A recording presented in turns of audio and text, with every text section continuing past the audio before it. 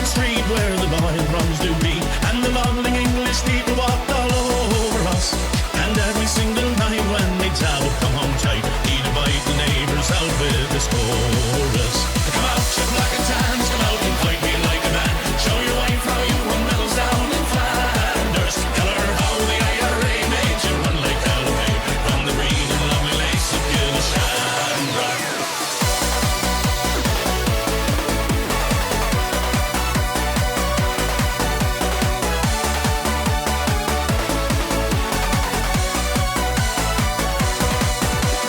Tell us how you slew them old Arabs 2 by 2, like the Zulus they had knives, bows and arrows. Of how bravely you faced one with your 16-pounder gun, and you frightened all the natives to the marrow. Come out, you black and tans, come out and fight me like a man. Show your wife how you won medals down in Flanders. Tell her how the IRA made you run like hell away from the green and lovely lace of Gillishandra.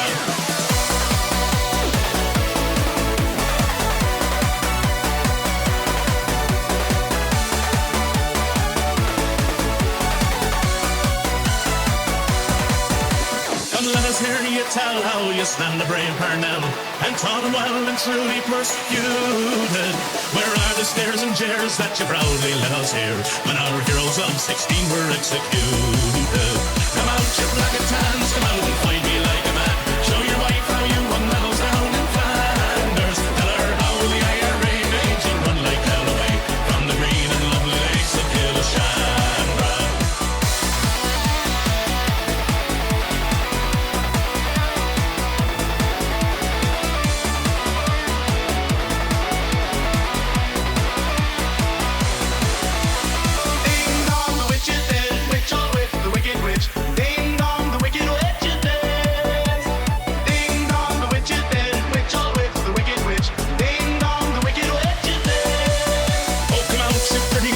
Come out and fight without your guns. Show your wife how you won medals up in Derry. You murdered 16 men and you'll do the same again. So get out of here and take your bloody army. Come out, you black and tans, come out and fight me like a man. Show your wife how you won medals down in Flanders. Tell her how the IRA made you run like hell away from the green and lovely lace of Gillishandra. Oh, come out, you black and tans, come out and fight me like a man. Show your wife how you won medals down in Flanders. Tell her how the IRA made you run like hell away from the green and lovely lace of Gillishandra. Buckingham Palace announced the death of Her Majesty Queen Elizabeth II.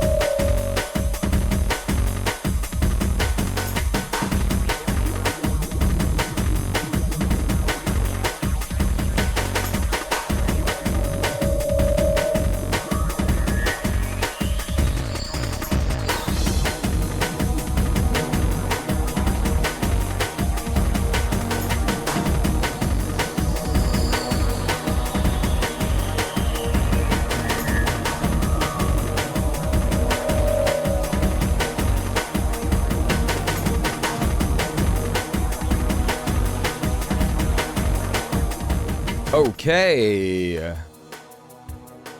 What's up, chat? It's Monday. Monday, the 15th of April, 2024. And you are listening to djmuel FM, twitch.tv/djmuel, youtube.com/c/djmuel. How are we all? What's going on? Welcome in. How are you? Yes, Monday, that's right. It is very bun-sag. I agree. But you've got me, so don't worry about it. I'm here. We're cracking on. It's happening. How are we all doing? What's going on? What's going on? Ninny, how are you doing? Welcome to the stream. Catgirl Steph, how are you? Johnny, great to see you. Everybody, please go follow Johnny. He's great. Gianna, how are you doing? Comrade Chicken, what's up? Comrade Chicken 1918 says, I know you. You sold me cheese in a dream. No, I didn't do that. I'm never in anyone's dreams. I'm literally like the last person. If I was in a dream, it wasn't a dream, it was a nightmare. That's just a fact. Honko Monko, hello, welcome to the stream. How you doing? Mr. Dank, how are you? What's up? You 100% sold me Swiss? Nah, no way. I'm not involved in the cheese trade. That's just not me. I'm not involved in the anything trade, really. I'm involved in the information trade. What I'm doing right now. This is my job. This is what I'm doing now. I don't sell cheese, especially in dreams. Do that. What's my favorite cheese though? Difficult, man. Difficult. It's the one barrier to stop me from going vegan, really. I love cheese. I want to say it's difficult. Blue cheese, Edam, Red Leicester, Gouda, fucking all of it. It's really good. You look like someone who has strong opinions on cheese. What's that supposed to mean? What's that supposed to mean?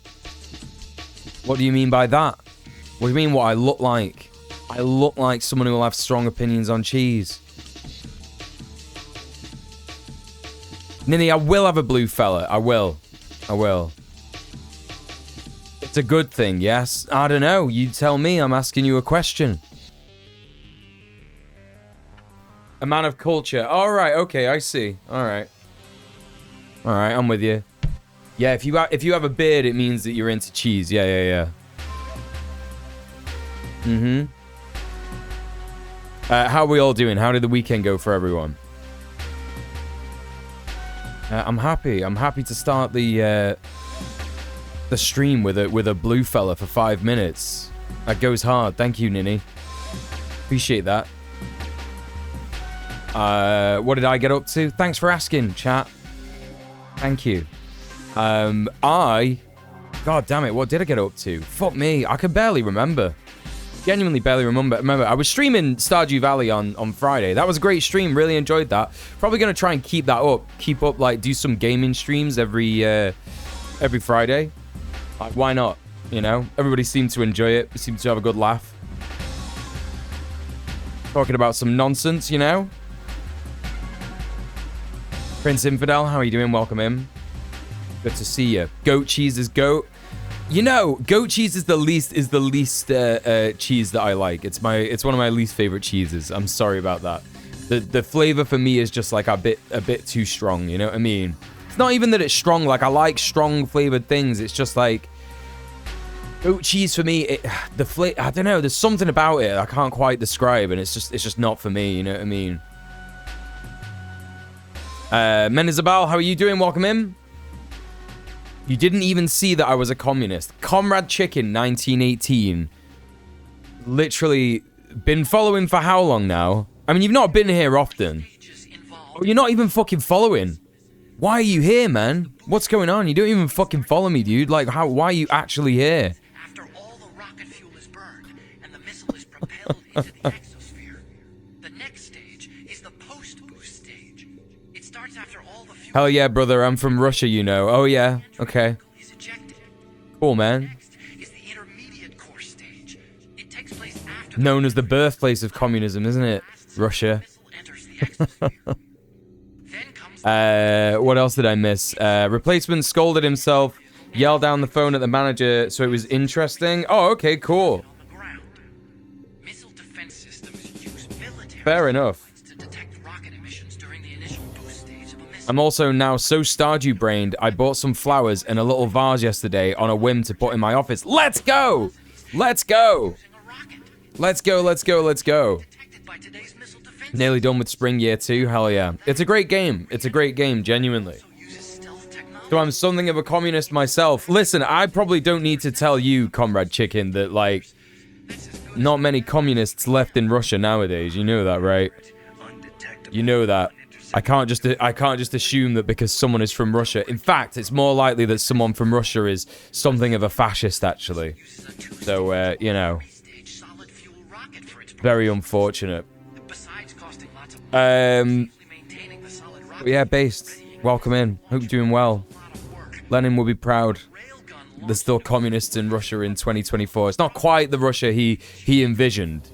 But you know, he'd be happy at least that there are still communists out there. Yeah, I did a bunch of gardening this morning. Like, well, I say a bunch. I did a little bit. Planted my other tomato transplant. That's taken quite well. Very good. It's very, very, very good. What else do we got? I planted some strawberry seeds today, so that's exciting. It's one of the few ones that I'm going to be trying to do exactly from seed. You know, I've not really grown much of the stuff that I've been growing from seed before. In fact, when I've tried to do seedlings myself, it's quite often gone pretty badly. Like growing my beetroot seeds last year, that didn't go so well. And then growing my lettuce seeds last year, that didn't go so well. I managed to germinate them, and I managed to get them like in a pot in soil, but it just kind of went to shit a little bit. So that was pretty dry. So we'll see how the strawberries go. We'll see how the strawberries go. I've got my potato plants, got my tomato plants, got a new big potato bag coming. Yeah, massive bag for the potatoes to be in. And what else beyond that? Yeah, all the other things are going quite well. The overwintering of the pepper plant and the jalapeno plant have been quite interesting. It's quite slow in recovering from the big trim, but it is recovering. There is a lot of you know, there's a lot of greenery happening. That's what they say, but I can tell you almost everyone is sympathetic to the Soviet times. Well, this is what I mean, right? It's so dumb when people say things like, oh, well, think about everyone in Russia. They love capitalism now. And it's like, yeah, I don't think that's true, dog. I don't think that's true, even a little bit. I don't think that's true, man. I think, like, most people who remember, like, not having a landlord and, you know, not fucking, like, you know, having to worry about, like, getting food and being fed and shit like that. Damn. Crazy that they would miss those times. Crazy that they would, like, you know, be completely sympathetic to those times. I met an Orthodox missionary, and even he told me he would prefer the days of the Union. Crazy stuff. That is crazy stuff. That is crazy stuff, considering the anti-religious nature of the USSR. That's wild. But, you know, that's it. Like, when you meet, like, people's material conditions, like... when you meet people's material needs, you know, they tend to remember that. They tend to remember just how good that was for them, and... that's that, isn't it? That like goes beyond any kind of like party-based sort of, I guess, like, well, it wouldn't be party-based in the USSR, but goes beyond any kind of cult of personality, you know, that you might experience elsewhere in the world, or even I don't know. I don't really know how it was. You know what I mean? I wasn't even really alive when the USSR was about. Thanks for the follow. Appreciate that. Sorry, my alerts are like quiet because I had Red Planet last night. Let me just double check and see if I missed anything. Sorry about that. No, okay, just had that one follow right there. Yeah, that goes hard. Thank you very much for that. Satan Boy, welcome to the stream. Pitsy, how are you? Welcome in. How was your weekend? What was you up to? Saturday, what did I do? God, yeah, what did I do on Saturday? I woke up quite late on Saturday. And I was doing a bunch of stuff. What was I doing? I was doing a bunch of stuff on Saturday. Genuinely can't remember what it was. It felt important. I think it was like laundry. Yeah, I want to say it was laundry. That was what I did. I did some laundry. And then later on, I went and met some comrades for a quick drink after they were helping organise the homeless camp in St. Peter's Square in Manchester. And yesterday was Member Solidarity.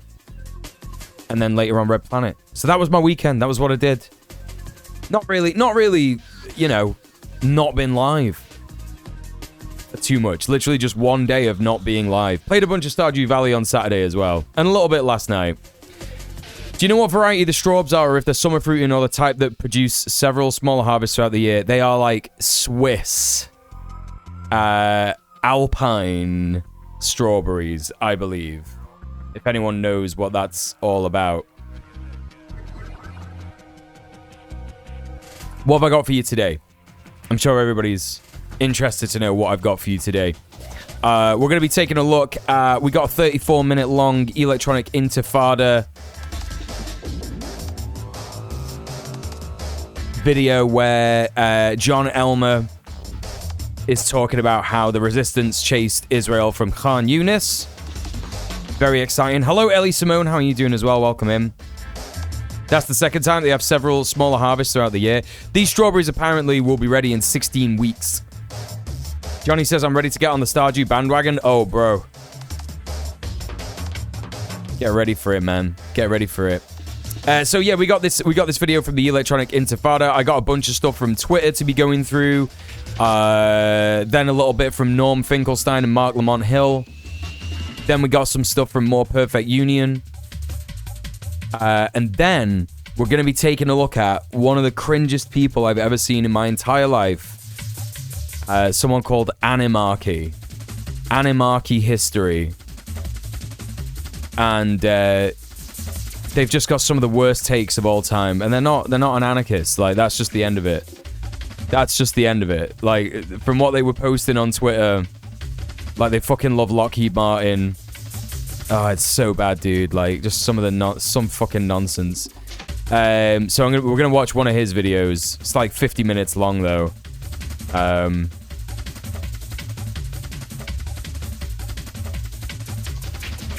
thought we were gonna talk about that TikTok actor guy. No, we already did a big video about him. We already did a big stream about him. No, we already did so much content. I can watch some more of his stuff. That's fine. I'm not gonna sit here and be like, let's never look at that guy's videos again, because they are very funny. But anyway, then if we got some more time, we're gonna be having a look at some candy related stuff. In stop motion. Sorry, the stop motion horror film that was animated by a single person. I'm excited to check that out. It's a 24-minute review. And then some stuff about the remastered Aliens 4K release of Aliens. And hopefully we can enjoy a bit of that, you know? I'm a big fan of Aliens. I want to hear about how that's got some AI involved for some reason. Don't know why. Love James Cameron. What a normal guy. What a normal individual. Hey, Woodborg. How you doing? Good to see you. Good to see you. I'd really rather not, but I'm not here to tell you what to do.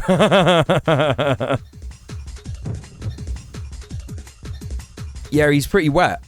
He's a pretty wet fella, isn't he? But listen, chat. First up, we got some Twitter stuff. We got some Twitter news to go through. So this was interesting stuff over the weekend. Like, obviously, over the weekend, we saw Iran did a retaliatory strike on Israel. You know, what can I say but lol, Lamau. Very funny. They fucked around and found out. And now the US is like, yeah, we're not going to be following you into World War III, you fucking morons. And Smotrich and Ben Gurion have apparently backed down and decided, like, yeah, no, we're not going to be attacking Iran now. Fucking cowards. That's fascism for you, right? That's fascism, particularly Israel's brand of fascism. Sweet Beat, how you doing? It's good to see you. Everybody, please go follow Sweet Beat. She's great. I got, I think, some of Sweet Beat's emotes, and so now whenever I'm trying to, like, give her a shout out, it just defaults. It just defaults. Fuck it, there you go. Type it myself. Defaults to her emotes, so I'm trying to tab complete your name, but it just, anyway, it doesn't matter. There's your shout out. Everybody go follow Sweet Beat, she's great. How are you doing in Stardew Valley? Where are you up to in Stardew Valley? Anyway, so we saw the Iran strike, and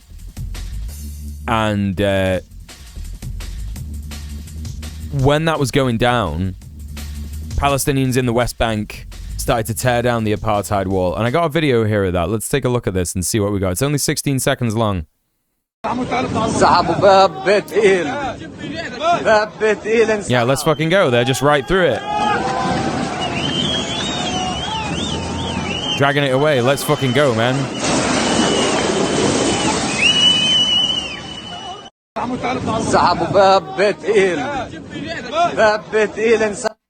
That fucking rocks. Witness in history, folks. Witness in history. I'm hearing that there also might be indications our military aid gravy train for Israel might be coming to an end following the bombing of those aid workers. Inshallah. Inshallah. What did they take? There was a big chunk here of the apartheid wall in the West Bank. And they broke it down. They broke it down and they were like dragging it away. Pretty cool. Pretty cool stuff. Some absolutely insane posting here from like this guy with the Israel flag in his bio. We got like Zelensky up here doing like, Ukraine condemns Iran's attack on Israel using Shahed drones and missiles. We in Ukraine know very well the horror of similar attacks by Russia. Like, shut up, dude. Shut the fuck up, man. Then you've got like just insane people in the comments, yeah? Insane people in the comments saying things like this. We are fighting the same war against the Russian and Iranian terrorism. They have become partners. The Iranian drones are aimed at Kiev and Tel Aviv. How do we know that this is true? Well, this person made this completely absurd graphic to prove it, didn't they? Yeah, this just means it's true, by the way. This just means it's true. It's true. It's true. That's happening, isn't it? Obviously. Just why? Because there's a little visual there, isn't there, to prove that it's true, where someone's just like got on a Google Images map, a Google map, and put some little what do they call it? Word art, clip art, some little clip art missile stencils on there. Cool. That's proof that it's happening, isn't it? Iran versus the free world. Good God, man. Like, what is wrong with these people?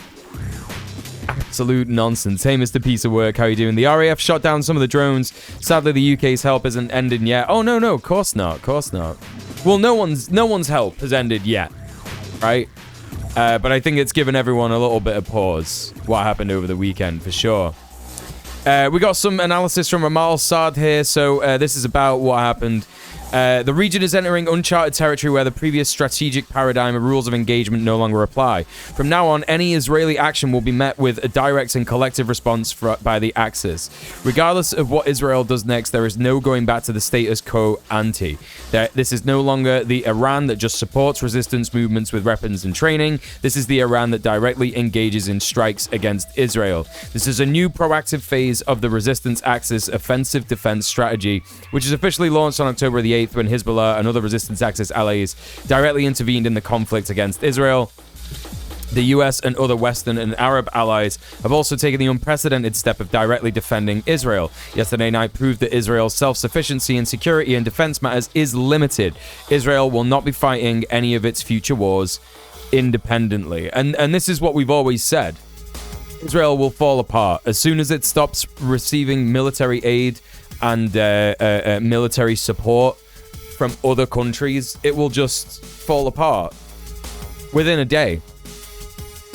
So, inshallah, that happens really quick. I was going to show you Grimes' Coachella set because they were fucking up and getting real mad about it, and it was pretty funny. But apparently, the media's been disabled in response to a report by the copyright owner. So, okay, no worries.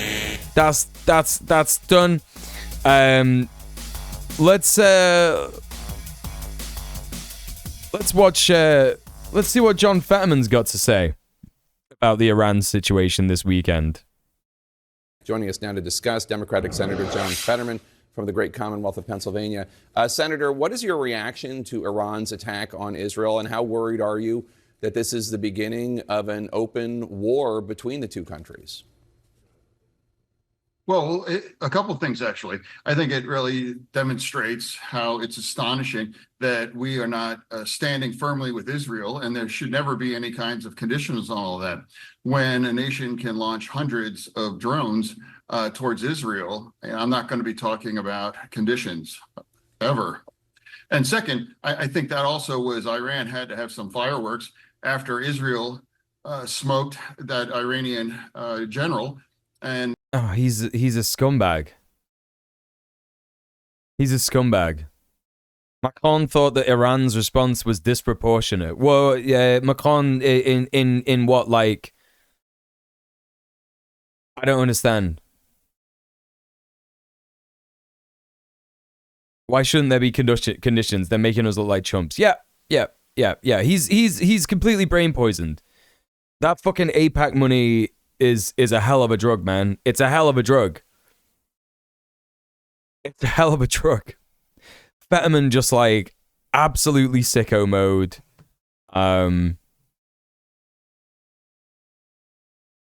No, I understand what you're talking about, Pitsy. I'm just like curious as to why you're like telling me that Macron thought it was disproportionate. Like, in what way was it disproportionate? Disproportionate as in it was too much, or disproportionate as in it was not enough? Like, what are you telling me here? Yeah, he's just sicko mode, right? And I'm here for that. And I think it's this fucking psychopath smoked that Iranian general, and I am here for that. And I am here for that. Fucking, you gotta be serious. You can't be serious. Like, look at this fucking face, man. And I think it's just a matter of theater, part of it as well, too. And finally, it demonstrates how unstable things are and why we need to lean in and stand with Israel. How do you think Israel... It's just shit analysis, isn't it? It's just absolutely nonsense analysis. There's no... He's not even observing what has actually happened, right? Iran's attack against Israel was disproportionate, Macron said. Instead of touching Israeli interests outside of Israel, they went looking for Israel on its soil from their own soil, which is a first. So I guess he thought it was a bit much. Yeah, that sounds about right from Macron. Yeah, he's a neoliberal imperialist fuck, just like everybody else in the imperial core. More news at 11. Should respond? Should Israel strike within Iranian territory, or are you concerned that that might only escalate? Irani? These fuckers. You know, the problem with liberal talking heads and liberal politicians is that they're still so fucking brainwashed from the Iraq war, right? They're like, now that they're talking about Iran, right? They're not saying Iranian. They're saying Irani, right? Irani, like Iraqi, like what? Shut up, dude. Matters further. Well, I'm not going to suggest what Israel should or shouldn't do on that, but I also do think that Iran is pleased with, they have enough of money on the table with all of its proxies all around in the region as well, too.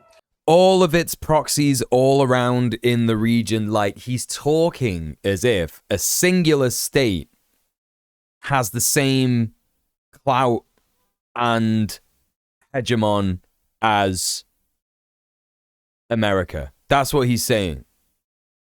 He's implying that Iran is funding proxy wars, like entire proxy wars against Israel. Like, it's not, is it? You know what I mean? Like, yeah, it's definitely funded resistance against Israel for sure, 100%.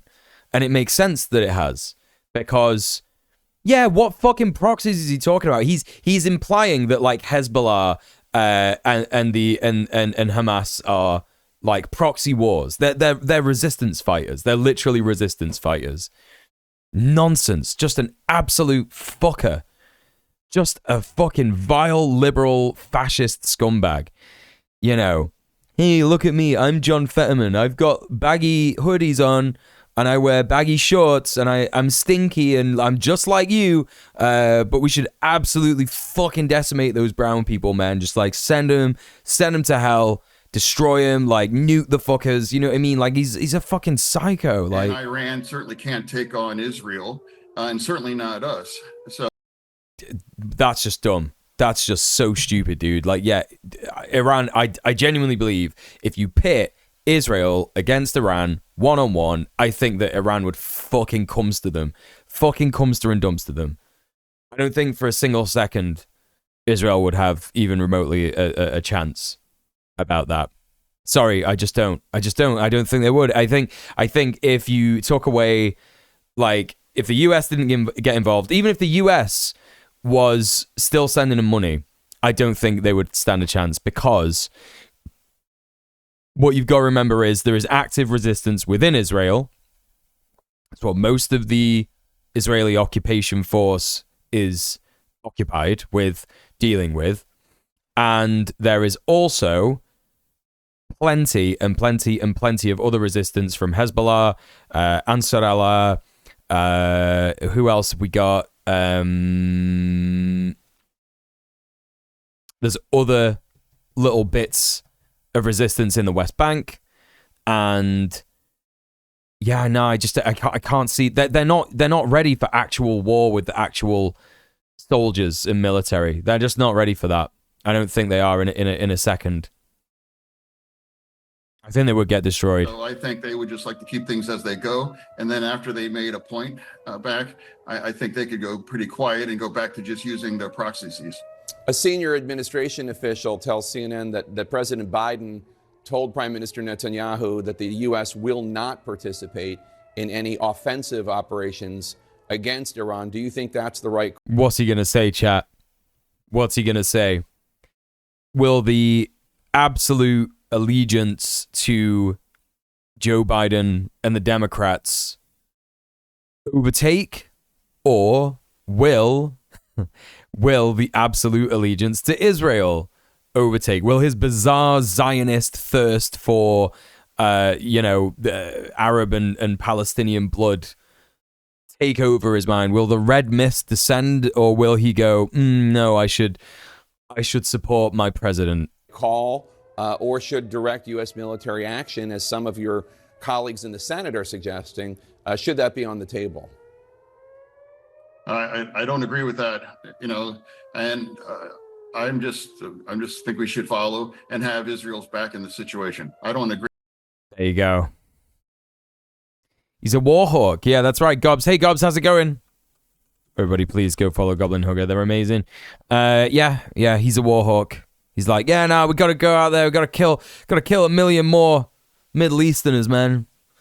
Gotta do that American thing. With the president, that doesn't change anything. That he's a fantastic president, and I'm proud to stand with him and campaign for him. Oh, Jesus Christ, dude! What is this mess? And vote for him. Marco Rubio was just on the show, and he said the White House leaking the fact that Biden told Netanyahu not to directly respond, to take the win, quote unquote, was offensive to him. Biden told Netanyahu to consider the situation a win, since Iran's missile and drone attacks were largely unsuccessful. But they weren't, and they were completely successful.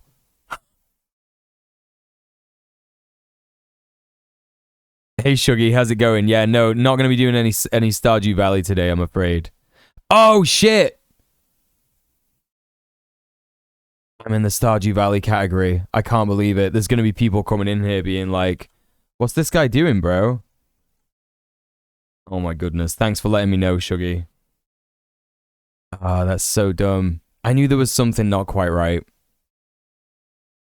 I knew there was something not quite right.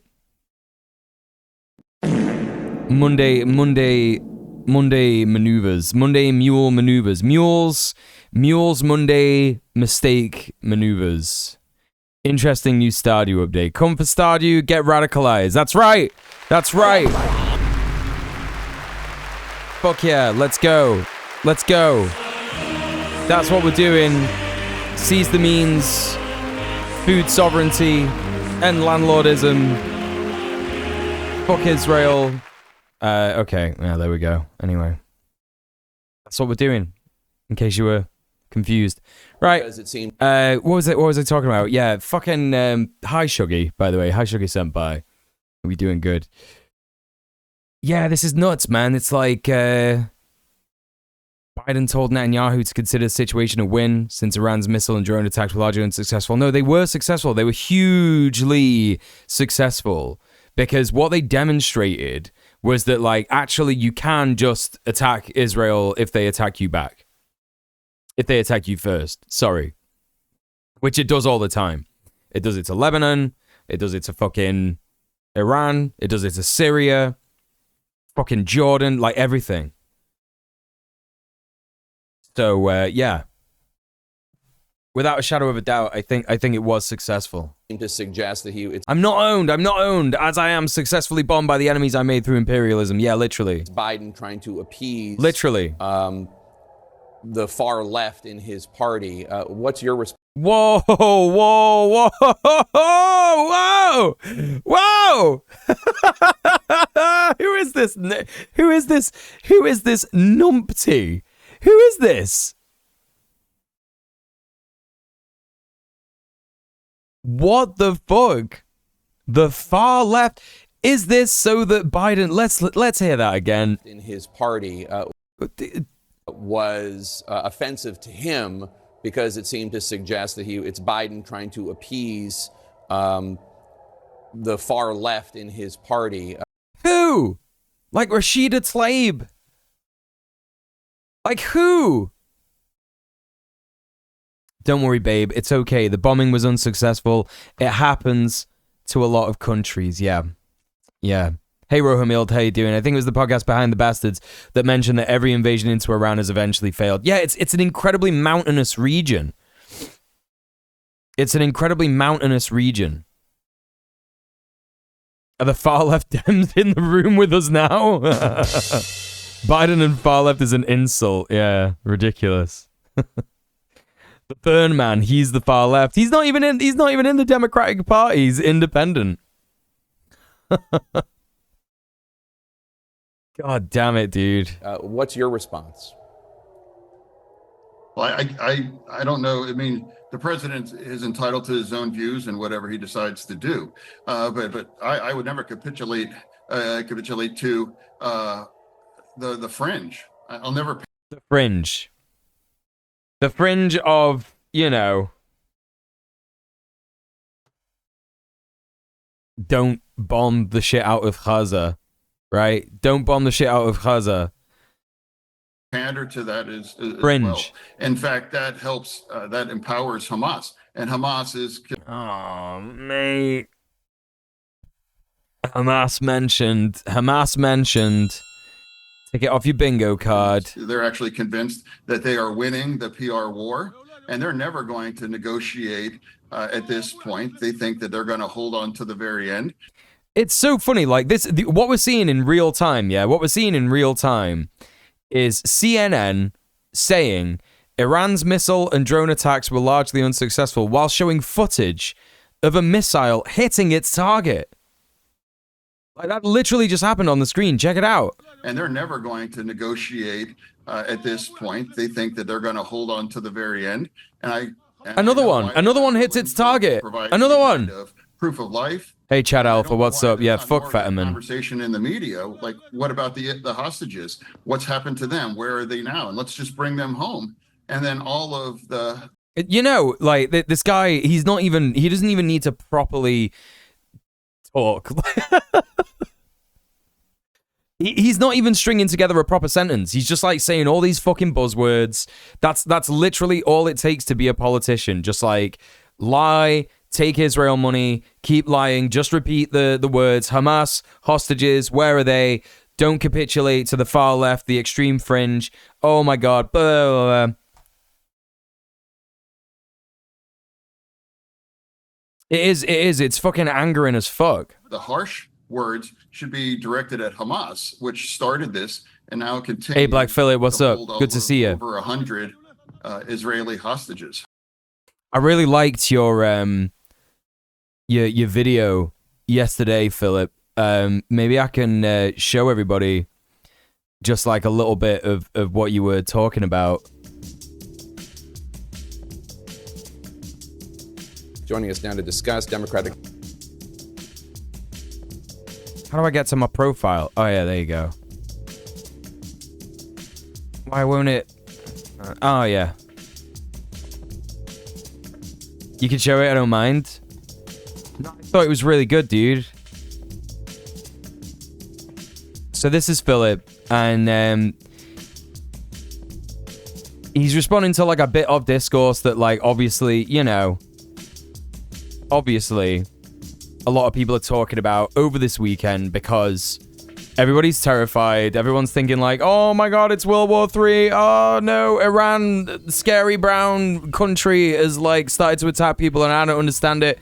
All I want to do is watch my cozy streamers play Stardew Valley and, you know, not talk about politics while they do it, right? So this is Philip's response to that. I don't want to be uncomfortable. I just want to have a fun time. So my biggest thing about responding to this video, besides in general, I just wanted to respond to her point in general because her point in general stands in the whole world in general. But this is very prevalent in the streaming space and content creation. It is so normalized on Twitch or any kind of entertainment, kind of, to be like, oh, I don't want to talk about politics. I'm not into politics. No politics talk. Like, you shut down the discussion of it, which involves oppression. It involves sexism and racism, oppression. It involves capitalism, oppression. Yeah. Classism, oppression. It involves a bunch of other topics that literally these laws are made to control and change your lives in certain ways. Like, if you are not concerned with the struggle of the underclass in different social classes to you, in different working class situations, like your class as a standing in how much money you earn, like if if you're not concerned with that stuff, if you find it easy to like turn off and not worry about that stuff, then either your class consciousness isn't quite there, or you're extremely privileged and you're expressing that. You're using your privilege to be able to turn around and be like, I don't need to think about that. I don't even need to like look at it, right? You're displaying your privilege. You're putting your privilege on show to everybody around you, right? And look, I'm not the kind of guy to sit here and be like, never ever take a break from the news. You should always be watching the news. You should always be doing this, because the thing is that I used to think that. I did used to think that, and it turned you into a doomer, innit? And that's also not bad. But the balance is, and the correct way to do this is think about that stuff, be aware of it, and then go outside and do activism about it. Like, it's that simple. Unionize your workplace, unionize your apartment building, all this stuff. Just start doing it. We literally like have to start building the better world because the worst one is desperately struggling to survive. You know, we're human. We got to unplug sometimes, but it can't be all the time. It can't be all the time. And if someone comes into like you're doing like a quote unquote cozy stream, you remember that shit, Philip, right? You remember that shit, right? The cozy streamer thing, like that was going down in like 2020. And I think you mentioned this actually. I think you mentioned this. Oh, I'm just a cozy streamer. I don't talk about politics. If you're doing your cozy stream, and someone comes in and asks you, like, what do you think about trans rights? And you just ignore that. There's gonna be like fascists in your audience who are like, yeah, that's right. That's fucking right. This is our space, you know? It's just how it is. Nuts, man. Really not hard, or even, yeah, just stand for something. Just stand for something in some way. Yeah. I love cozy streams because the person is real, not because they cosplay cozy. Yes. Yes, yes, yes. Yes. If you need a break, it's on you to take that break. You can't demand other people take it for you. Right. Right. I've had a few people surprised at how political I get as a VTuber because so many people in Toontown have the no politics rule, which I think is silly. My existence is unfortunately politicized. I'm going to stand up to that. It's my damn life. What a lot of people don't realize is that their entire existence is politicized. Even if you're privileged, the reason that you're privileged is because of politics. That is why. Your material conditions are much better than other people's because of politics, the politics that has preceded us, and the politics that will, you know, continue if we don't do something about it. And determine how things within how we live is constructed. Why are we not allowed to talk about that? Why are you blocking off the ability to talk about that? I get not maining it on your platform. Yeah, this is it. You don't have to be a politics main. You don't have to be a social cause main. You don't have to talk about any of those things. But when social events are happening and things are coming up and you block the discussion on those things because I'm playing the game, I want to have fun. I just want to have fun and talk. I don't want to talk about, like, that's... Yeah, meanwhile, these fools are, like, playing... They'll be playing something like Helldivers. They'll be playing Helldivers. They'll be playing a game that has, yeah, like COD, right? Even COD. They'll be playing COD. They'll be playing Helldivers. They'll be playing Fallout. You know. I have a warning in my chat. I remind people I'm political and I talk about triggering topics compared to other streamers. We'll talk politics. If that isn't for them, they can leave. Do you? Yeah, for real. For real. Hey, Middle Earth Marxist, how you doing? Welcome in. Yeah, playing a genocide game, yeah. I play COD, imagine me ignoring genocide and war. Yeah, insane, completely insane. Let me just not talk about, like, the real genocide and war that's happening in the real world, and just, like, play this game that talks about it instead. But I'm not going to specifically say anything. We're just going to play the game and shoot people and that's it, right? Terrible. That's awful. It's unempathetic. It's counterproductive. It doesn't help anybody. It's very selfish. And it also just importantizes something over things that are actually important. Yeah. I love games. I love movies. I love TV shows. I love anime. I love all that stuff. Wrestling, music, all that more than anybody. But I don't prioritize those things over issues. Or like the reason that people do this, the reason that people are like, I don't want to talk about that stuff, is because of the way that society was individualized through the advent of neoliberalism, in conjunction with capitalism. Like, you are responsible for your own destiny. You are responsible for your own surroundings and the people that you hang around with and all this stuff. And if you don't, like, you know, drop the dead weight, right? You know, all of this stuff, it's all because of how society is structured in it. You know what I mean? It's literally like, you can't do anything about it, so don't worry about it, right? Because what they're saying is you individually can't do nothing about it. And that's true. That's true. We can't do anything about it on our own, can we? But together, we can. Notice how the conversation is never about what we can do together, right? And how loads... Like, I was watching the Wayne Radio TV Palestine fundraiser this weekend, yeah? Now, they're all gamers. They're all gamers. Yeah? They're all gamers. They're all playing, like, fucking Mario Party. They're all playing, like, Sonic Racing. They're all playing, like, fucking Root Beer Tapper. And they rose like $100,000 for Palestinian Relief Fund. I can't remember what the charity was, but they rose $100,000. The chat was full of things like free Palestine within our lifetime. You know, we will see a free Palestine, like loads of stuff, like thousands of viewers all the time. Yeah, all the time. all the time, like throughout the entire live stream. Yeah, there was a bunch of memes and yeah, there was a bunch of fun, but like that to me is proof that not only can you do gaming content and politics and people can still have a great time, but it's also proof that you can like all come together and do a thing.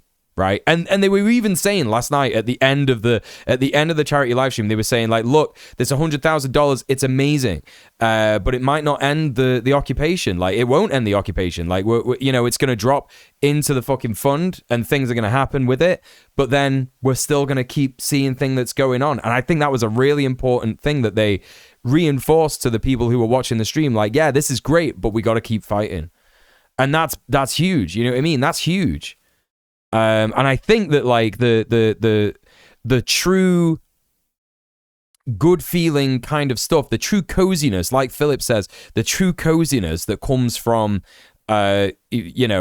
streams like that is that like, yeah, we're having a good time, but we're also being prescient and aware of what's going on. You know? Block off the issues that are important that we need to talk about constantly to try to change. Like, I don't prioritize those things over those things. Because guess what? They're awful. And there are things that we need to change and things we need to constantly be talking about. Well, during the pandemic, when everything with George Floyd happened, I started going in the Twitch chats and getting physically sick, like, from, like, depression and upsetness because they were just acting like nothing was happening. This was a big thing. Nobody was talking. So it gets cut off there, but like, yeah, I think that's like a massive thing to like end on anyway. It's like, if you truly value issues like anti-racism, pro-LGBTQ, making it, creating an anti-racist environment, creating a pro-LGBTQ plus environment in your stream, like, an anti-ableist environment, anti-classist, all that kind of stuff. If you value those things, if you want to say that you're not antithetical to any of that stuff, like you want to say you're not a racist, you want to say you're not a sexist, you're not whatever, right? You're really not thinking about how you not talking about those things is affecting people that those issues directly affect, right?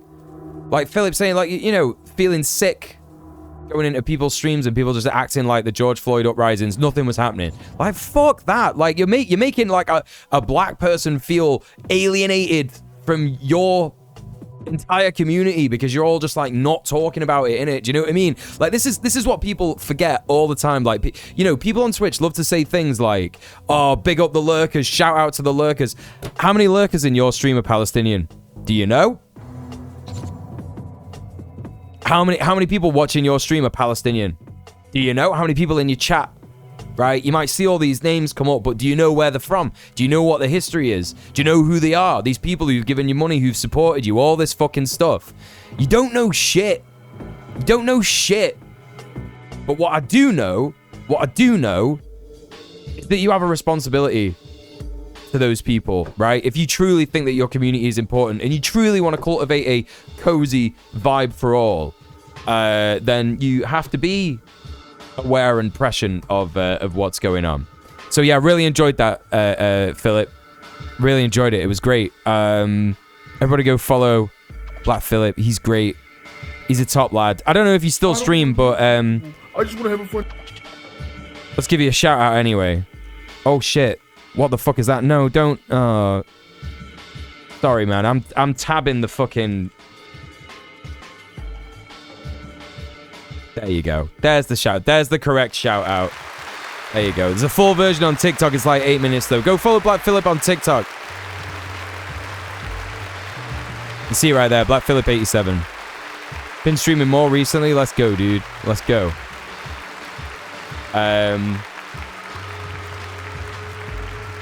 All right, what did I miss in the chat? About an hour ago, it was reported pro-Palestine demonstrators have shut down the Golden Gate Bridge.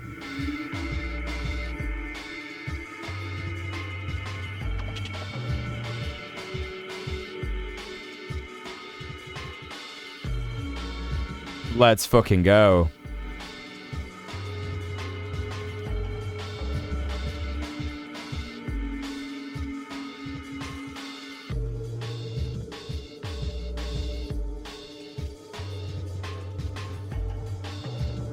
Pro-Palestinian protesters caused shutdown of multiple lanes along the Golden Gate Bridge.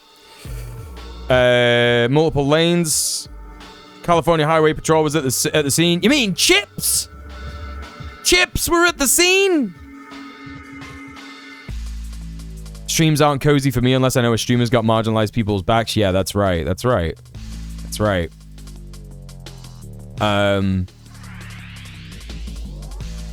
No estimate time for reopening. Hell yeah. Let's go. Drivers should expect significant delays and avoid using the bridge where possible. Post also noted the bridge was temporarily closed to bikes and pedestrians. Yeah, they want to say that to stop people from joining. Eric Estrada showed up personally.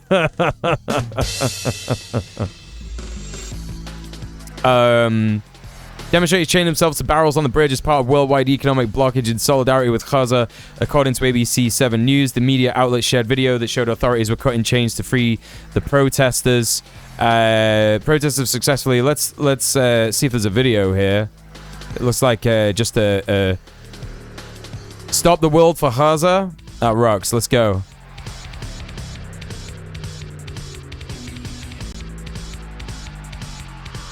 That rocks. Here we go. Some video here.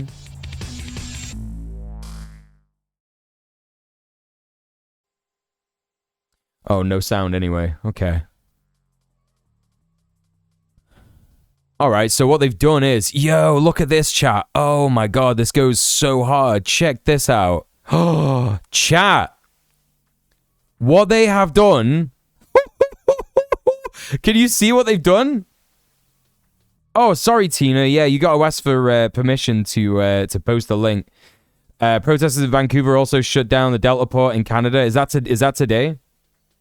Is that today? Welcome in, Tina. Hope you're doing good. Yeah, it's concrete. Yeah. No, I got the link. Don't worry. I got it anyway. Yeah, just if you don't want to get timed out.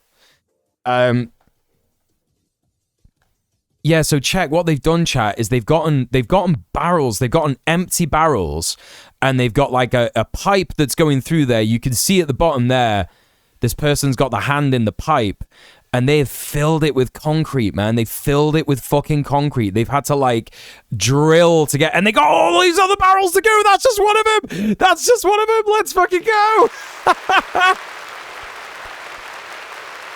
They got one person in a barrel there, 2 barrels there. They got 3 people up there. Yeah, this goes hard. That's fucking based. Let's fucking go, man. On multiple lanes, they make it sound so intense, but like there's literally one free lane back there. Anyway, this is great. This is really, really good. All right, cool. Yeah, that goes so hard. Yeah, buzz in. Anti-establishment behavior we love to see. That's right. That's right.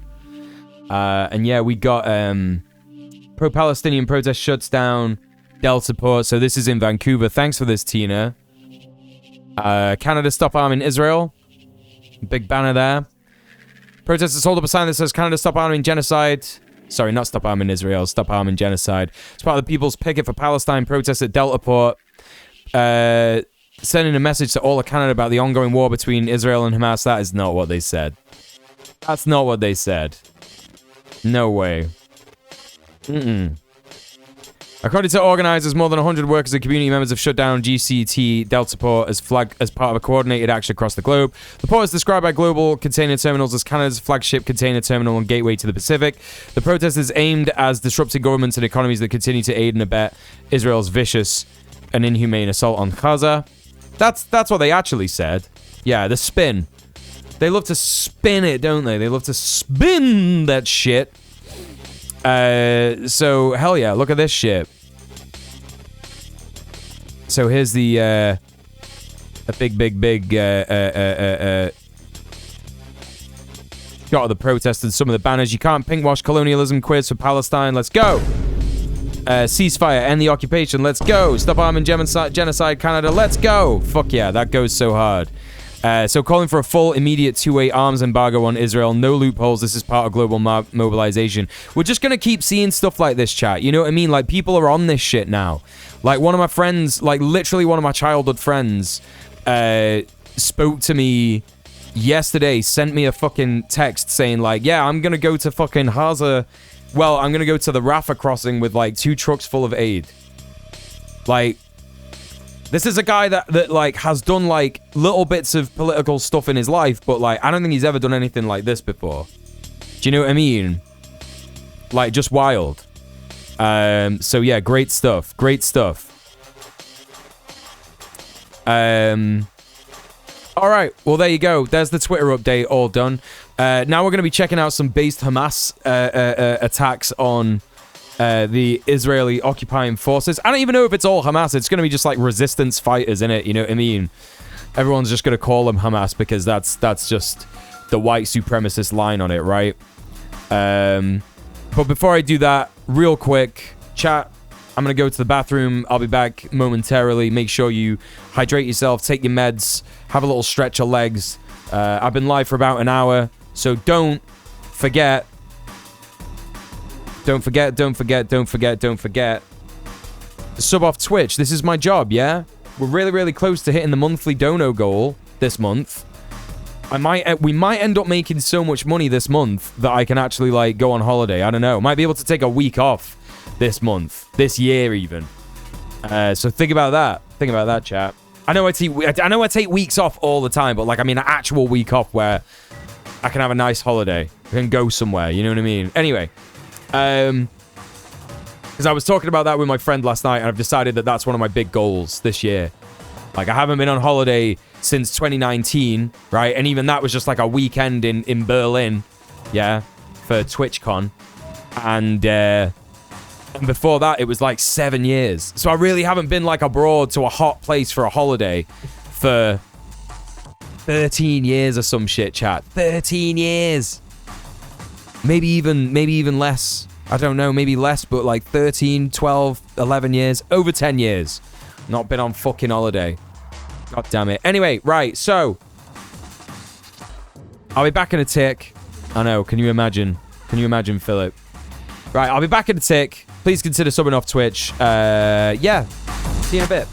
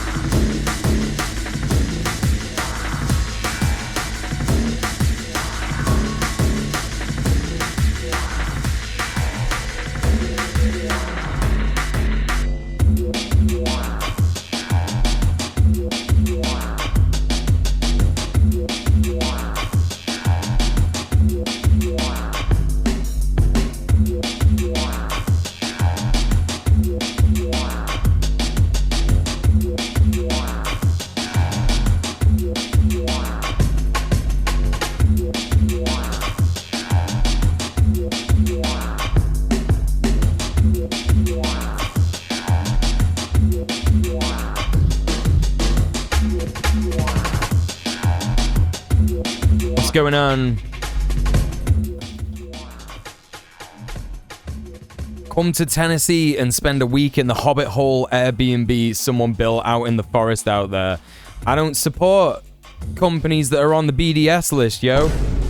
Fuck Airbnb. Even if they weren't on the BDS list, I would be hesitant to get an Airbnb fucking anywhere.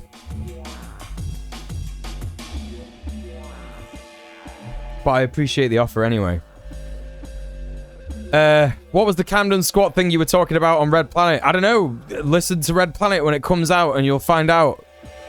There was a squat in Camden and they're squatting it. It's Gordon Ramsay's restaurant, a hotel called the something or other. I do deserve a planned week off. I really do, yeah. Rohamild says, my favorite holiday is when my mum and stepfather was going to take a 5-day-long art class at an art school nearish where I live and invited me. All food included, lived at the boarding rooms there, just ate, slept, and painted a full work week. That rocks. That goes so hard. Let's go.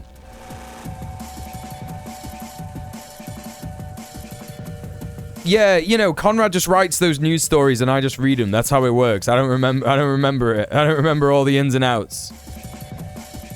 Hey, Icked Trunks, good to see you. Hey, Chronic Overthinker. Icked Trunks says, who's playing? I'm digging it. I don't know. It's one of two. Does this work? Does that work? Yeah. It's one of two of these mixes. I think this is the Dark Step one. There you go. You can go and find this tune in either of those playlists. It's the one that isn't 4 hours, I think.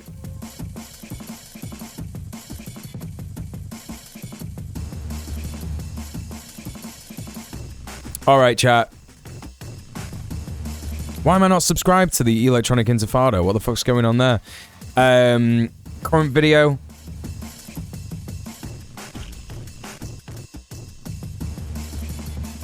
Like, comment, subscribe. Yeah, the video. Watch it in a muted tab alongside the stream. Shit, oh, fuck off. Fuck, shit.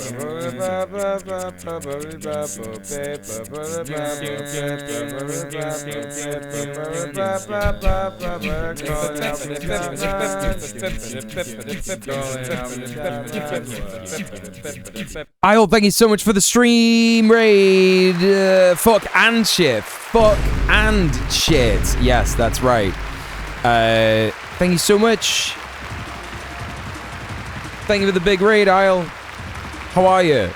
Everybody, please go follow Isle. She's amazing. A fantastic streamer. How was your stream today? What were you doing? The Masquerade Bloodlines. It's a game about vampires, isn't it? It's a game about vampires. Well, I'm afraid the only vampires we talk about here are landlords. I'm sorry.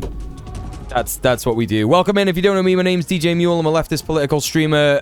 Today we're having a look at some Palestinian resistance stuff. We're having a look at some food-related stuff in the USA. A little bit of Norman Finkelstein, and then we got some candy to look at. So that's going to be fun, isn't it? I hope you all had a great time. Please go follow Isle. She's amazing. 2 shout-outs. That's how good she is. Welcome in, everyone, from Isle Stream. We got Wolf and Getsu. We got Mostriff. Hello, we got Isle herself. And I think that might be it. Hey, Thazadar, how you doing? Welcome in. Crystal's in. Hello. Hello, hello, hello. I've been told I finished the game tomorrow, so there's that. And fuck landlords. Yeah, fuck landlords. Fuck them. Yeah, that's the only... And not in the good way. Yeah. Yeah, I remember, like, years and years and years ago, my mum was playing that game. And she was like, you should give it a go. And I got that demand avoidance, so I was like, I took the fucking cassette case or whatever, you know what I mean? And then I, like, put it in my drawer. I didn't think about it for ages. Until, might have been 2 years later or something, and I had a look at it, and I wanted to be the vampire that's, like, got dreadlocks and walks around like that, and what's that one called? The Gangrel or something? I wanted to be that guy, and I played it for like an hour, and then I gave up. So, There you go. That's my experience with Vampire Masquerade, the Bloodlines. Yeah. Remember, sunlight won't actually kill a landlord, only weaken them. So be careful when hunting them. That's true. Any vampires in Stardew Valley? No, but there's a vampire ring that you can get that gives you a buff when you kill something in the mines. You get some of its health back. So there you go. Crystal says, the one time I stayed in an Airbnb, another couple sharing it made up a story about us screaming and trying to get into their locked room and we got kicked out. Oh. Cool. Cool that they did some fact-finding to find out that that was definitely true and happening. It's good that they did that, isn't it? But they didn't. Alright. Okay. Well, anyway. Thank you so much for the raid, Isle. I really appreciate that. Hope you had a fantastic stream. Sounds like you did. Yeah, we're going to check out this... Electronic Intifada report on the resistance in Khan Yunis in Gaza. Why? Muted site? There you go. All right. Site was muted. The Qassam Brigades released a video yesterday. So did Soraya Al-Quds, just in time for our show. Kept me busy for the last 24 hours. But let's just start with the first one tomorrow, because we're going to just set the context here. We've been 6 months of this war. Qassam put out a video the other day here that we're showing you that just shows, if people remember back to all these videos we've shown over the last several months. Qassam put out a sort of best of here. Oh, fuck yeah. Showing us all the different weapons, tactics. Can we see that? Can we see that, please? Because this is the shit that, like, literally no one talks about. This is the shit that obviously Israel doesn't talk about. And this is the shit that leftists don't talk about either. Can I... you can watch the entire broadcast here. Where do we get to see this Qassam Brigades? Where do we get to see the best of the resistance? I gotta see that. That they've used in the war, showing us the incredible bravery, of course, but also the tactical efficacy. We see here tanks being dragged away. And we know that each of these videos represents a much larger operation that we don't see on these videos. These videos are tight crops. I'm sure after the war, we'll see more of the detail of these operations. But in general, the edits are usually very tight. Just know that they're fucking them up, chat. Videos. They are fucking them up. The operation that happened on the weekend, we can maybe start with that now tomorrow. Number 4. So they're showing us... Like, the IOF is not... They're not trained in fighting actual combat with other military units, right? They're only experienced in shooting kids, civilians. That's all they know. Their only experience in using weapons is when they're using them on completely defenseless targets, vulnerable targets, easy to actually hit, easy to locate, shooting fish in a barrel kind of stuff. You know, they had everyone in Gaza in the biggest open-air prison in history, right? And they've just been, like, lobbing bombs in there, right? Lobbing bombs. Oh, wow, yeah, I killed, like, 10 terrorists today. Yeah, were they terrorists, bro? Were they? Yeah, okay. All right. What was that school you blew up? All right, yeah, got you, man. Yeah, all right. Hey, Alejandro, how you doing? These fucking cowards only get up close and personal when their enemies are recovering in hospital beds. Yep. That's right. All the steps of this operation, what we're looking at here is the fighters getting these are the commanders. We can see some details in this as they're planning this ambush. They called it the ambush of the righteous in the Al Zana area of Khan Yunis in southern Gaza on the eastern edge of Khan Yunis.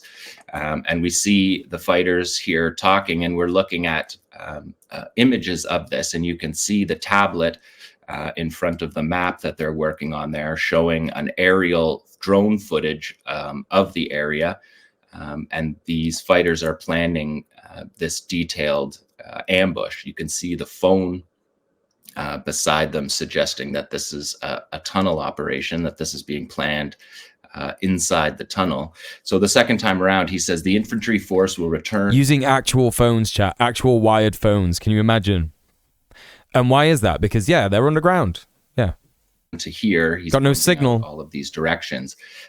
He's pointing to the setting of the ambush. He's talking about two shooters meet. The world's biggest, most well-funded army, occupational force, is being foiled by guys who have rocket launchers held together with sellotape and actual phones from 1995, right?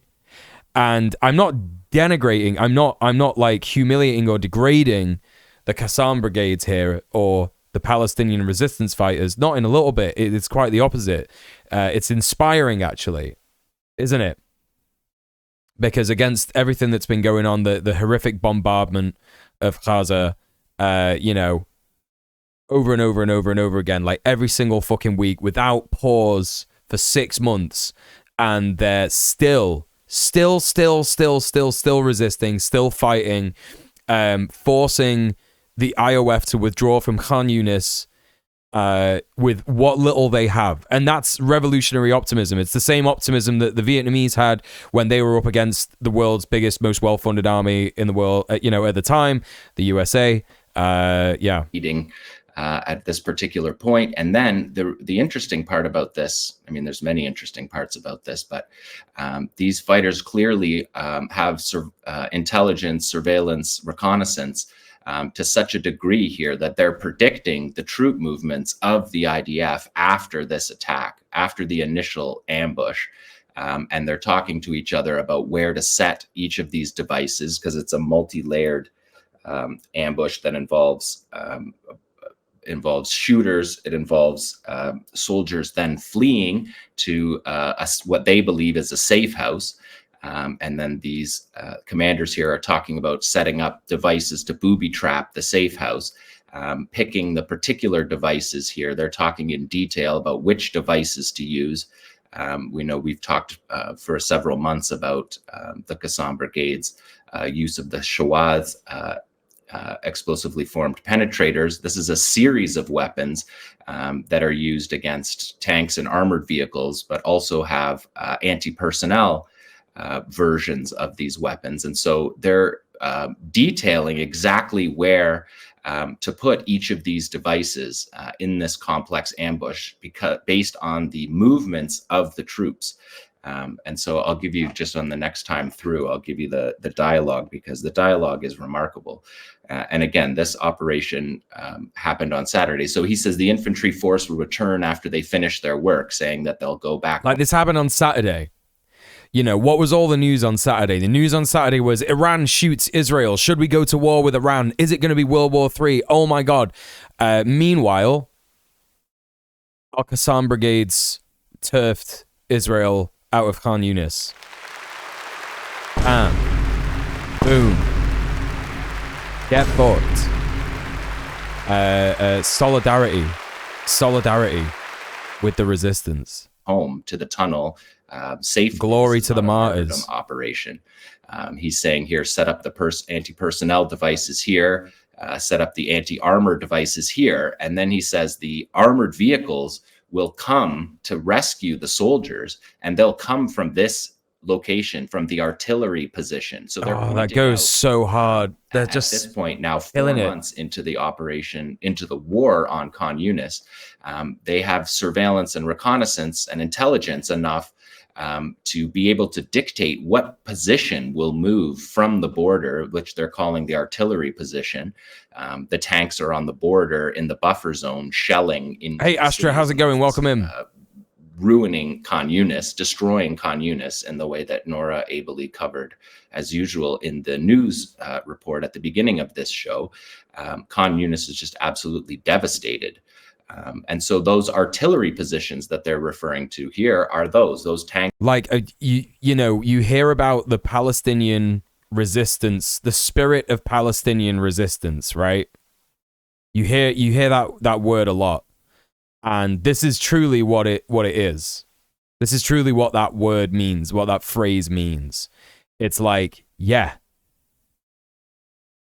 The spirit of Palestinian resistance is that even if you are in, this might be some of these soldiers' hometown. Yeah, Khan Yunis. They might have been born here. Might have been their entire life. And Israel demolished it, completely demolished it, destroyed it. There's nothing there. No infrastructure. No hospitals, no schools, no homes, nothing. And the spirit of Palestinian resistance is like, we will still defend our land. We will defend our land to the death. Just incredible. Absolutely, like, awe-inspiring. Tanks on the border. Madness. So they're able to. Madness. Qassam told Al Jazeera Arabic that this was a 50-day operation in planning. Something that we've talked about on this show for many months now. The longer the Israelis are in these areas in Gaza, the more likely these large-scale attacks are able to be planned in this kind of detail. And so you see that the fighter's here talking, and he says, let's review the troop leading procedures, which is a military term for preparing your unit for a mission.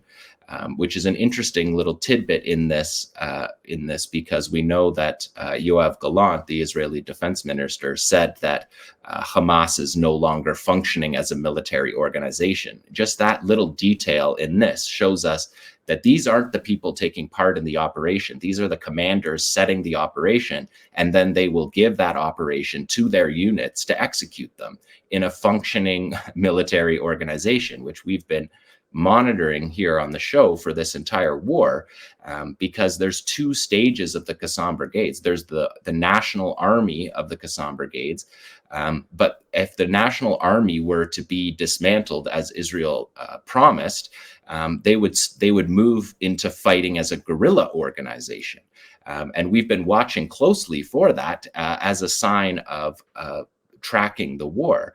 And we've never seen any detail that suggests that they're dismantled in any way as a military organization in any of the areas that Israel has been fighting in throughout this war. And this battle in Khan Yunis started in the beginning of December. So this, what Israel is doing is it is rounding up fucking doctors, right? Doctors, surgeons, aid workers, just anyone who is a civilian, and they're saying, yeah, these are Hamas, and executing them. Just executing them.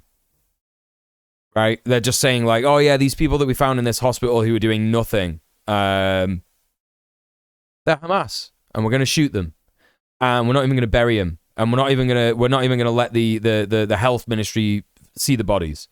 We're going to drag the bodies through the street. We're going to drag soil over them. We're going to bury them, unmarked graves. It's a fascist death squad, right? That's what they're doing, and that's what they're like, reporting to their commanders. It's quite funny. It's grim. It's obviously grim, but it's quite funny actually. That probably what they're doing is they're saying, yes, commander, we killed like 30 Hamas terrorists today, right? And then their commander's probably going, that's weird. The attacks don't seem to have stopped.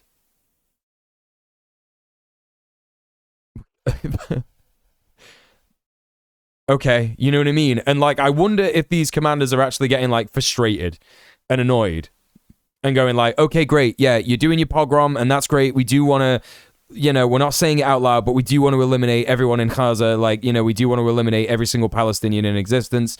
But we are having some trouble with the resistance. Like, have you considered like doing some actual fighting maybe, rather than just like shooting people without guns? I don't know. That could be good. But they're terrified of that, aren't they? They're just cowards and they won't do that. 4 full month battle here. But also they're just like not good at it as well. Seeing on video evidence of the Qassam brigades operating as a military organization. You can see that they clearly have, they're able to get the intelligence from that. You can see the tablet there with the drone footage of that. So they're able to carry out these kind of sophisticated operations that require precision, accuracy, and acumen because they have because they're continuing to function as a military organization, despite the brutality brought down, just the appalling crimes brought down on the civilians of Gaza. We haven't seen any evidence of any kind of even marginal military successes from Israel. So this operation is on Saturday, the day before. Brings to mind IOF's Windows skill issue. Wait. What's that, Astra? A real sense of why it is that the Israelis left Khan Yunis. And again, so Qassam, there used to be guys who were good at it. They're all old and retired now. I don't even think that's true, Mr. Dan. I don't even think that's true. I think that the only reason that Israel has ever managed to hold its own in a war is because it's had support from other nations. And I think that the people who fought in the Arab-Israeli War in 1967, how long did that go on for? Like a year? Like 2 years? I don't know exactly how long it went on for, but that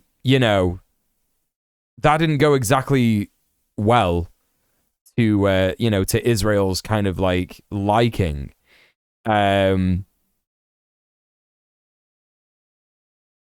don't even know how well they did in that. Because I feel like it was like the entire Arab world coming down on Israel, and everybody in the imperial core was like, shit, we got to be giving them money, we got to be giving them guns, especially South Africa, I don't know. They noted that it was the 27th day of Ramadan, which is Laylat al-Qadr, which is a night of power. It's one of the holiest days. Oh, it's been remarked on Electronic Intifada various times before with footage of how often IOF soldiers are practically just hanging out of windows. They seem to be oblivious to dangers around them. Yeah, they're not doing actual fighting. Like, they're just not experienced in actual combat. John Bolton flappers are out in force demanding war with Iran. The utterly unhinged belief that Iran actually did anything but do Israel a favor here. Seriously, Israel could walk away, but its supporters are so deluded. They think it could take Iran. I mean, like, it's difficult to say, right? Like, if the U.S. military went to Iran, right? What we're seeing is there are two U.S. Air Force personnel that we know of who took an extreme stance on what is happening in Palestine, right? Aaron Bushnell, a.k.a. Lily, and I can't remember your other man's name, but he's doing the hunger strike, right? The morale of U.S. soldiers, if they were to get involved in a conflict in Iran, would be bad. And I do not know how good it would go for the US, even. Again, like someone in the chat before, I think it was Mr. Dank, was saying, no, I don't think it was someone. I can't remember. Who was it? Was it you, Mr. Dank? Talking about Behind the Bastards? And they were saying, like, yeah, people tried to invade Iran before and it just doesn't work. The US is completely incapable of waging war right now. Ukraine and Gaza have tapped it out. Yeah, I think that's true. I think they've given a load of money to all these client states that have been fighting these proxy wars. And that's it. Like, there's no money left for the actual US military. I don't think that was me. I'd agree with that sentiment. Yeah. I can't remember who was saying it. Talking about Behind the Bastards. It can still fuck everyone up, but it can't win. Yeah. Yeah. Rest in power all the conscientiously objecting martyrs. Yeah, I think is the right way to say that. Yeah. You know. Anyway. On the Muslim calendar, we can see the fighter here holding the miswak, which is a dental health branch that the Prophet used, and so they're really in this video tapping into the fighting tradition and to Ramadan, and are able to because of that date. If my country tried to wage an actual war right now, there would be intense civilian pushback. Oh yeah, for real. Like, what we're seeing at the moment, which is like, there are still organizations who are blocking ports in Canada, destroying arms factories in the UK, blocking the Golden Gate Bridge with fucking barrels full of concrete where they're like attached in the concrete. They've concreted themselves inside these barrels. And that's after 6 months. 6 months.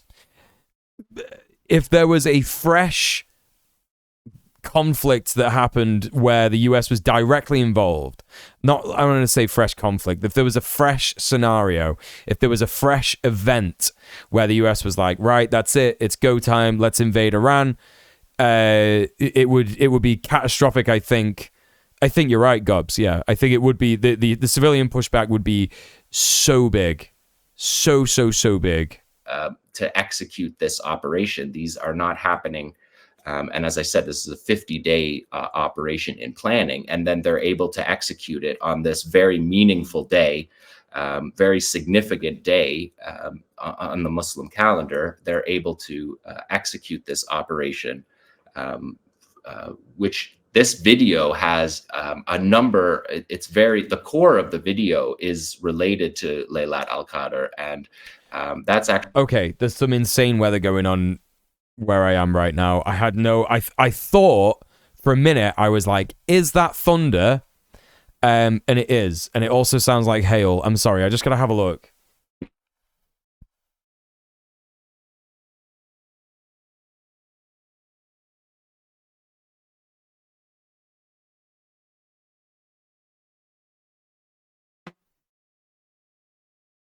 Yeah, absolutely fucking tonning it down with massive hailstones. Holy shit. I love climate change chat. It's so good. It's so cool. I'm so glad it's happening. Actually been pretty windy up north, yeah. In Kassam's videos, they haven't focused on the religious elements in their videos much at all, and so this was an interesting video. Oh, that's right. The other person who self-immolated as well. Yeah, that's right, Astra. Yeah, tying it into a long history of struggle. And it's likely they tried to reintroduce the draft, which would not go even with people who like it here. Oh yeah, 100%. Well, everybody who likes the idea of a military draft is a coward, aren't they? Right? Like we had this discourse in the UK a couple of months ago where there was this like fresh-faced 18-year-old Tory boy, never been outside a day in his life. If he has been outside, he's been on his dad's farm with the horses, you know, riding around killing innocent foxes, torturing innocent foxes or some shit, right? You know, never spoke to an actual person who might disagree with how his father accumulated his wealth or whatever in his entire life. The one that dressed like Trump, yeah, that guy. That guy, yeah. You know? And even when questioned and pushed on it, he was like, yeah, no, I probably wouldn't. Yeah, no, I probably wouldn't, actually. It's so stupid. Every Proud Boy silly enough to sign up, they would not want. Yeah, because Proud Boys are military LARPers, right? Again, like, these are guys who dress up in combat gear and go to places. Yeah, it is thundering.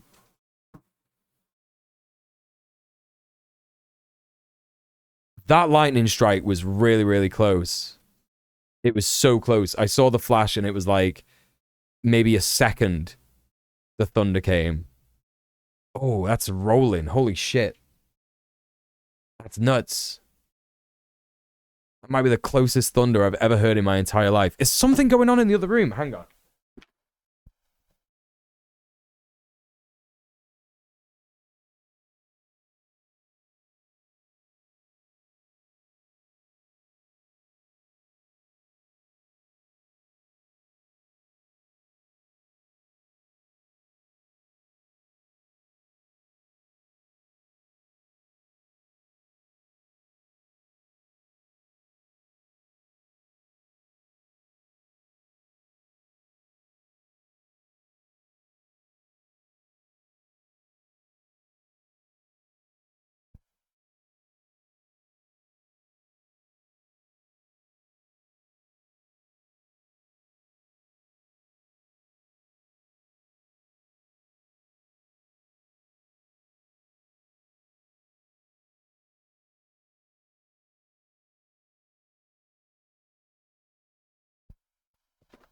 It's fine.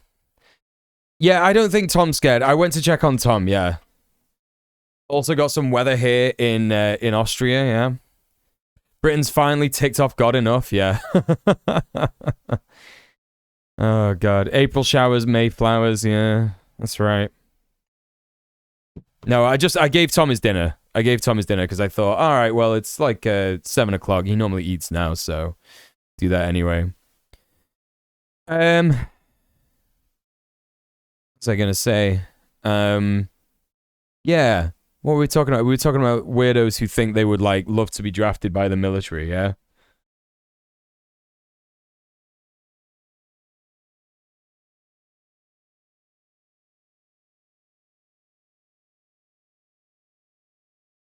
We'll miss you, Mule, when you're washed out to sea.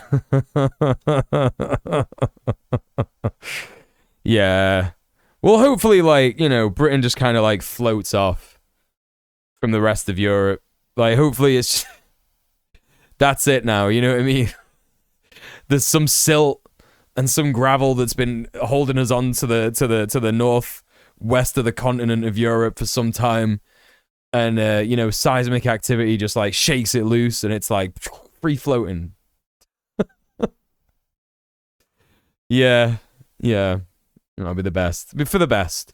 When Strimmer leaves the screen, does he still exist? I don't know. It's a good question. I can't answer that question. Yeah, so, like, idiots and weirdos who are, like, you know... yeah, if there was a draft, I would totally sign up and and yeah, Proud Boys are LARPers. Like, they're people who dress up in combat gear to go to defenseless queer events, queer people's events where, like, they're defenseless, they don't have any guns or anything like that, and they turn up with guns. And they accuse them of being pedophiles and all this stuff, right? They're LARPers. If they actually went to war, they would, like, die within a millisecond. You know, are also suggesting they're able to pick the days in a way that's really remarkable. Again, you can see the phone lines for the internal communication system that Israel hasn't been able to get at, that connects to the tunnel apparatus. And one interesting element of this video is when you say, like, the John Bolton flappers, like, what do you mean by that? Do you mean, like, weirdos on Twitter or people in Congress? Because that's where John Bolton is, right? That this is clearly a tunnel operation. It's able to be taken place because of the tunnel networks. But that shows up almost not at all in this video by Qassam. The tunnel network is considered to be just part of the military project. They're not trying to highlight or show off that element of it. Which, we'll see later, from the Israeli perspective, was one of the singular just hawkish, just generally, right? Okay. Operation. So, just interesting to note that, and we'll go to number 5 when these guys finish here tomorrow. And now we see them outside. This is all the same video. I cut it up for you here to show you. So after briefing their units. Oh my God, look how effective that camouflage is, chat. I was thinking for a second, like, why is my man dressed like Obi-Wan Kenobi? I know they're doing actual, like, you know, resistance kind of subterfuge, dressing like an actual assassin from the 1900s or some shit, like, but, like, look how effective the camouflage is. So after... Like, look, you could barely fucking see this guy. After briefing their units. As soon as he gets over there, you can barely see him. And this is, like, standard for most people's kind of combat viewer kind of stuff. You know what I mean? And as soon as this guy joins him over there, the fighters, we see you can barely see him moving through. And if you look at the landscape, you can see it's just scorched earth, completely demolished. Israel believes that they hold this area completely. They identified that it was on a logistics supply route. Weird Warhawk commentators, Bolton's never held office. Oh, he's not a congressman. Oh, okay. He's like, all right. Yeah. Always been a genocidal office parasite like Kissinger. I'm with you. Which indicates to the Israelis that they believe it's a safe road, that after all of this time... Oh, you got a link for me, Middle-earth Marxist? These many months of fighting in Khan Yunis, that they believed that this area was safe. And that is one of the reasons why Qassam was able to carry out this operation. Yeah, turning everything's role might have been a bad idea, actually. Because of the 50-day planning, because of the patience and surveillance. And so we see the fighters here. That first fighter is holding an anti-personnel device, and he's going to place it in a particular aim it at a particular direction, which is what we saw in the planning video. That fighter there is holding a Shawaz. He's going to take it out to the roadside. You can see him go out to the roadside to plan it. That's another anti-personnel. Trump's national security advisor, GWB's UN ambassador, bad guy all around, yeah. Unbelievable destruction, criminal destruction of the civilian city of Khan Yunis here. But we're seeing these fighters out on the road planting particular devices on the road that are different than the devices that they're booby trapping this building with. And then they're aiming the particular devices, which we saw in the planning meeting. They're not just an improvised explosive device that just goes off in a general area. These are anti-personnel devices designed to be aimed. And so the fighters are laying this ambush with such detail that they're aiming these weapons in the place of a predictive move by the Israeli army that they. Oh, there's people down under saying it. Yeah, let's have a look at some weirdo freak Aussie New Zealand conservative bullshitters. Let's take a look at some of that shit. I'd love to see some of that shit. They flee the initial ambush, and they will flee to this safe house. And they picked which safe house they like. I know that Sky News in Australia is particularly mental, like particularly horrific, just so overtly fascist. I saw a Sky News thing in Australia that was like talking about the cast review, and it was the most transphobic thing I've ever seen on like a mainstream news channel ever in my entire life. I was like, my God. It's like worse than Fox News. I couldn't believe it. I was like, how does anyone think that Sky News is any kind of reputable organization? It's so bad. Believed the Israelis would run to. And they wire up that safe house. They wire up the road on the outside with a Shawaz for the tanks, because as they said in the planning meeting, there will be a stage where they will come to rescue, the Israelis will come to rescue their soldiers hit in the ambush. And they will come in armored vehicles down this road. In the planning meeting, the general says to place the Shawaz on the roadside, but he also says we need multiple Yasin shooters to fire RPGs at the tank that's entering. God during this stream. Time to destroy the British people! Time to destroy the British people!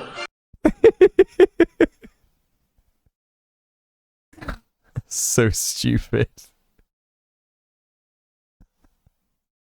That's entering from a particular direction. You can see that this is a four-way intersection. Evergreen. The Israelis Hey, Val. thousands of troops and dozens of armored vehicles. Was that Plankton? Tanks, No, it was Cell from Dragon Ball. Of them that could respond. But the Qassam brigades have identified which ones actually will. So you see the fighters wiring these devices in particular, setting the ambush. And this is something that Qassam hasn't really showed us a lot of. The pre video that we see the video, we don't generally see Qassam doing this work, the fighters laying the devices ahead of time. And so that's something in this video. This video was an 8-minute long video that people can find on my Twitter after the show if you haven't seen it yet in its entirety. This is, again, I've chopped this up, and also for the censorship reasons that everybody I think that watches this show is aware of.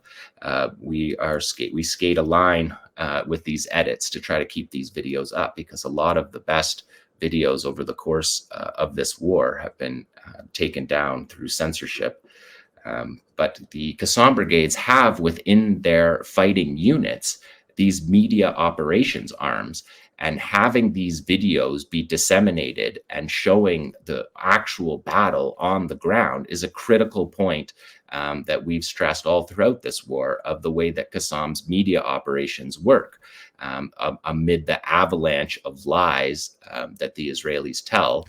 What's this you put in here, Astra? Claire Daly? What's Claire Daly saying?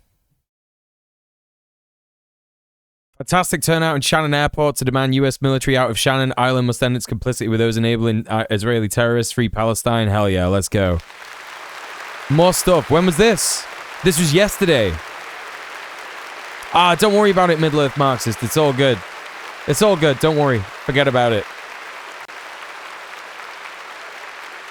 Kildare stands with Palestine. Fuck yeah, this goes so hard. Claire Daly's so cool. What a legend. What a fucking legend. Yeah, let's go, man. More and more Palestine solidarity actions going on. This rocks so hard. And the cover-up of the military successes of the resistance. These videos have been the antidote to those lies. Oh, I also wanted to read this real quick. I might as well do this and get it out of the way. Statement from Palestinian Islamic Jihad concerning Iran's operation from last night. So this is when Iran attacked Israel the other night. Yeah, don't worry about it, Middle-earth Marxist. It's all good. Hey, Emmy, welcome in. How are you? Doing good, thank you. How are you? So this is from Palestinian Islamic Jihad. In the name of Allah, the most gracious, most merciful, the Palestinian Islamic Jihad movement commends the Iranian military response and targeting of military sites inside the usurping entity.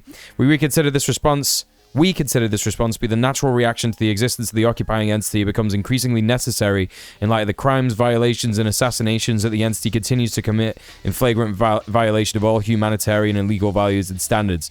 We also condemn all the denying voices that have emerged in defense of the occupying entity, especially the countries that have made themselves a firewall to defend the entity and portray it as the victim and a blatant distortion of facts and realities. Palestinian Islamic Jihad movement. You know, chat, isn't it funny, yeah? Isn't it funny that every single time we hear from the Palestinian Islamic Jihad, they don't say anything about Jewish people ever, do they? Yeah? Every time we hear from, like, a Hamas spokesperson, every time we hear from Palestinian resistance fighters, they never say anything actually anti-Semitic, do they? Isn't that funny? Isn't it funny that they don't do that? They never say anything like, Jews are responsible for all of this, they're controlling the world, They never say anything like that, do they? They're always talking about Israel. They're always actually just talking about Israel. So, Popular Front for the Liberation of Palestine, the Iranian response to the Zionist entity is a pivotal event that will establish new rules of engagement in the region. The Popular Front for the Liberation of Palestine praised the Iranian revolutionary... Like, this is another thing. People forget, right? People forget that they're so fucking obsessed with Hamas, right? That they forget that the literal communists, the Popular Front for the Liberation of Palestine, literal fucking communists, right?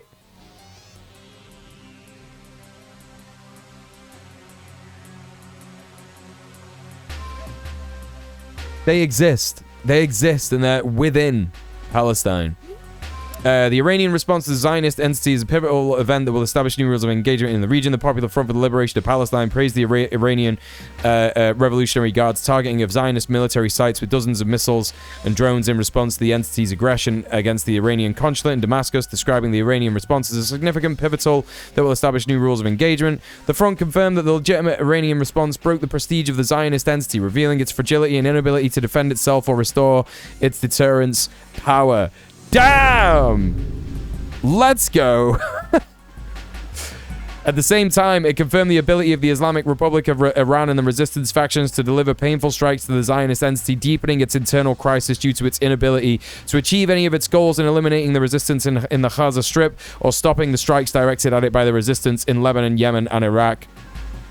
The front explained that the rush of the American administration and its partners in Britain, France, Germany, and some of their Arab tails in the region to use all their defensive weapons to try and protect the Zionist entity from the Iranian missiles and drones confirms the involvement of these parties in the Zionist crimes in the region, especially in Gaza. It also reveals that this Zionist entity has suffered a strategic defeat, has become humiliated and weak, and is unable to protect itself, now imploring its allies to take on this role. The front concluded in its statement by affirming that the unprecedented Iranian strikes, the first of their kind in history, against the Zionist entity, represent an important turning point in the battle of the Al-Aqsa flood and in favor of the resistance factions. The repercussions of this strike will have pressing effects on the Zionist entity to stop its genocidal war on the Gaza Strip after the American administration and its allies realized that any escalation in the region would lead to a regional war where their bases and interests will not be safe, nor will the Zionist entity be able to defend itself after the collapse of its deterrence power and its humiliating defeat in front of the resistance in Gaza and other fronts. Popular Front for the Liberation of Palestine, Central Media Department. It just goes. It just fucking goes. Use military satellites to detect rocket emissions during the initial boost. It just fucking goes. But this new nuclear weapon employs the railroad's All right. ability to fire projectiles at ultra-high velocity. All right. Anyway, let's crack on with this. So significant detail that we're seeing in these operations. So maybe we could go to number 6 tomorrow.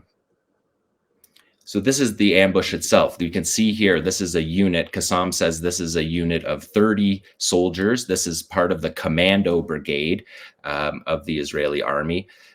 This is the only indication in the video. That darkness right there is the only indication that this is a tunnel operation. But it's actually the key part of this operation is that they're accessing this destroyed building, and you can see the landscape.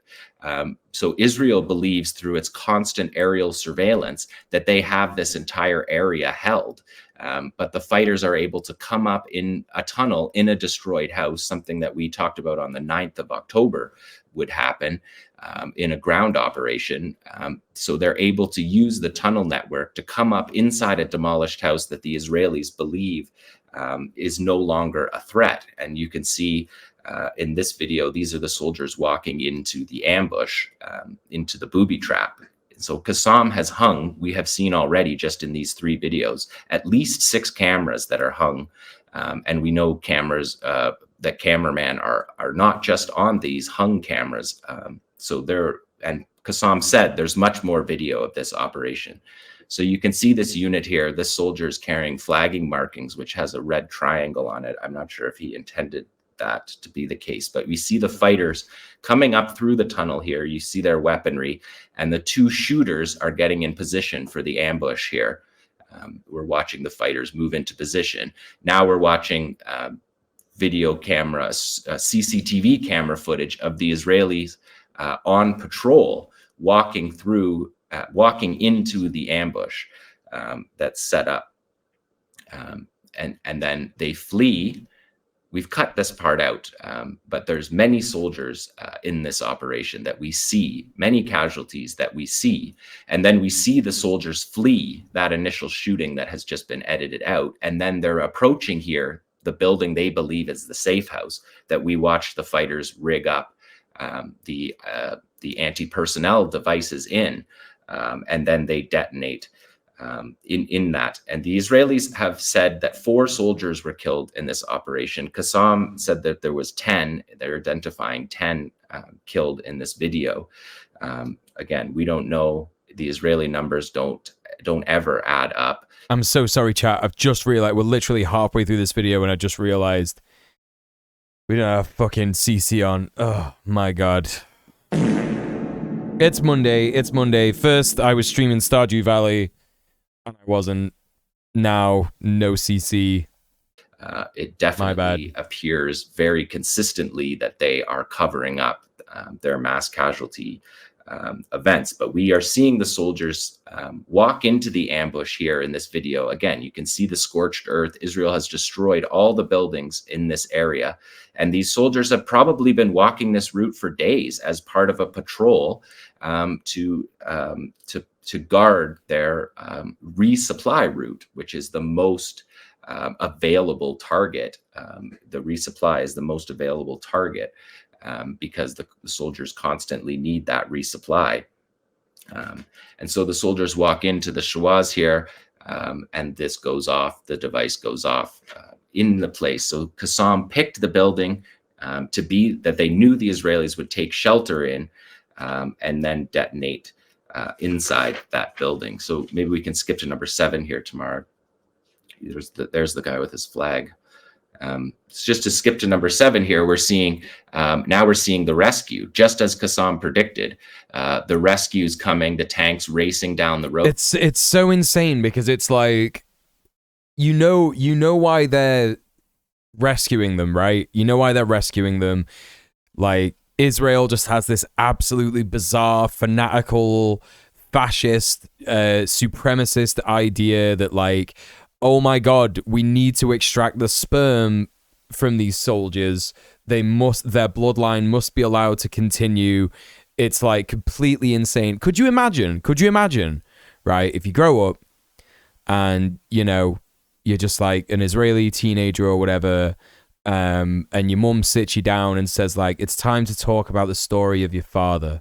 Right, it's time to talk about your father's story. Well, your father was fighting bravely in the genocide that we were doing, and you know, shooting innocent children and women and stuff like that. And unfortunately, he was killed by accident. Somehow, some kind of device went off. It was obviously a mistake. Hamas could have never done it. They're really stupid and they're all idiots and barbarians. So our brave soldiers went in there to extract your father's DNA, and that's how we had you. Like, what? What?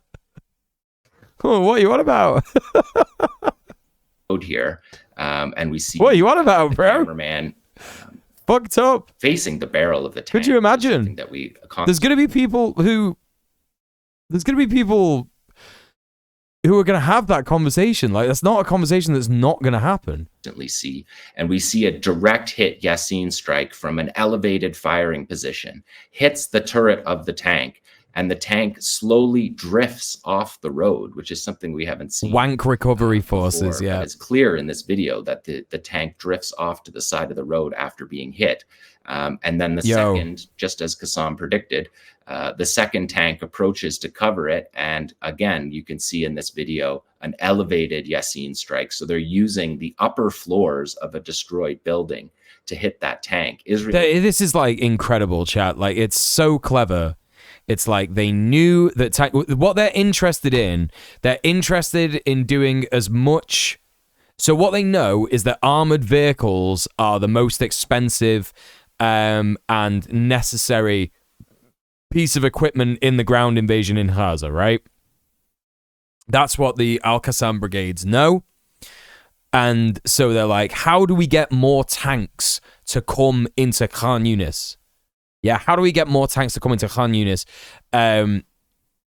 Okay, well, when one of the patrols comes by, let's injure at least some of the soldiers, and then a personnel carrier will come in to try and rescue them because they're insane, fascist, supremacy cum recoverers need to get that cum out of the soldiers before they die.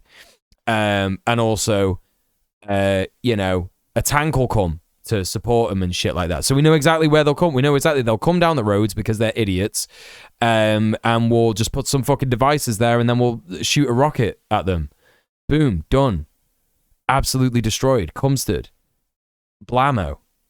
Acknowledged both of those tanks being hit. This is a third one, tank that we're seeing here hit with a third device that we saw being planted in the booby trap section of the video. So this is the Yasin 105 strikes. This is, again, just to reiterate, Qassam built weapon. It's a Soviet clone, but it's something that the Qassam brigades built themselves. Soviet clone. And have provided all of their fighters throughout the war, despite the fact that one gets fucking blown up. Concentrated attack on Khan Yunis. They're still able to bring out all of the rockets hit it that are the most appropriate for the operation. So we see both of those tanks get hit, and then a third tank hit with the Shawaz.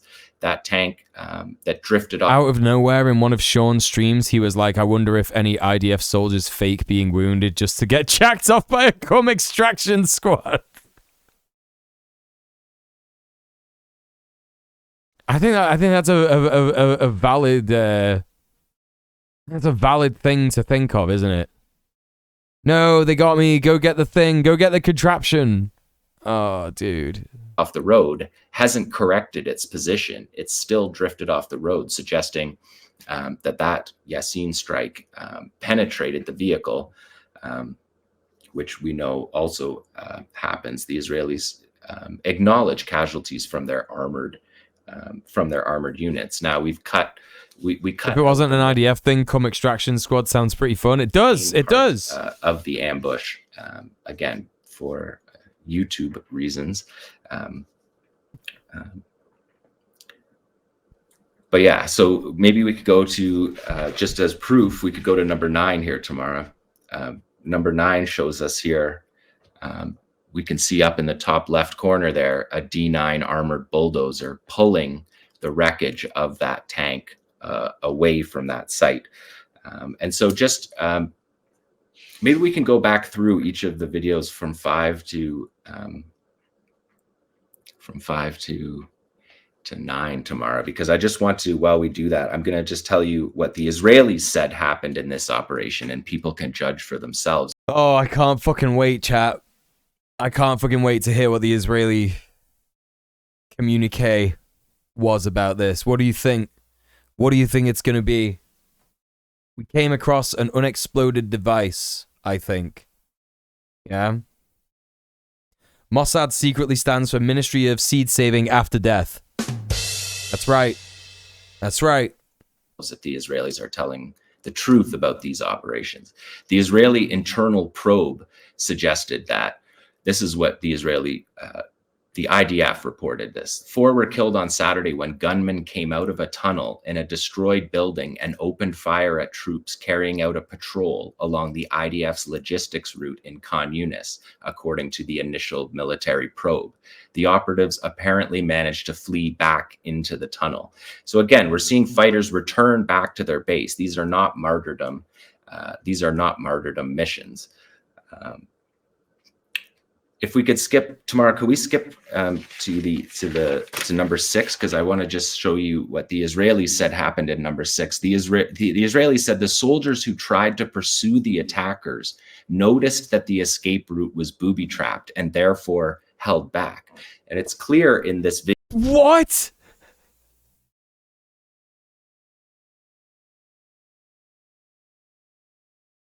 Okay, listen. I'm changing my mind. I'm changing my mind. I think even with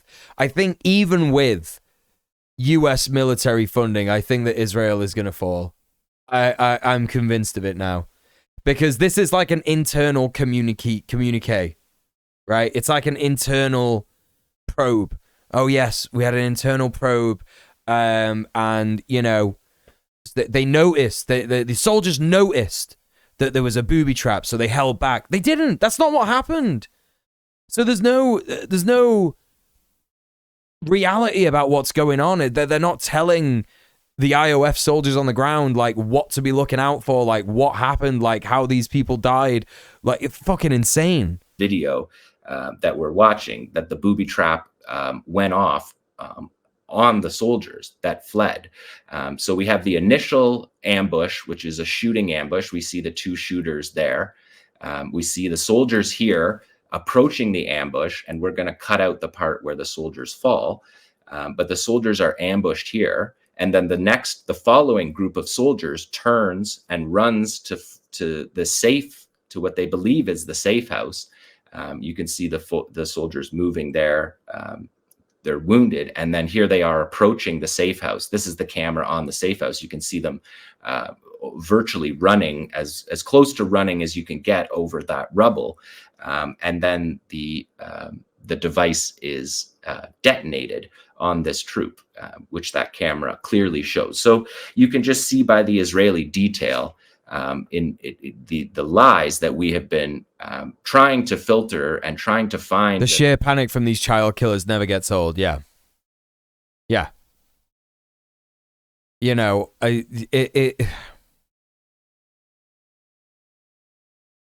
it's regrettable that any of this is happening in general. right? It's regrettable that any of this is happening in general. I'm not necessarily someone who celebrates death. In an ideal world, there wouldn't be a genocide going on.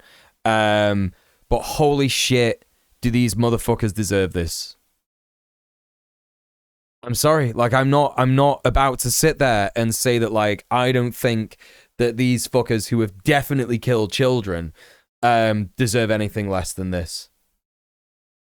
I think this is their just fucking desserts. I think that if you are sick enough in the head to think that what you're doing in Gaza is good or whatever, you know, like, look, you know, not just child killers. Like, you know, let's be real about it, chat. Where's that one guy?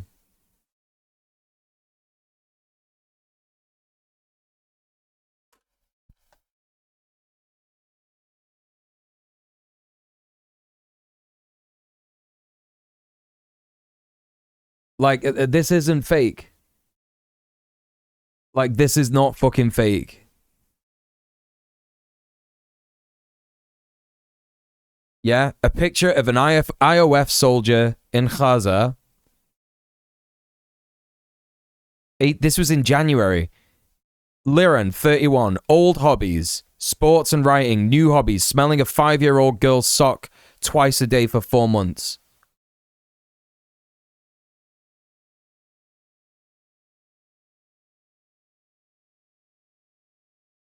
Unconscionable.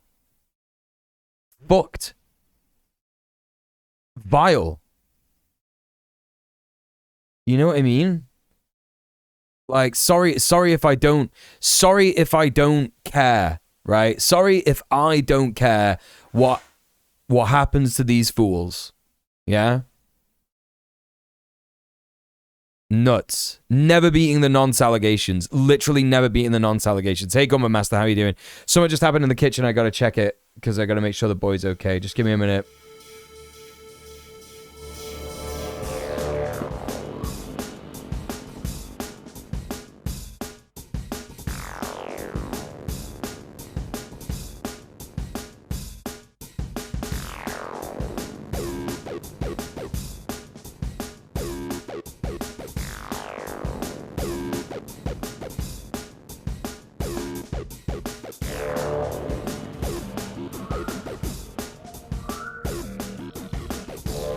Alright, it's fine. He's okay. He's alright. Literally sickening. Yeah, literally sickening. Literally sickening. Literally sickening. You know. And that's the IOF soldier that is proud to boast about it.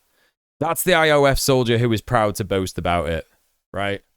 Think about all the others. The signal in the noise of all of this propaganda. And you're right, Steph, by the way. No, they can't possibly admit a weakness that will lead to their own losses. Cover-ups that the Israelis do.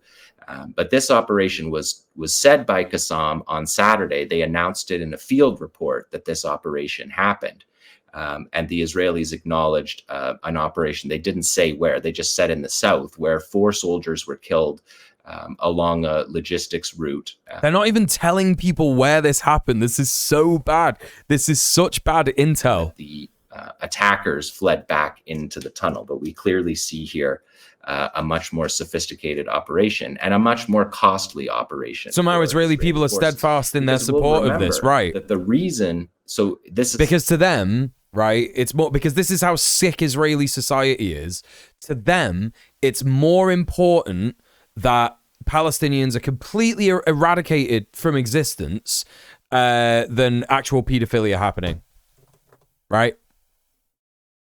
And also, in their minds, they're thinking that Hamas and Palestine are the ones that like kill and molest children and all this kind of stuff, you know, because of all these lies about sexual assault on October the 7th and all this nonsense.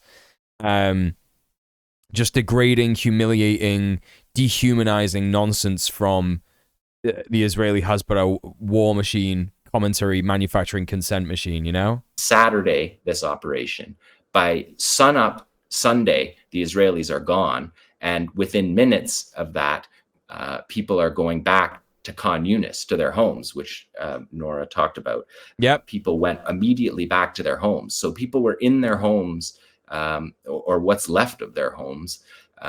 In most cases, their homes didn't exist anymore, but they were back on Sunday, within 24 hours of this operation that we're seeing.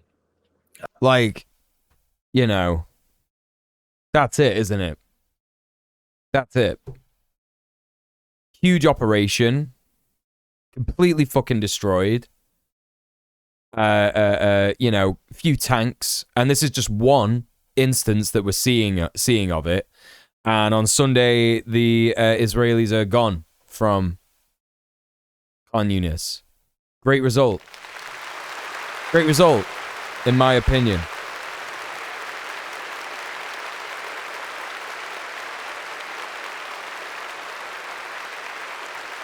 Incredible.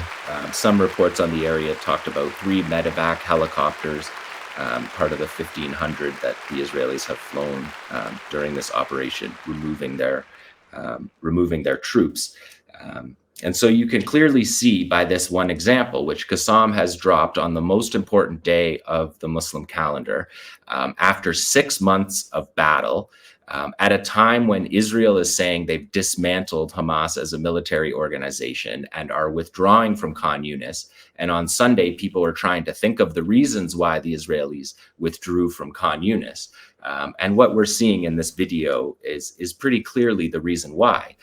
The Israelis stayed in Khan Yunis for the last operations that Israel carried out before withdrawing from Khan Yunis was, of course, the attack on Nasser Hospital. They wanted to dismantle the second largest hospital after Shifa, where the weeks before they were carrying out a brutal raid at Shifa to dismantle it. And we know that they also carried out an operation at Al Amal, the Red Crescent Hospital in Khan Yunis, where they dismantled the hospital, told everybody they dismantled the hospital, and then bulldozed sand berms around the hospital so that people couldn't enter the hospital.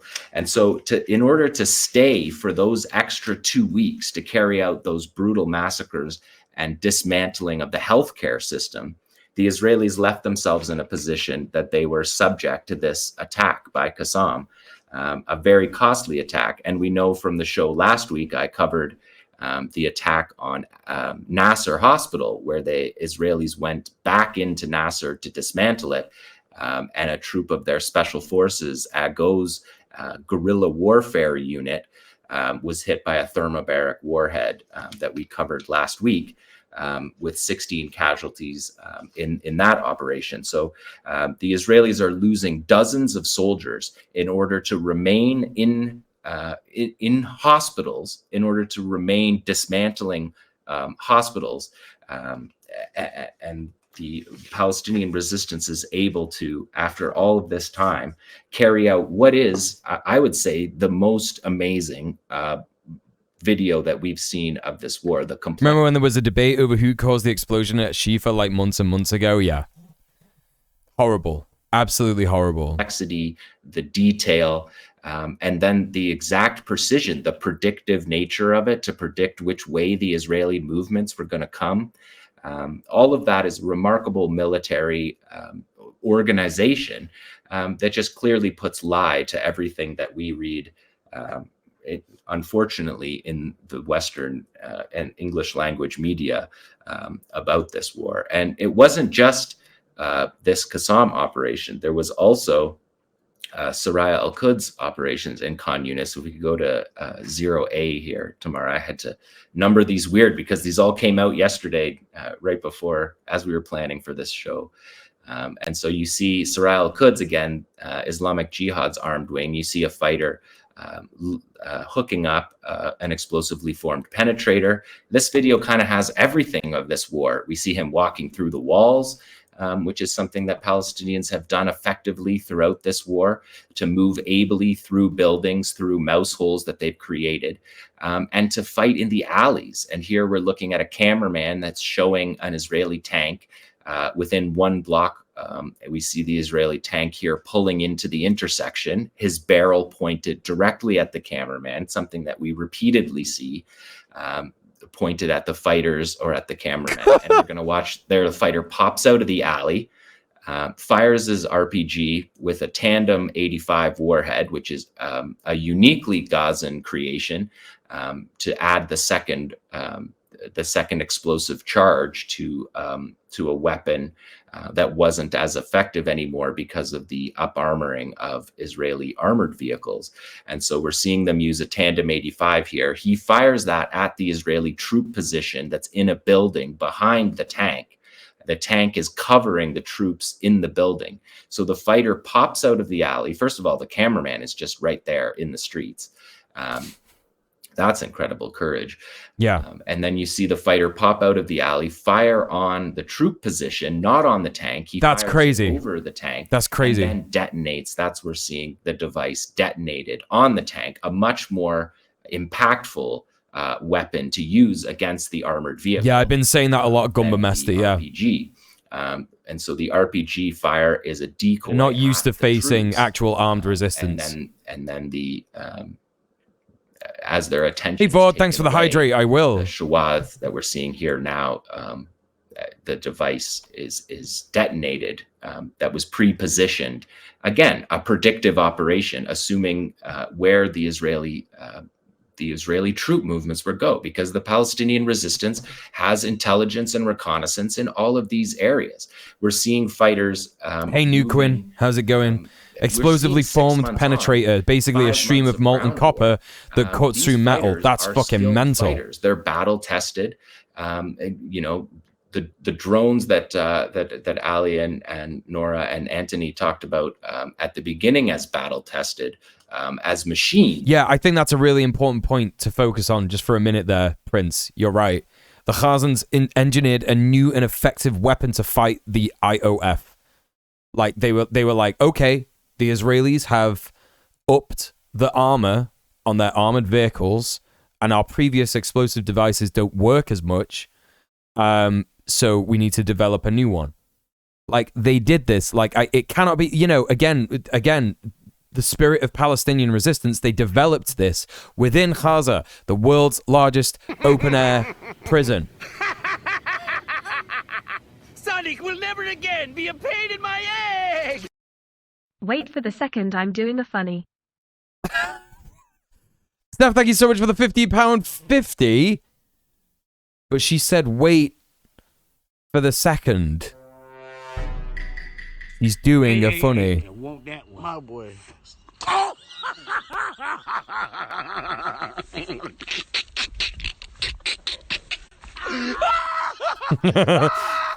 That's right. Blaze it. Blaze it. Oh my god. We're at £420. Thank you so much, Steph. Thank you so much for subbing off Twitch. Thank you so much for supporting the stream. Really appreciate that. Don't forget, you too can support the stream by donating via the sub off Twitch command in the chat. Please consider subbing off Twitch. It's a terrible platform. It doesn't deserve your money. Fuck them. They banned Kira chats for literally just talking about Palestine. Bullshit. Fuck them. Yeah, I could talk more at length. Oh, I spelled it wrong in the YouTube chat. Yeah, there it is. Yeah, please consider subbing off Twitch. That's £20 for today. Another £20 and we'll get the Tom Cam on. And it doesn't matter if he's not here already, because today, chat, I bought him some new treats. And he will almost certainly come and sit on the cat tree, at least for a little bit, for some new treats. So there you go. Now someone ruined the weed number. Team Chaos. That's right. That's what we like. That's what we like. That's what we like. Got to £420 before 420. That's right. It's 420 this weekend, isn't it? And we're going to be watching some movies in the Discord. So don't forget, we got movie night this weekend, 6 p.m. time. We're going to be watching The Dark Backward and Italian Spider-Man. A fantastic night of movies of a completely bizarre kind of arty film, The Dark Backward, and horrific, terrible, so bad it's good movie, Italian Spider-Man. So yeah, we're gonna be checking that out in the Discord. So if anyone needs a Discord link, let me know. But yeah, join us for that. It should be really, really good. That's the kind of thing that you get for donating We hit the £300 mark before the middle of the month. And, you know, if we hit the £600 mark, that means that next month we'll be having a bonus stream. Yeah. There is going to be a bonus stream this Friday as well, by the way. Well, I will be doing the Stardew Valley stream, but at the end of the Stardew Valley stream, I'll be continuing the stream, and we'll be doing the DJ stream that I promised you from last month. Let's fucking go. That's right. That's very exciting, and I am still hard at work learning the tunes for the cozy acoustic gig stream. That is still happening. It's just taken me a while to actually learn the tunes, but don't worry, we're going to enjoy it. So, yeah, this Friday, DJ stream. This weekend, this Saturday, we got the movie night. All kinds of stuff going on. Thank you so much, everyone, for supporting the stream. Appreciate you. Doesn't mean anything in comparison to the battle testing of this entire generation now of Gaza militants, who you can see just moving through, firing, and getting back into the alleys, which is something that we've seen through. That's also a great point, Gummer Master. When your enemy declared everyone a combatant, the civilians really have no incentive to not help the actual fighter. Right. Right. The IOF is routinely executing people it just decides are Hamas, right? Like completely innocent civilians who are like not military combatants whatsoever, no history of it, no involvement with the Al-Qassam brigades, anything like that. And I mean, the thing is as well, right, is that what you've got to remember is that the IOF is always like Hamas, Hamas, Hamas, Hamas, Hamas, Hamas. Yeah? But it's the Al-Qassam brigades, right? That's not exactly the name. It's the Al-Qassam brigades. And within the Al-Qassam brigades, there is the Popular Front for the Liberation of Palestine. There is the Palestinian Islamic Jihad. There is like all these extra different bits and pieces of organizations of resistance fighters. So, you know, they might hear someone talking about something and they won't even know what they're on about because it's not Hamas, right? Anyway. Throughout this war, Palestinians able to use the geography of the Gaza Strip to their advantage, the indigenous population using it to their advantage and moving through the areas. Again, because of the way that this operation is planned, in between the streets, in between the buildings, that de-emphasizes the ability of the tank's active protection system for the radar to detect the incoming round and counter it. And so the use of the landscape has been a critical part of this battle that I always try to underline and underscore. And of course, the oh, am I wrong about that? Am I wrong about that, New Quinn? New Quinn in the chat is saying Al-Qassam brigades are Hamas armed wing. They all have different names. The PFLP armed wing is called the Martyr Abu Ali Mustafa Brigade, for example. Oh, okay. Okay, cool. Yeah, well, that makes sense. But still, that reinforces my point, right? You know? There are lots of different resistance fighters, lots of different resistance organizations. You're not like, even if you're going to like fucking, you know, capture someone and torture them and try and get information out of them and you know, they're going to tell you like stuff and you're going to be like, what? Like, you know, they don't actually know what it is that they're talking about. And it's like, it's just so stupid. Like, but of course, the intent, the manufacturing of consent, this is fascism. This is why fascism will never actually win, right? Because if your enemy is simultaneously weak and strong, then you actually have no idea what you're dealing with, right? You have no idea what you're dealing with. And also, if everybody in Gaza is a combatant, then you are just shooting random kids, women, like, you know, men who just aren't in the military whatsoever, people who are just like completely civilian, totally civvy. They just simply aren't going to be prepared for any of this stuff, you know?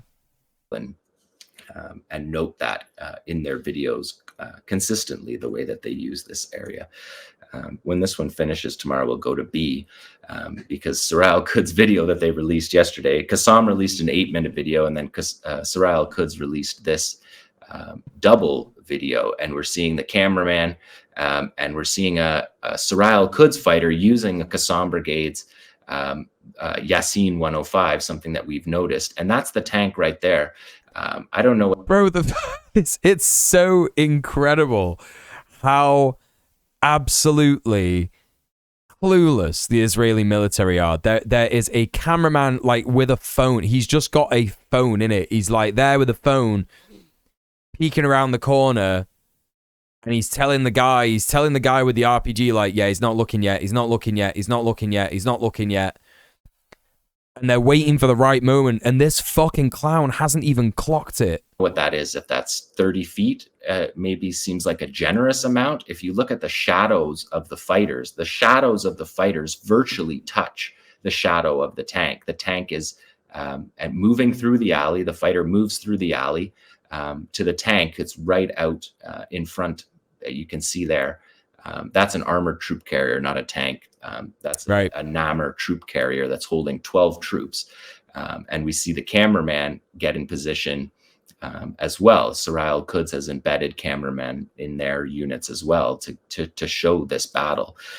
So this is the ability of both the major resistance factions to carry out the same type, if not more sophisticated than we've seen at any other point in the battle, at a time when the Israelis are attempting to tell people that their withdrawal from Khan Yunis was somehow related to their mission and not related to the conditions imposed upon them by the resistance, which is something we see also, of course, in the prisoner exchange negotiations, the ceasefire negotiations, that the resistance is imposing the conditions on those as well. Israel has been unable, after 6 months of genocide, unable to have even the most elementary military successes that they can negotiate from a position of strength of any kind in these negotiations. And the Qassam brigades have stuck to their negotiating positions, added flexibility to the stages of the prisoner release, but in the core principles that people must be able to return home, that the Israeli army must withdraw from Gaza.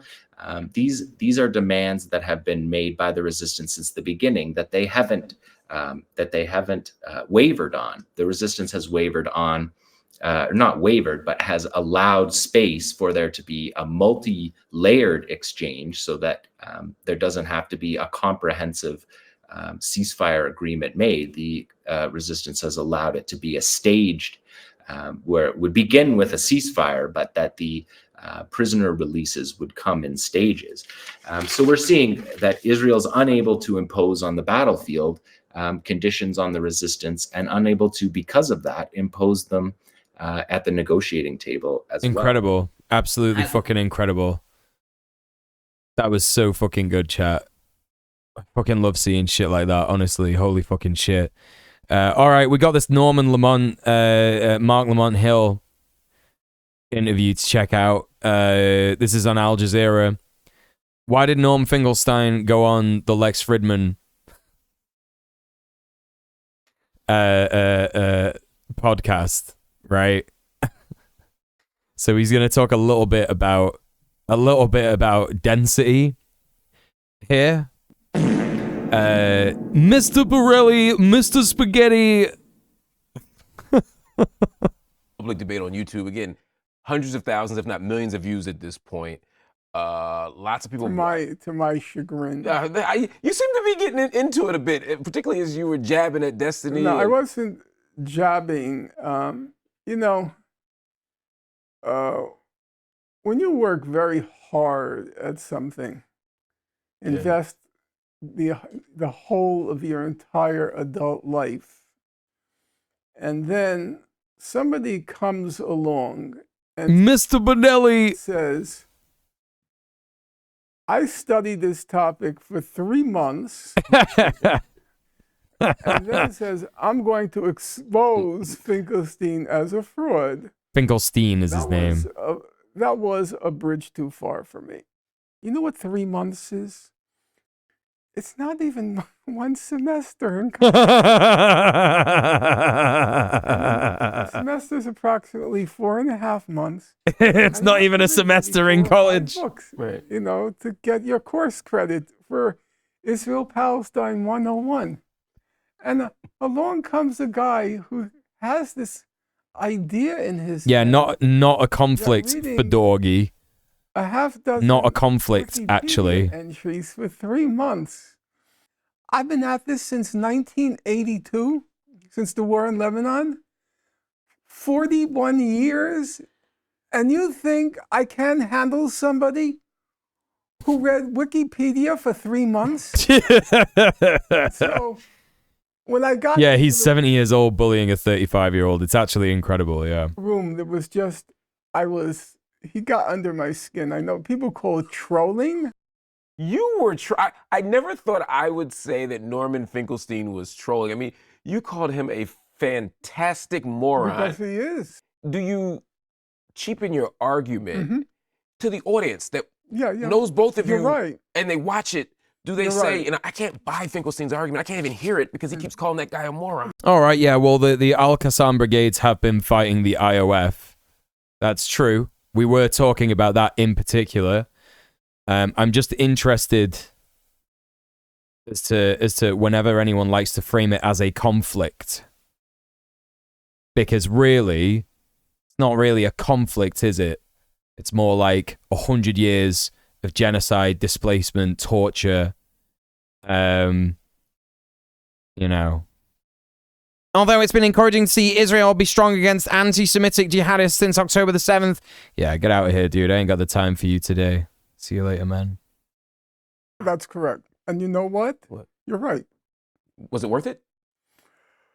What we're noticing, yeah? Hey, Thoristar, how you doing? I saw this. I was watching a couple of other people's streams this weekend. And there's been like a new refreshing of Hasbara bots. And I think this is because of the Iran thing. I think Israel has gone, shit. We need PR. Right? And there's been like a new refreshing of Hasbara bots. Like that fucker will be back in a minute. Like, let's have a look at this fucking account. Yeah, March 29th, 2023. All right, well, you know, been around for a year. Could easily be an old account that's been dormant for a bit.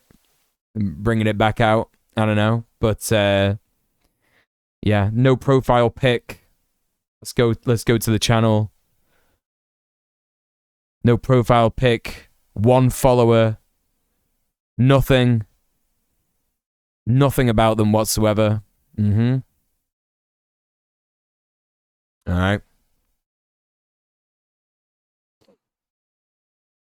I think that Israel is desperate to get the message out there that you know, they're actually correct and they're doing the right thing. I think that they're like getting super desperate now. Dormant can also mean recently hacked. That's true as well. There could also be that, yeah. Burner account, yeah, could be a burner account.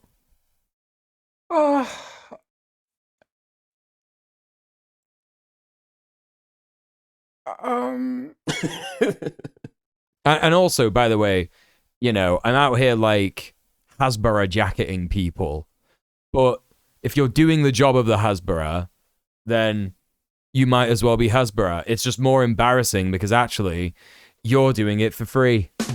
And you could be getting paid, and that's cringe, isn't it? My God, this is the thing. This isn't my first rodeo. New Quinn says this is besides the current point, but the PFLP have a song called "On October 17th."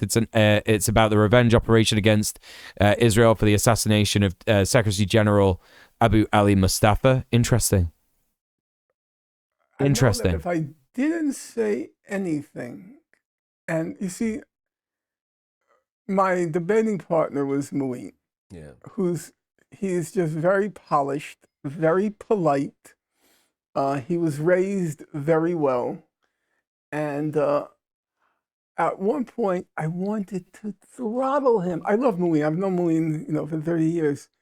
But he was treating Destiny as if he were a legitimate interlocutor.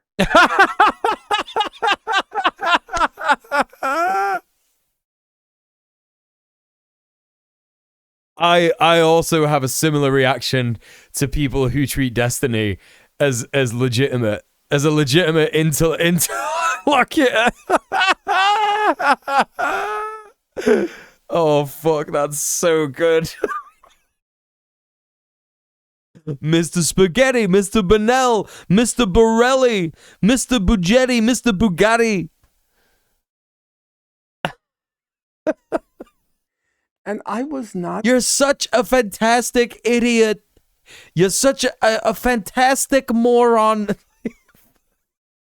going to legitimize him. So why show up? Why agree to why agree Oh, to it? well, first of all, Marine and I talked about in advance. He said, my goal is going to be to reach the bigger audience, which is, of course, it's the correct thing. I agree with that. But to use the expression of young people, that thing's presence just triggered me. There are legitimately Hasbara apps where people get little badges for doing Hasbara. Kaylin Conrad had a video about it from a few years ago. No fucking way. No fucking way. Hasbara apps. I wonder if any of them are on the fucking iTunes store. Probably. I just felt it was like, what? So when I felt that Marine's legitimizing him, because you know what that thing wanted to do? He wanted to be able to walk Gamification and propaganda. Yeah, that's what they do, yeah. He held his own with the big guys. Worth a watch if you haven't seen it. Yeah, I actually want to watch that, yeah. They have PhDs, but I'm a genius, so I could just walk in after 3 months on Wikipedia and put them in their place. I wasn't going to let him do that. So, like, that's the thing about Density, right? That's the thing about him. His audience blows smoke up his ass all the time because all they're interested in are these, like, big dogmatic statements where he says things like, I think Black Lives Matter protesters should be gunned down in the street, right? They love those kind of sound bites. Excuse me. They love those kind of sound bites. And they love to see the left, quote unquote, get trounced, destroyed, all this stuff. Whatever they think is happening. And so he actually thinks that he's smart. He actually thinks that he belonged in that room with intellectuals, like actual scholars, people who've studied it for years, decades. He's actually gotten to the point where he genuinely believes,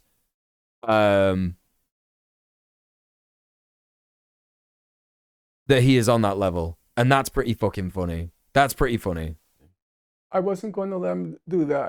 I said, I decide I'm going to take a sledgehammer to the porcelain vase and smash it to smithereens. Now, you might say that's a little bit infantile and it's a little bit self-indulgent. And why couldn't you have carried on like Marine and Benny Morris? There's a point there. I'm very strict, never quarrel with facts. And I have to argue. But I did that a lot the past 6 months. But he's right. This is exactly how we should treat debate bros. This is exactly how we should treat them. Like, if you're ever in a conversation with them, never treat them as if they're smart, because they're not. Like, and what he's saying is what I've been saying for so long, which is that if you enter into a conversation with someone who is just provably incorrect, like they've been proven incorrect many times, right? Already, before they even decided to make their argument, the position that they've taken is the incorrect one, just by all scientific, intellectual, scholarly accounts. You are emboldening them and you're treating them like they are an intellectual. You're legitimizing them. And that's what he's saying. Like, if you're ever in a conversation with an idiot like that, treat them like an idiot, because they are. They're not smart. They're not smart. You know? Hey, Dungeon Sub Boss, how you doing? As a non-practicing intellectual, nobody exactly as intelligent as they think they are, maybe smarter or dumber than they think they are, but they're never correct with the assumptions. Yes, I agree. I agree. That video is not on their channel anymore. Oh, never mind. Shit happens. Shit happens. Yeah. Argue, dunk, wild-ass statement, then spurious victory. Yeah. 6 months.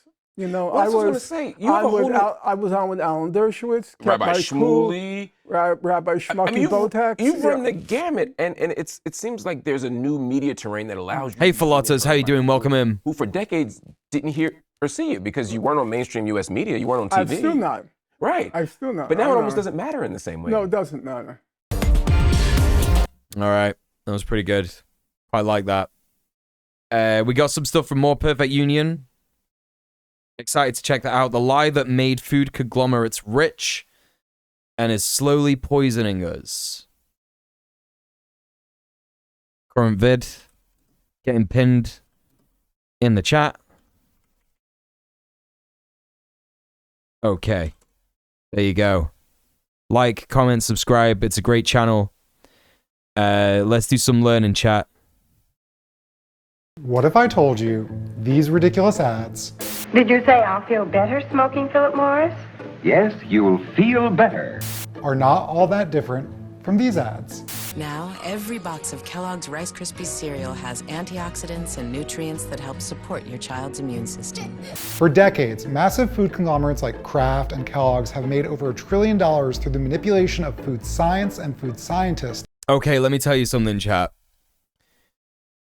While I was fatigued and subsequently been recovering after taking out my piercing and getting, feeling better after that, I have gone back to eating like chocolate that's bad for me, right? I've gone back to that and it's pretty bad.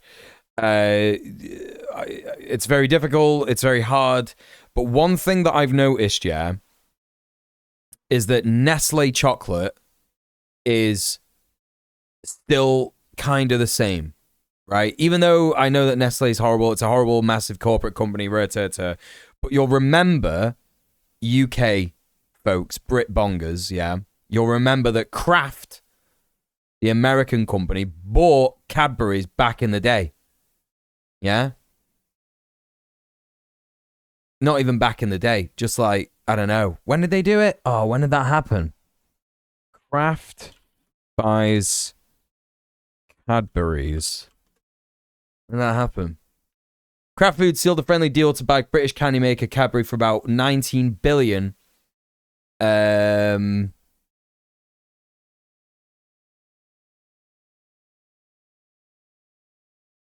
it 2009? It was 2010, right? 2010. And what I've noticed, initially I noticed a slight difference in the taste, right? But not massive. And I kind of got out of the habit of eating a lot of Cadbury's chocolate. I used to be obsessed with it, like not mini eggs, they're Nest. Oh no, mini eggs are Cadbury's. But like, Cadbury's Dairy Milk. What else did I used to be a massive fan of? Cadbury's Caramel. Used to be a huge fan of Cadbury's Caramel. I got out of the habit of eating that stuff. But nowadays I've gotten back onto it. But what I've noticed is, because I've not been eating it for so long, is that, oh my fucking God, it tastes so bad. Like, it tastes so extremely, excessively sweet nowadays, right? And I know that's probably like a combination of my palate and the fact that the recipe's changed, but it has gotten so bad now that, like, I'm just like, yeah, I can never eat Cadbury's again. I can literally never eat Cadbury's again. I just can't. It's just so bad. And fuck knows what they're putting in it. Brexit is probably the reason that it's gotten worse, because now they can get away with, like, not adhering to proper food standards, I guess. And ultimately, us. But the way that corporations handle our food is so bad. And say whatever they can to get people to buy their product over and over and over again until their product is no longer a want, but a need. To whose advantage is it to keep the public confused? Who makes Bourneville, Cadbury's? Well, obviously, it's the food industry's advantage. Ultra-processed foods make up over half of the American diet, and do so with little scrutiny from health experts or government officials. And the food industry is terrified. Even if Americans skip one ultra-processed snack or meal a day, sales would plummet by 7%. Every 5 years, the Dietary Guidelines Advisory Committee meets to review the relevant research and give the American public advice about the latest nutrition science, a process food conglomerates are attempting to sabotage as we speak. I mean, in every possible way in which they can use their money and political power to encourage people to think their products are good. And in fact, the only reason that Kraft are keeping the Cadbury branding is so that British people will still buy it, because they know for a fact, they've done think tanks, they've done like little like market research days and shit like that, where they've had like craft dairy milk bars like made up, and they've said which one's more attractive, and the British person is like, I'm never gonna buy that. Do you know what I mean? So they've kept the fucking like the Cadbury's branding, and are willing to help them sell. so people will just like forget about it, right? The evidence is grim. Ultra-processed foods are being linked in study after study to things like heart disease, diabetes. Yeah, people trust the logo on the box. Researchers Yeah, are beginning to understand that many of them are functionally addictive. So who will win in this battle between big food and science? We set out to investigate, and in the process learned the disturbing truth about how big tobacco's lies continue to make Americans sick. When you change to Philip Morris, you'll feel better. So what exactly are ultra-processed foods? We asked molecular biologist and nutritionist Mary Nessel. These are foods. God, do you remember like when there were like cigarette adverts? It's such a wild time, man. It's good that there's been so much progress against tobacco, because it's so bad for you. Like, I remember I was talking about that the other day. Who was I talking about it with?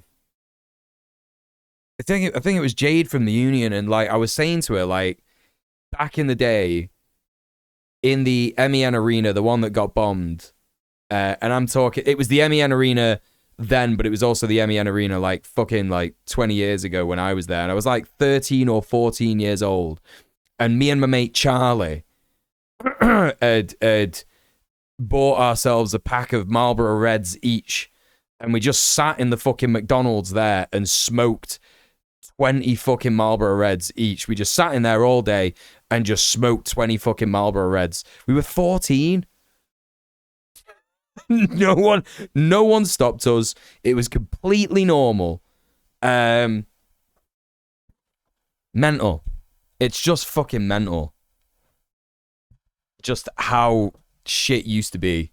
And of course there were like cig adverts everywhere, just absolutely fucking everywhere. Foods that are industrially produced. They require machinery and they require ingredients that you don't have access to. So industrially produced, designed to be irresistibly delicious. That's the purpose. Corn on the cob is unprocessed. Excuse me. Corn, frozen corn are processed. And I was a Nesquik kid in it, you know what I mean? Like, I didn't used to have it so much at my mum's, but when I used to go to my dad's on the weekend, my stepmom would be like, yeah, do you want a milkshake? And she would like twat up like a massive big thing of fucking like Nesquik and all this shit, shake the fuck out of it, and that would just be like me for the day. Like, yeah, big fucking thing of fucking Nesquik. Oh my God, so bad for you. Jesus Christ. Fred Flintstone used to sell cigarettes, that's right. That's right. He used to smoke on planes when you were a kid. Mental. Just mental. Smoking in a pressurized cabin. Like smoking in restaurants. Smoking in restaurants is so bizarre as well, by the way. Because it's like the smell of cigarettes. Like when you're eating, like, oh my God. It's vile. It's just like chemical, disgusting, like what? In ways, vapes nowadays act as nicotine marketing the kids. The kiddie cigs are too taboo. Yeah. For sure. It's not just junk food, to be clear. Many breakfast cereals, granola, and protein bars, diet foods, frozen dinners, sauces, and yogurt fit the ultra-processed label and are implicated in causing disease. A few years ago, I was writing about salt, and I went to the biggest companies and said, look, you know, salt has become like this public enemy #1 because of its links to heart disease, and why aren't you like cutting back on your use of salt? And Kellogg's, you know, said to me, hey, come on in, we'll show you. That's Michael Moss, journalist and author of Hooked, a book about how food giants exploit our addiction. People were nose blind to cigarette smoke in those days? No, they weren't, dude. They fucking weren't. If you don't smoke, it is so noticeable. Like my dad has never smoked his entire life. And he said, like, the way that every single time when he came back from the restaurant, like if he went to a restaurant, if he went to the pub or anything like that, he would have to immediately get changed and put his clothes in the wash because they would just stink to fuck. Stink to fuck. It was not that people were nose blind. Smokers were nose blind. That's for certain because I used to smoke and I know that. I know that. When you smoke, you don't notice it as much. But then when you quit, fucking, you better believe it. You better believe that you're gonna fucking... that you're gonna smell it. My brother went from cigs to some kind of vaping thing and the smell is less obnoxious. He can puff them out the window in our toilet. You don't smell it 3 minutes later. But Dan, if he happens to huff them in your direction, it's a new kind of disgusting. Yeah, I don't like thingy vape. It's not vape smoke, is it? Like vape. Yeah, vape clouds in your smell. It's like such a horrible synthetic smell, isn't it? It's vile. I actually remember there was this game that I tried to play.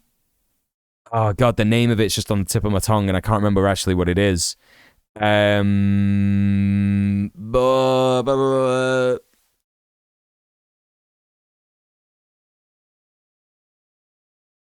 can't remember the name of the game, but you were like, it was a pretty unique game for the time, and you could like choose whatever you wanted to do.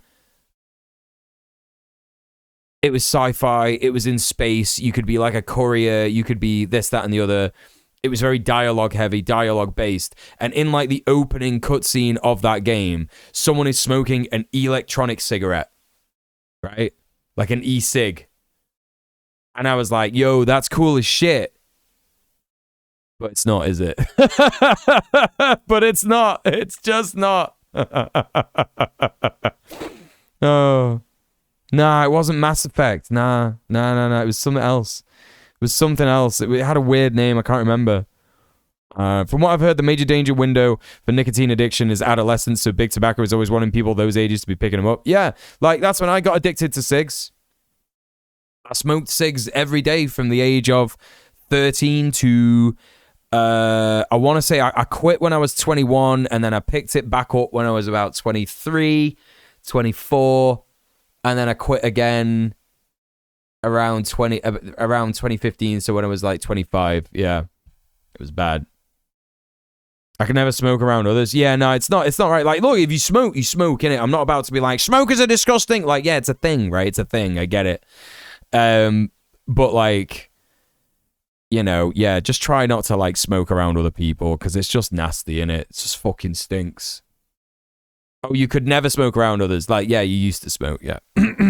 Back when I smoked, somehow I used to like get hold of Russian cigs. They tasted gross, passed them along to someone else in the family. Your bleached hair is the worst with smoke. If I'm just near smokers for 30 minutes, my hair smells of it for days. Yeah. For me, yeah, I would probably find it hard to wear the same clothes because being an ex-smoker, I'm telling you, the smell of cigarettes just is so bad. There's a guy that, I hook up with every now and then, and he smokes, and he's very, very polite about it. He, like, has chewing gum before he comes into the house and stuff like that. It's very, very good. I'm very, very happy with it. Cornflakes in the bowl. I didn't even know cornflakes had salt, but they do. Just to get Rothman's king size. Rothman's king size. You could get them in Tesco's, apparently. Rothman's king size blue pack. Well, how big's king size? King size. How actually big is king size? Like, so funny. They call king size cigs. They don't sell them in the US anymore.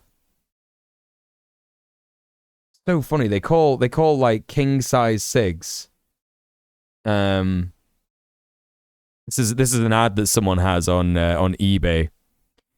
Like an old poster. Like king size cigs, they're just like not that big, are they? King size was the standard when I worked in a shop. Them Super Kings are bigger. Yeah, I used to smoke these. Like, I know I said Marlboro Reds, but I couldn't afford Marlboro Reds for long on a habit. And then I got onto these. Most people will know. Most people in the UK will know these. This is the pack that I used to get. My God. Oh, my God. That takes me back. That's nostalgic as fuck. But for all the wrong reasons. Wait, no, that's king size. Wait, where's Super Kings? Well, that's what the pack looked like. Where's the fucking Super Kings pack?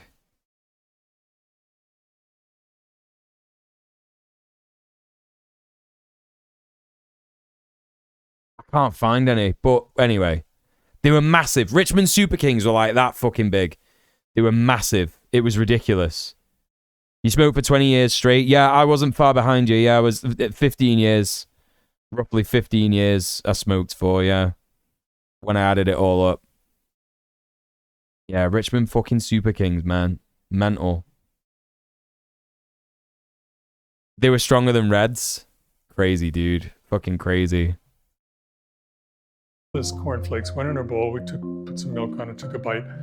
And before I could say anything, the chief spokeswoman for Kellogg's was sitting there with me, and she gets this look of horror on her face, and she swallows and she blurts out, "Metal, I taste metal, M-E-T-A-L." And I was kind of thinking the same thing, which was one of my fillings had come out and was sloshing around. And the chief technical officer sitting there too, and he's kind of in charge of all things scientific, he laughs and he goes, you know, not all people will taste that, but one of the beautiful things about salt for us is that it will mask, cover up some of the off notes, bad taste that are inherent to kind of the manufacturing process. And so that's fucking wild, chat. That's so wild. When you're eating them fucking cereals, man, they've actually just got like so much shit in them, and it like, if you take the salt out, it tastes like metal. Oh, could you imagine? The reason you see so much salt, sugar, fat, and other sort of problematic ingredients in these products is that the companies are using those ingredients as part of the industrial process. Camel Wides. What's the... Nah, I don't know if these ever got sold. Camel Wides. Even a little salt is magic when cooking. Yeah, I believe it too. I believe it too. Yeah.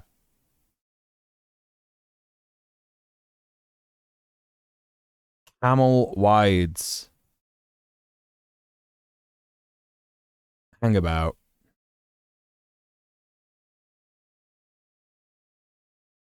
Camel Wides comparison.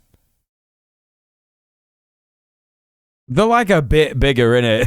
Like a bit bigger. Oh, this is like new versus old. This isn't. Wait, what? That's new versus old. That isn't even. Oh my God. There's a brand here called American Spirit. No, we have American Spirit. American Spirit used to be my favorite cigs to smoke because they tasted good. They tasted okay, actually. They tasted all right. Process for the manufacturing, for the shelf. I ended up smoking mostly American Spirit rollies. Like, used to roll my own American Spirit. Things you don't need to worry about as a home cook.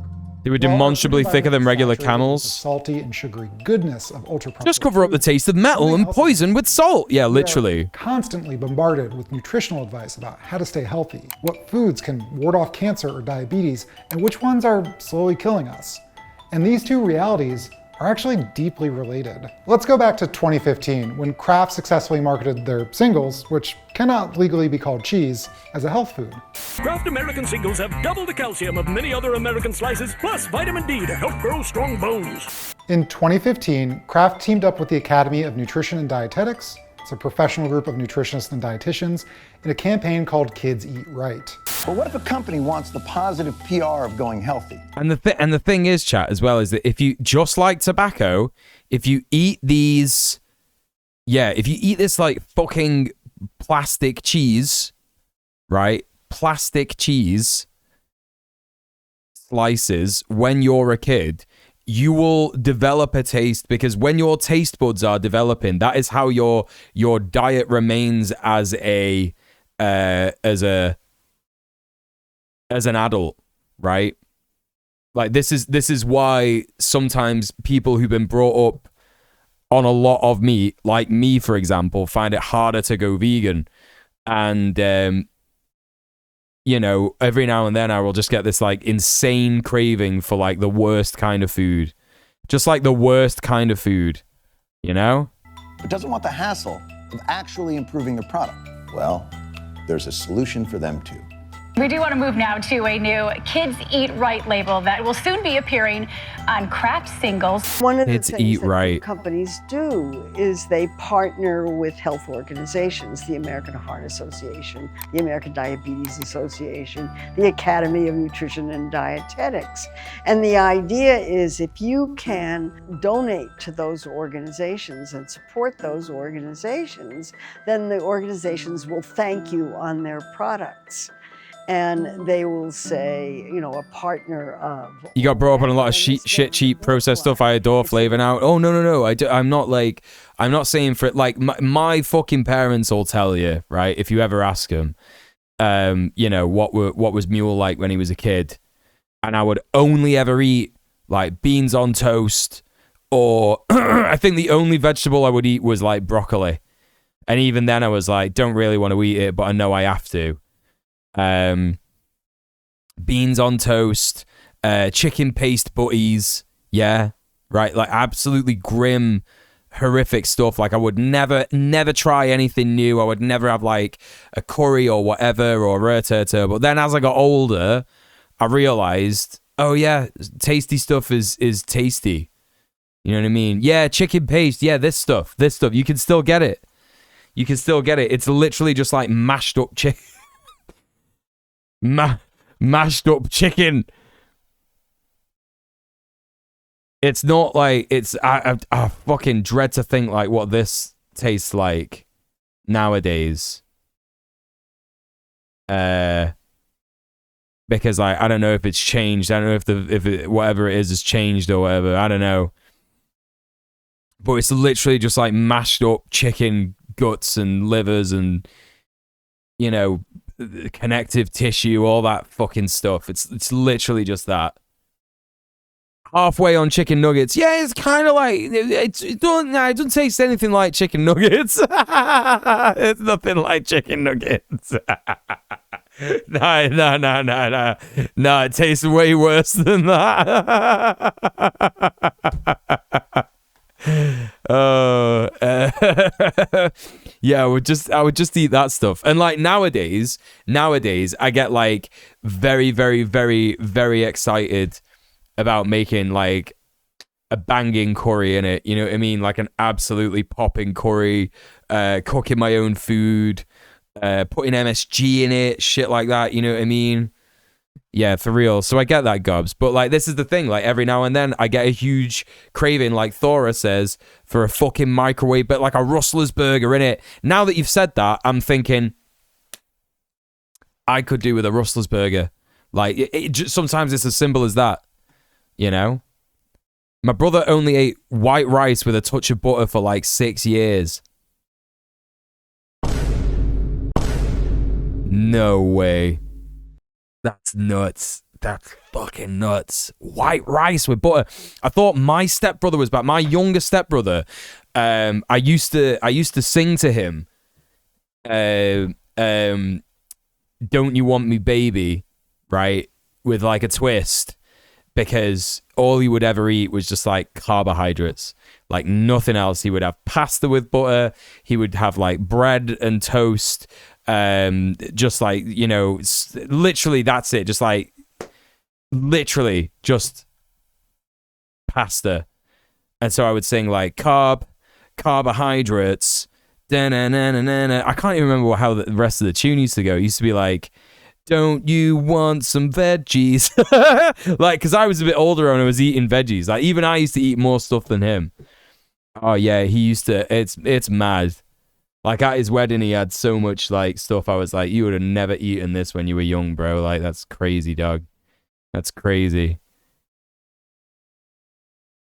My parents were really worried about his nutrition. They tried to get him to eat other things, but he wouldn't. Amazingly, he never got an autism diagnosis. My brother for years would consume insane amounts of that one brand of iced coffee out of their Tetra Pak. That one brand of iced coffee out of the Tetra... Wait, do you mean... is it called like Viz or something? Or Via or something? Endorsement of the products. As researchers begin to understand the real effects of ultra-processed food on our health, I think I know what you mean. I think I've got some in the fridge. Option to make sure the science of their foods doesn't hurt their bottom line. Sound familiar? Tobacco companies had a big problem. You know, more than 50, 70 years ago. There was research coming out that linked cigarette smoking to lung cancer. So the first thing they did was to cast doubt on the research. Not enough people in the trial. Wasn't adequately controlled. Could have been... Damn, what does that sound like, chat? Something that's been going on recently where people are talking about, oh, you know, the studies are not, they're not conclusive. There's not a right amount of people who've been studied, and oh, they don't meet our really high expectations of how to actually like take the studies seriously. Damn, tobacco companies and TERFs, a winning team. You know, they go together like bread and butter, you know? Due to other problems. When it comes to... I don't even like calling them the winning team, really, because like they're gonna lose. Ultra-processed food, the industry is stacking panels and... Muddy blue packaging, never bothered to learn the name. Foods are too broad a category, they say. People might accidentally forego a healthy food that fits the bill. And listen, there's good scientific questions around the ultra-processed label, fringe cases and exceptions to the rule, for instance. But food companies aren't trying to further the science, they're trying to torpedo it. So, number one... I remember the first time I tried a... Go together like piss and Thatcher's grave. That's right. I remember the first time I tried Twinkies because Aldi had a bunch of American food in, yeah? Excuse me. And I got Twinkies. I was like, I've always heard about these. Americans, it's in TV shows, it's in the movies, whatever. And they were like, actually Hostess, like the brand Hostess Twinkies, right? The famous one. And I got them home and I ate one. I was like, that was very, very sweet. Why does it taste like that? It's all the corn syrup, obviously. And then I had another and I was like, I don't know why I want to keep eating these. They're not even nice. Why is this? And then I had another and then I immediately got a headache. I actually immediately got a fucking headache. My mum refused to buy those. Yeah, I'm not even remotely surprised. They taste like metal to you. Yeah, for real, actually. Yeah, they do. I got a headache. I had 3 Twinkies and I just developed a headache out of nowhere. I was like, this is not good. But I had to finish them because I'm insane. So cast doubt on the research. Number 2, needs more salt. Cast doubt on the researchers. Then you buy your own researchers. You recruit researchers to do their own studies and you give them a lot of money to do. This is exactly, by the way, this is just like step by step what happened with the TERF anti-trans stuff. This is actually step by step what happened with the anti-trans stuff. It's like, oh no, the research is bad. Oh no, the researchers are bad. And then like, oh, let's get our own research. And that proves that we're right. Like, are you joking, man? And here lies the tactic behind... And global warming, yeah, literally. And global warming as well. Not just the fight over ultra-processed food, but all of the confusing nutritional... Twinkies are awful, they're so bad. ...through the media. Is the problem with childhood nutrition that they don't receive enough vitamin D or calcium? Kraft sure thinks so. Is exercise more important than diet for weight loss? I sure don't know, but Coca-Cola funded a bunch of studies that say so, just in case you thought about cutting back on soda. Food companies and their trade associations literally flood the academic space with money. Ever heard that people who eat breakfast are healthier than those that don't? Those were studies sponsored by Kellogg's and other breakfast food manufacturers. It's the food industry's advantage to keep the public confused. We can actually quantify how corrupt funding from corporations and trade groups can be. One review looked at industry-funded studies and found that 60% showed results favorable to the sponsor. That doesn't seem so bad, except that only 3% came to an unfavorable conclusion. The Dietary Guidelines Advisory Committee should, in theory, cut through all of that noise and give the American public good, scientific information so that they can make their own decisions. But 9 of the 20 members of the committee had some conflict of interest with food, pharmaceutical, or weight loss companies. The food industry doesn't want any suggestion in dietary guidelines of eating less of their products. It's really simple. Remember those...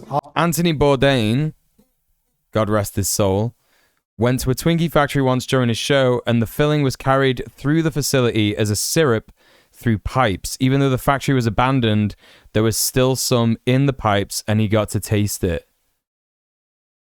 Sweet snacks are almost all sugar. Yeah, but they're not just sugar, are they? They're also corn syrup, which is like extremely bad for you.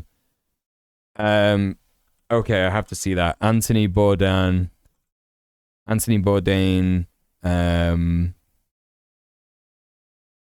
Twinkie factory.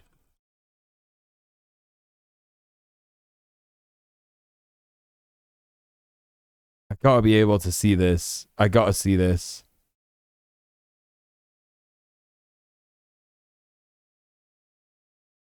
Is that what it is? Zubal Books?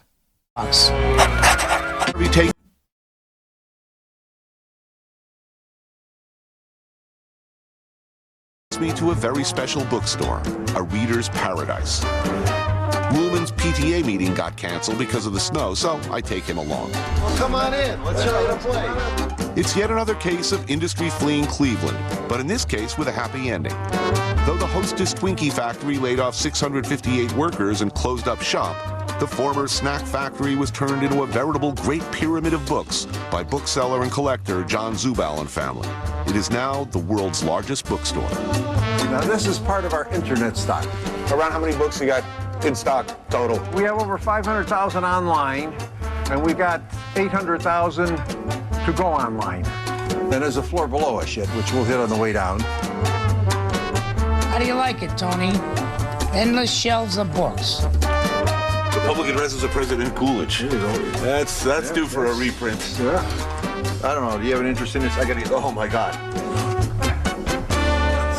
This is just. The India-China opium trade in the 19th century. Yeah. Yeah. Okay. Everybody comes away from here with a smile, I'm telling you. John, show him your autographed first editions. This room, all the books are signed and or inscribed. Helen Hayes, Laura Z. Hobson, Judy Krantz, signed. Here's an old one, Hobart. Look at this inscription. John Zubal. Now there's a guy who loves his job. All right, it looks like they're looking at the building here. And never come out. That's stainless steel. That's A1 stainless steel inside of that insulation. And it's still got Twinkie sauce in it. A happy consequence of the Twinkie people's rapid departure is the gallons of still fresh filling trapped in the pipes. Are we ready? There it comes. Oh, man. This is... Dude, This Twinkie. Wait a minute. My Twinkie doesn't look like that inside. when it's aerated, it does. Oh, that sauce is aerated. What a brave man. It's interesting because when we had broken pipes here, the flies wouldn't go after it. The rats and mice wouldn't go near it.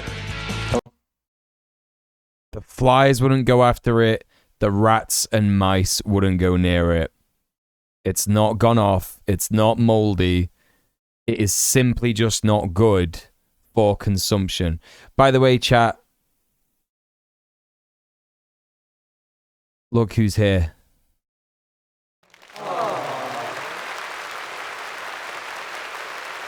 Yeah? You want to see more of him? Let's get another £20 in donos, yeah? Let's get another £20 in donos and unlock the Tom Cam. Yeah, how about that? How about that? We've had £20 already today. Don't forget, chat, this is my job.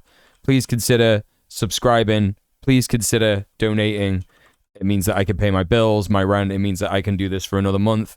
Maybe we have a really good month this month, like I said earlier, and I can go for a holiday next month for a week or so.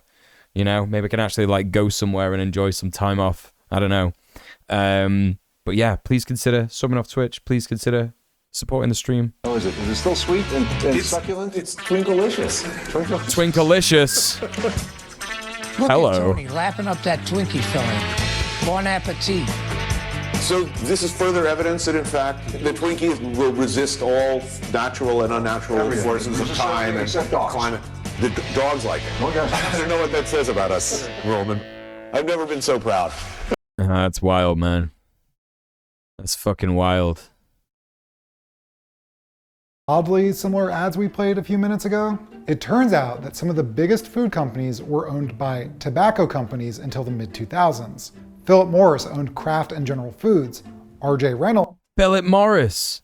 Philip Morris. I have a reading thingy on the main topic, dark PR, how corporate disinformation undermines our health and environment by Grant Ennis. Hell yeah. Owned Nabisco until Philip Morris eventually bought that too. So it's no wonder why the same misinformation playbook is being used. What I really wanted to know was, how far do the similarities go? Did the execs at Philip Morris coach Kraft on how to hide the health consequences of their products? Did they go even further and actively try to get people hooked on their products? My name is Tara Fazzino. I'm an assistant professor of psychology at the University of Kansas. For a number of years now, I've studied what are called hyper. Got it as a PDF? Hell yeah, let's go. Combinations of nutrients that typically don't occur in nature, and so they tend to be really rewarding to consume in kind of an unnatural way. So we may find ourselves like continuing to eat these foods even though like we're getting physiological signals telling us, oh, please stop, we've had enough. So yeah, that's actually really interesting, because I feel that when I was talking about that taste that I feel when I eat Cadbury's chocolate nowadays, like that's how my brain works, right? That's how my brain works. My brain is literally there like, wow, this is gross. This is disgusting, actually. You should keep eating it. And why does my brain work like that? Like, why is it like that? Peanut butter, which is almost all fat, is not hyperpalatable. But if you add the right amount of salt or sugar, it is. Like if this jar had a bunch of added sodium, or we had a Reese's peanut butter cup. We conducted some analyses and found that the foods that were produced by tobacco-owned food companies were 29% more likely to be classified as being hyperpalatable foods relative to the same types of foods that were sold during the same period of time by companies that were not tobacco-owned. Michael Moss described to me the moment during his research when his perspective on the addictive nature of these foods flipped. It took place during a meeting with a former Philip Morris lawyer. Steve Parrish, the general counsel, we were sitting and chatting, and he said to me, you know, Michael, I'm one of those lucky people who could smoke one cigarette a day, put the pack away, and not have any compulsion to pull it out again until the next business meeting or the next day, whatever. Yeah, cook some food that's not garbage. A bag of our Oreo cookies for fear of losing control and eating half the bag in one setting. And it was like so revealing to me, because it reinforced in me that they know. I mean, the heads of these companies don't eat their own products.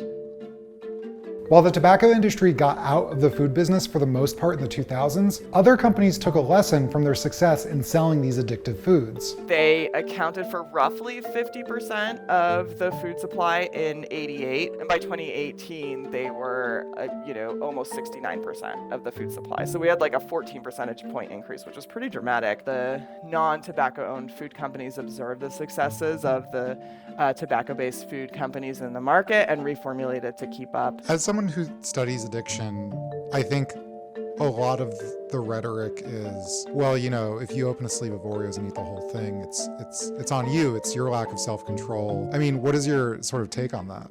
I think that narrative serves the food companies. Us as people. These foods are designed this way, and they maximize, they can maximize company profits. These are the current stakes for the Dietary Guidelines Advisory Committee. What will the federal government come out and tell the American public about the health effects of ultra-processed foods? The Food and Beverage Issue Alliance A mega trade group of other trade groups, like the Sugar Association and the American Beverage Association, have already given this statement. FBIA members caution the committee from making strong recommendations. Another trade organization has urged the committee to discontinue using the term ultra-processed until there is consensus on an evidence-based definition. I'm not going to tell you what to eat or even how to eat, but I think it's a reasonable expectation for anyone to have access to good scientific information, to have dietary guidelines that reflect evidence rather than industry funding. Ultimately, this is a first step in a long process. One of the first studies linking tobacco to cancer was done in 1950. It wasn't until 1998 that the tobacco companies conceded and struck a deal to pay states for the medical damage they'd done and stop their aggressive and deceptive marketing practices. If we don't start now, we won't get another chance to set the record straight until 2029. Well, there you go, chat. Pretty fucking good stuff. Pretty fucking good stuff. All right, it's time to check out whatever the fuck this channel is. I don't know if we're even going to watch this one video because I don't know if I showed... Did I show everyone this guy the other day? Did I show everyone, like, the fucking...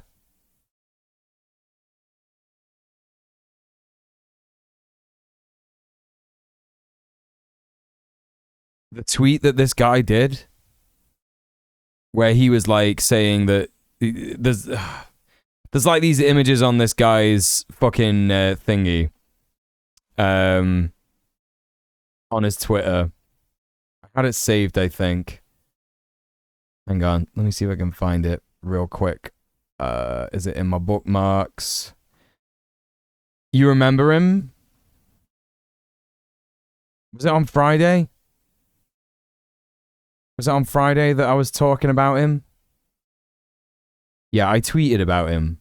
Hang on. I can find it. I can find it. Yeah, so... Damn, I gotta delete Twitter on my phone, man.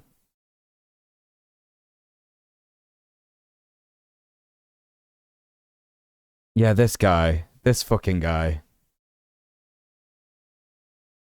Anarchy history. Saying with these takes like, tankies are really something. If they think the Houthis have even the remotest chance of surviving the sheer amount of democracy they're about to receive, they're dumber than I thought, and that's a low bar. Meanwhile, my man has like this fucking thing pinned on his profile. What's the next thing? Yeah, his fucking like weird ass YouTube. The Lockheed leftist. Like, so insane. Like, you're just not a leftist, dude. If you're... Like, how are you an anarchist if you love Lockheed Martin? Like, what is happening? So that's this guy's channel. I don't know, like, what kind of videos he makes, really. But it seems to be, like, history and in an anime way. And some of these are, like, fucking 5 hours long. They must be, like... A complete history of USS Enterprise, and no, not the Star Trek. Not the Star Trek. USS Enterprise. Horrible history of Russian fighter planes, a communist catastrophe. Putin's puppets, the Republican Party. It's just liberal shit. This is just liberal shit. It's just all liberal shit. The end of Wagner Group. It's just so bizarre. His profile picture has an RAF roundel, yeah. An infuriated historian reacts to COD Vanguard's D-Day mission. I don't think this guy's a historian. I'm gonna be real. I don't think he's a historian.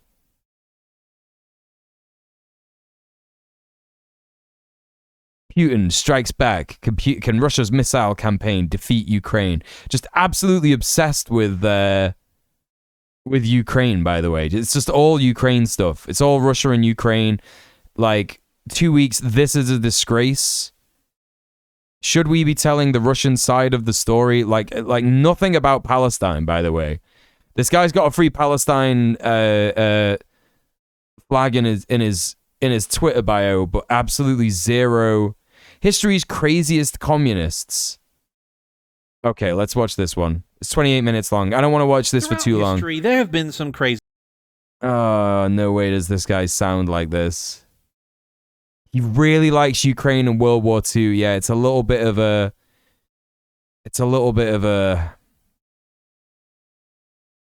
Yeah. Oh, wait. Sponsor Atlas VPN? Isn't that the one that's made by Israel? Yeah, he can't be making any Palestine videos. He's not allowed. He'll lose that sponsorship deal. All right, let's see what this guy's saying. Throughout history, there have been some crazy political movements. There was the leader of the Taiping Rebellion in China, who thought he was the younger brother of the big man JC.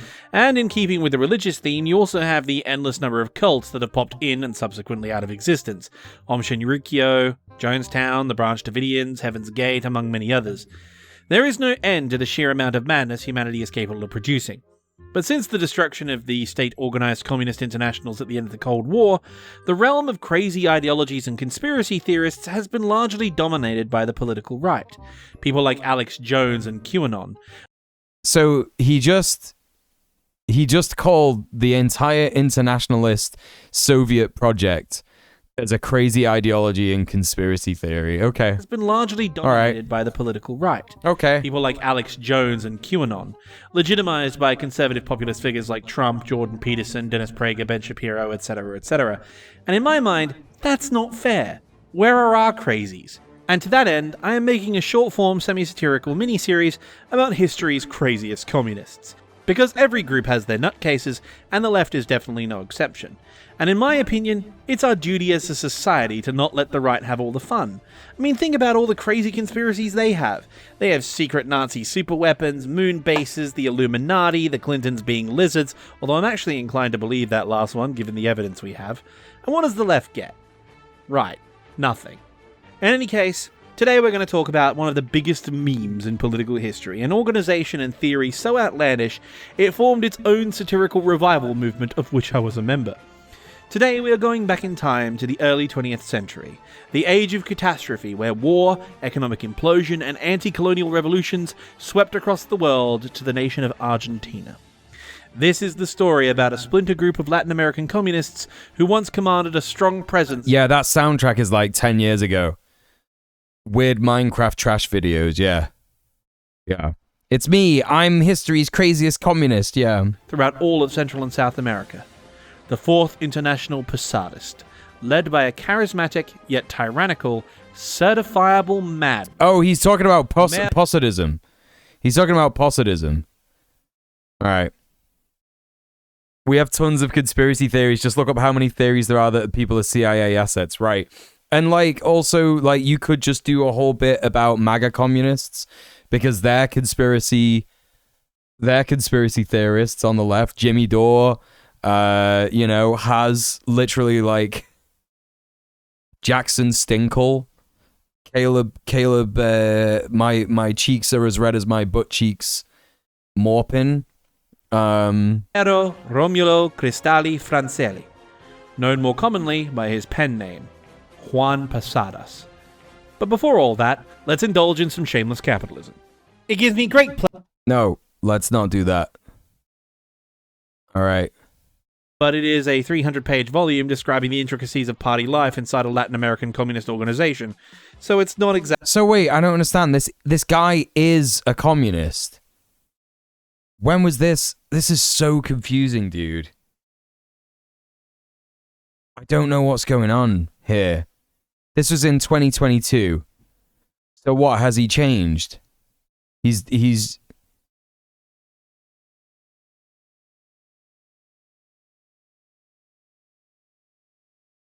I don't understand. Like, he's going around calling people tankies, and he's got like an avatar of him with a hammer and sickle on it. This is so confusing, dude. This is a disgrace. Let's watch this one. What's this one saying? On March 18th, 2024, the Australian Broadcasting Corporation, or the ABC for short, funded and subsequently aired a documentary on their program Four Corners, made by Journeyman Pictures. The documentary in question is titled Ukraine's War, The Other Side, and attempts to present an alternative view of Russia's invasion of Ukraine by embedding with the Russian forces on the front line while interviewing the various individual soldiers encountered.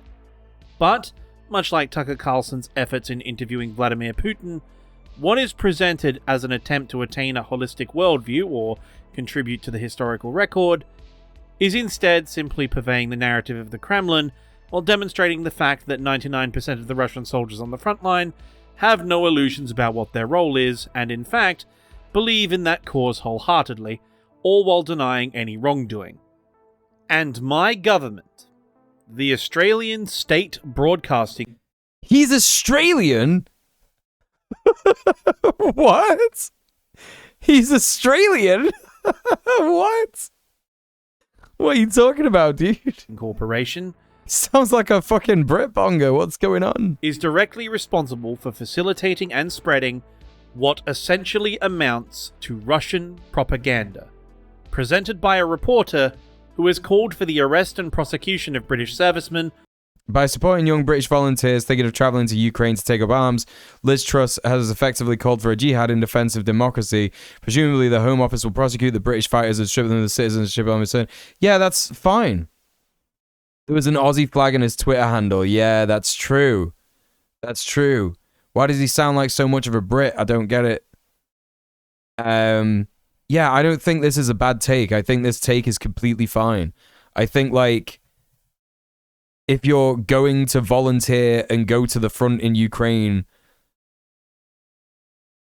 I don't know. I think you got like mad big problems. I think you got NATO brain. I think you need to be fucking like, even calling for them to be stripped of their citizenship, despite claiming professional neutrality in his reporting. Okay. And also, you know what this is in response to, right? You know what this is in response to, chat? This is in response to Liz Truss denying the citizenship of Shamima Begum, who was a young British woman who was groomed and, you know, basically convinced to go and join ISIS, and she was completely abused in all manners, and people were talking about how it's not fair. She was a child when it happened. She obviously doesn't believe in any of that stuff anymore. She was coerced. She was groomed into it. And we should allow her back into the country to give her like asylum back to where she actually lives. And the Conservative government is like, not done that. And he's talking about the absolute batshittery of Liz Truss encouraging young British people to go and do the same thing but in Ukraine. And they obviously won't get the same treatment. Like, come on, dude. Be honest in what you're talking about. Stripped of their citizenship, despite claiming professional neutrality in his reporting. This... Yeah, but that's his Twitter account. He's tweeting about that on his personal Twitter account. You could probably be neutral in your reporting for ABC and also just like tweet stuff on your personal Twitter account. Like, absolute come on, man. Disgrace. As an Australian, a patriotic Australian no less, who has been covering this war from its very beginning, patriotic Australian. But he's an anarchist. Patriotic Australian, but he's an anarchist. Make it make sense, dude. Hey, Morrigan, what's up? Fact that my government, my tax dollars being spent in my name, have been used to put a former member of the Wagner Group on camera and giving him a platform to deny the war crimes committed by the group, while specifically claiming that the massacre at Bucha, an event I was one of the first independent channels here on YouTube to cover... It completely confirmed straight away he's not an anarchist at all. Not even remotely. Not even remotely. Anime stand-in. This is like Chud Bingo, chat. This is genuinely Chud Bingo. Sounds like a bootable offense to me. Yep. Patriotic leftist in the same sentence. Yeah, Pat suck. I don't know if this guy knows what his political beliefs are. Yeah, I know what they are. Red alert! Red alert! Red alert! Enterprise. Was not committed by Russian forces, that it was manufactured and faked. All crew battle stations. Overwhelming third-party evidence to the contrary. You were getting Pat Sock When I was vibes, yeah. researching my report on the incident at the time, I filtered through the raw data coming through the various online resources uploading it. And while my experience does not even compare to that of the... I filtered through the raw data. Like, just when I thought that, like, the American way of saying data can't get any weirder, the Australians just have to go and one-up a minute. Data. I've been going through the data, and what I'm finding out is, I don't know what I'm fucking talking about, mate. People who first responded to the incident, I won't ever forget the things I saw. And the idea that my government is directly platforming this narrative. But my man is obsessed with Ukraine. He's, for some reason, commentating on Twitter, talking about, like, you know, probably using anarchist in the edgelord meaning. Okay, I'll tell you what I actually think. I think that this guy has been brain poisoned by debate bros. Right? Speaking of which,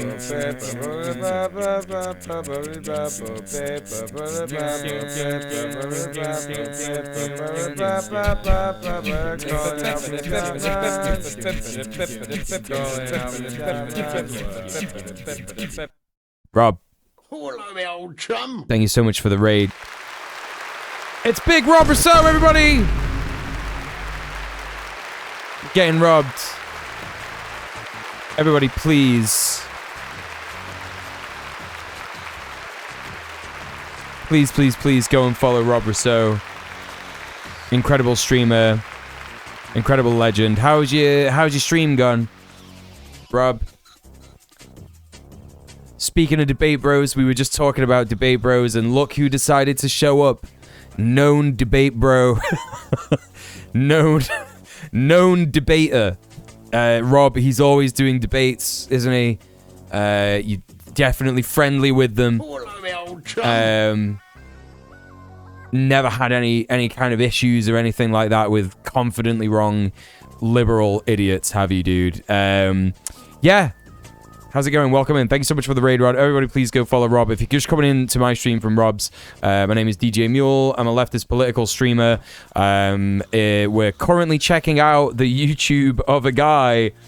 Did I save this image? I didn't save it. I'll show it you. I'll show it you again because it I really got to show the Rob Rousseau audience the kind of guy that we're dealing with here. Just so you know, this is why I decided to talk about this guy today. So this is who we're looking at. A weird anime history guy. His name is Anarchy History. Any of the robbers know this guy? Welcome in Moist Owlets, KGG Genie, Moss World, Comrade Social Distancing, Carrier Wave, Dr. Maggot, hello, Bonbon C3PO, Weenus of Law, hello. Thank you for the follows, by the way, as well. Kill Panic, welcome in. Dakadoon, hello. Ice Tray, good to see you. The name is cringe. That post aged well. Oh yeah. Well, look, this is what he said. Yeah, okay. Rob's got a black belt in verbal jiu-jitsu. It's true, I know that. That's why I'd never enter into a debate with Rob. I know I would lose. Rob calls it verbal MMA, in fact. Rob versus Destiny was epic. So epic, yeah. Lib saying tanky is the same. I have no idea what words mean. Energy is the GOP calling stuff communism. Yeah, it really does. So, yeah, this guy's like, tankies are really something. If they think the Houthis have even the remotest chance of surviving the sheer amount of democracy they're about to receive, they're dumber than I thought. This guy, like, he calls himself the Lockheed leftist. Slava Ukraine. That's a red flag. Free Palestine. Hashtag NAFO. Right? And he's got this mess. This absolute fucking mess. pinned to his fucking to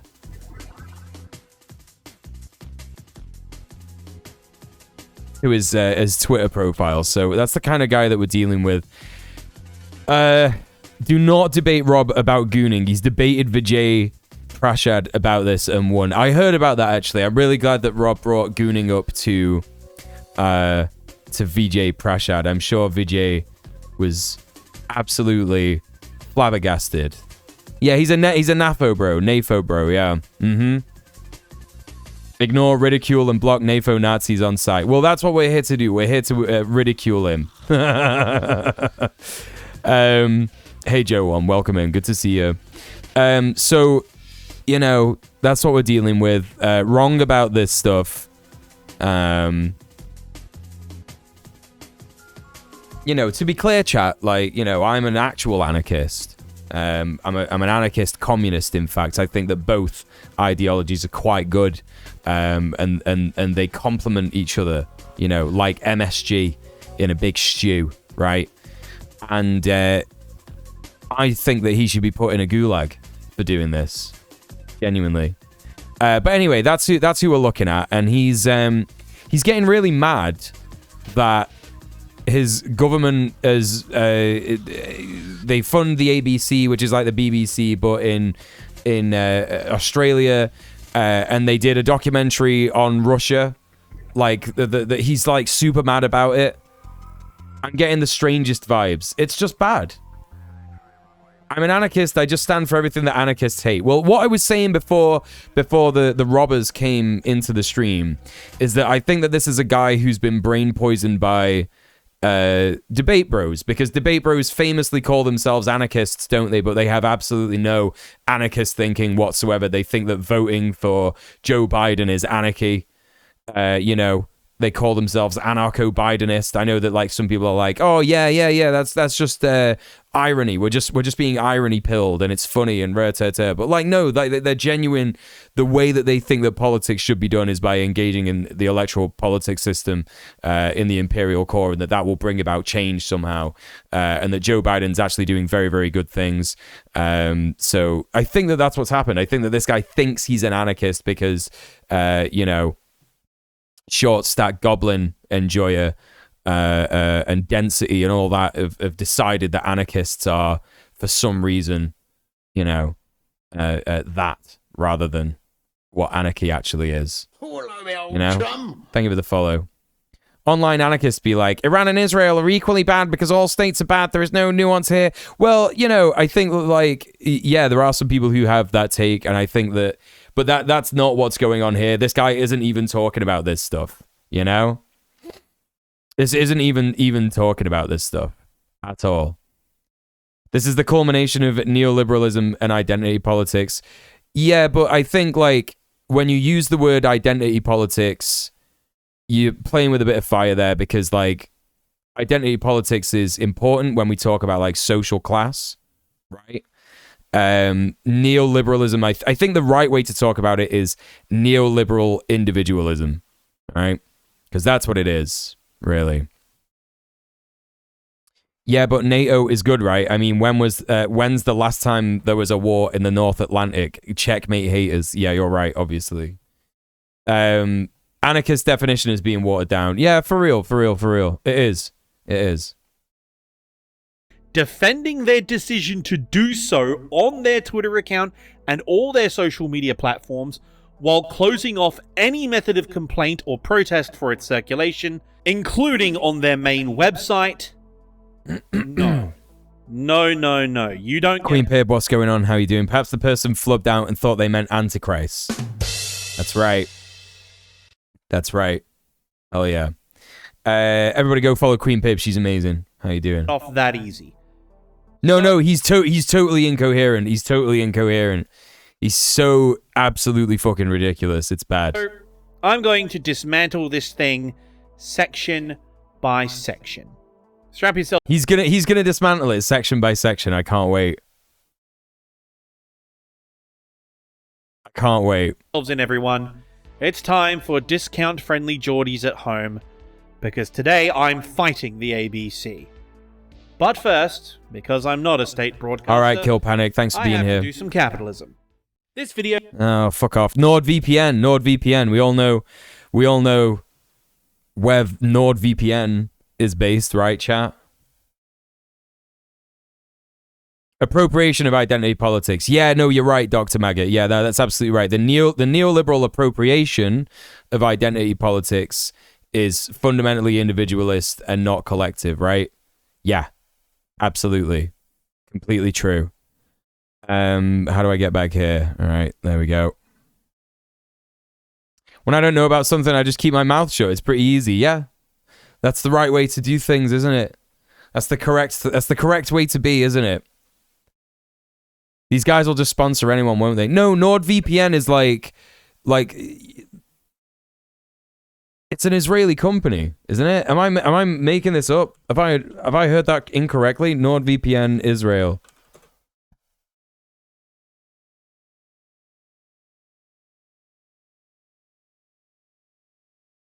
Have I got that wrong? Oh, it's Lithuanian. Oh, that's my bad. Oh, I thought it was like someone told me. What's the VPN that's is it Atlas VPN? Anyway, never mind. Help the channel. Hey, Electric Kitty, how you doing? Welcome in. Now, back to the video. All right. So we will start this mess off at the beginning in the presenter Sean's own words. I was warned not to go in with Private internet access is Israeli, if I remember correctly. Thanks, Nace Zero. the Russians. And some people ask, should we even be telling their side of the story? Better Help and Raid Shadow Legend is. I don't know about Nord. Yeah, that's right. But when I found myself riding into battle with the Russian army, This is going to be another fucking situation where I turn up these bits really loud, and then the bits where he's talking are going to be extremely loud. I began to think I might have gone too far over to the other side. But at that point, it was too late to turn back.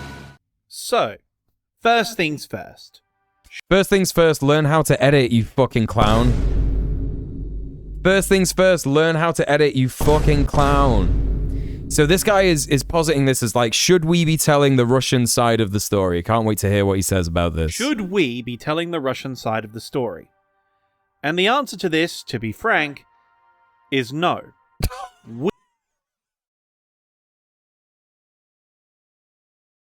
Like, what purpose does that serve?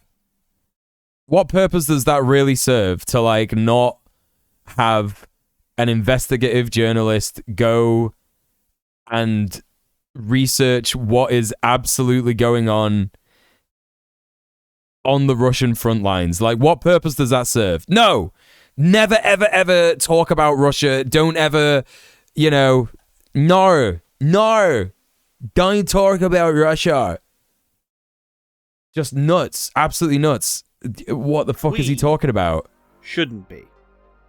Academically, as a historian, I am, of course, despite my own personal views on the situation, adamant that we should secure as much primary source material as possible from Russian personnel regarding their invasion of Ukraine. Right, so how is that not doing this?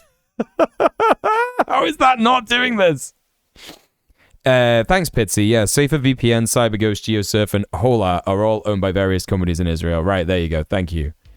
However, this war is unlike any other war seen before in our history. No, it isn't! What are you talking about? What? Okay. He's not a historian, is he? He's not. He's just not. I said this earlier, didn't I? I said I have a feeling that this guy isn't a historian. I said that, didn't I? I said I have a feeling this guy isn't a historian. And he's not, is he? He's not. He's actually not. If he just said no, okayed some funny music and moved on, I'd actually respect more. Yeah, for real. For real. In that the combatants on both sides have both the ability and one could even say the social imperative to share their experiences directly to the public. What are you talking about? What do you mean, dude? Without the filter of either journalists or the state. ExpressVPN. That's the one. ExpressVPN. Yes. Jesus Christ. He has thought about majoring in history, yeah. When you see debates raging both online and in the halls of power regarding the war, the information published by both sides is treated with extreme skepticism, and rightly so. Nations at war, particularly Eastern European nations which have very tight press control even in peacetime, have a vested interest in pushing their propaganda narrative regardless. If Ukraine is to be believed completely, that's the VPN you use. Oh, that's it, Weenus of Law. It's game over. It's game over. You're supporting Israel. Oh, it's time to get cancelled. Everybody, Weenus of Law is completely cancelled despite their amazing Twitch name. Nah, it's okay. Like, you just found out. Like, you can cancel it, right? Get another one. Get a different one. It's all good.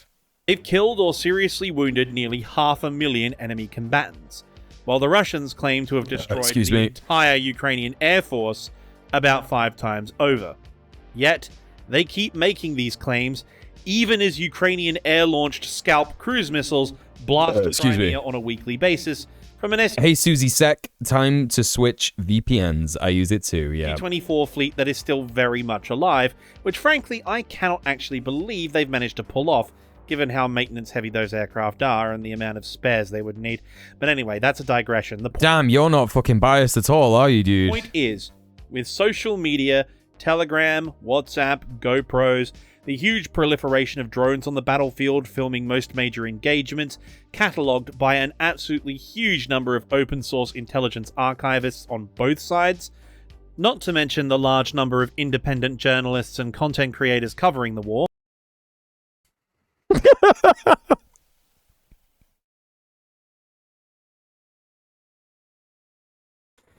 Independent journalist Dylan Burns TV.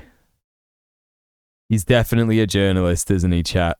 He's definitely an independent journalist. People like myself, my friend Dylan Burns. Oh, Dylan Burns' friend. Yeah, that's why he thinks he's an anarchist. That's why he thinks he's an anarchist, because he watches Dylan Burns' content. As well as the considerable number of war bloggers. Okay, that explains everything. On the Russian side. That explains everything. A reporter working indirectly for a state broadcaster, especially given the content and context we will see later throughout this video, doesn't add any insight nor any content of historical value. Based on what? Like, what? What? I suppose if Tim fucking Poole could be a journalist, why not? No, he's not a journalist. Like, this is what I mean. This is what I mean. Like, everyone's just out here like, I'm a journalist. I'm a journalist. You know? Has he gone to uni or journalism school? Well, I'm not about to, like, gatekeep who is and isn't a journalist. I guess I would judge someone on whether they are or are not a journalist on the kind of reporting that they do. Right? Who's Dylan Burns? Yeah. Yeah. That's right. Stay in the dark. Yeah, there's no need. Don't you worry, Prince. You don't need to know. Yeah, Wix, that's right. Hi, unelectable airwaves. How you doing? Good to see you. Dylan Burns he's just like another debate bro. That's all. Just another fucking idiot debate bro. Rather, it does something very harmful. It adds legitimacy to Putin's invasion. It aims to both sides of the conflict. How? How is it doing that? I really hope this guy explains this shit. And push a narrative that directly undermines support for Ukraine's resistance to the illegal assault on their country. A commenter on my Twitter feed said it best. Remember when Ed Murrow flew to Paris in June of 1944 to interview the SS troops fighting in Normandy?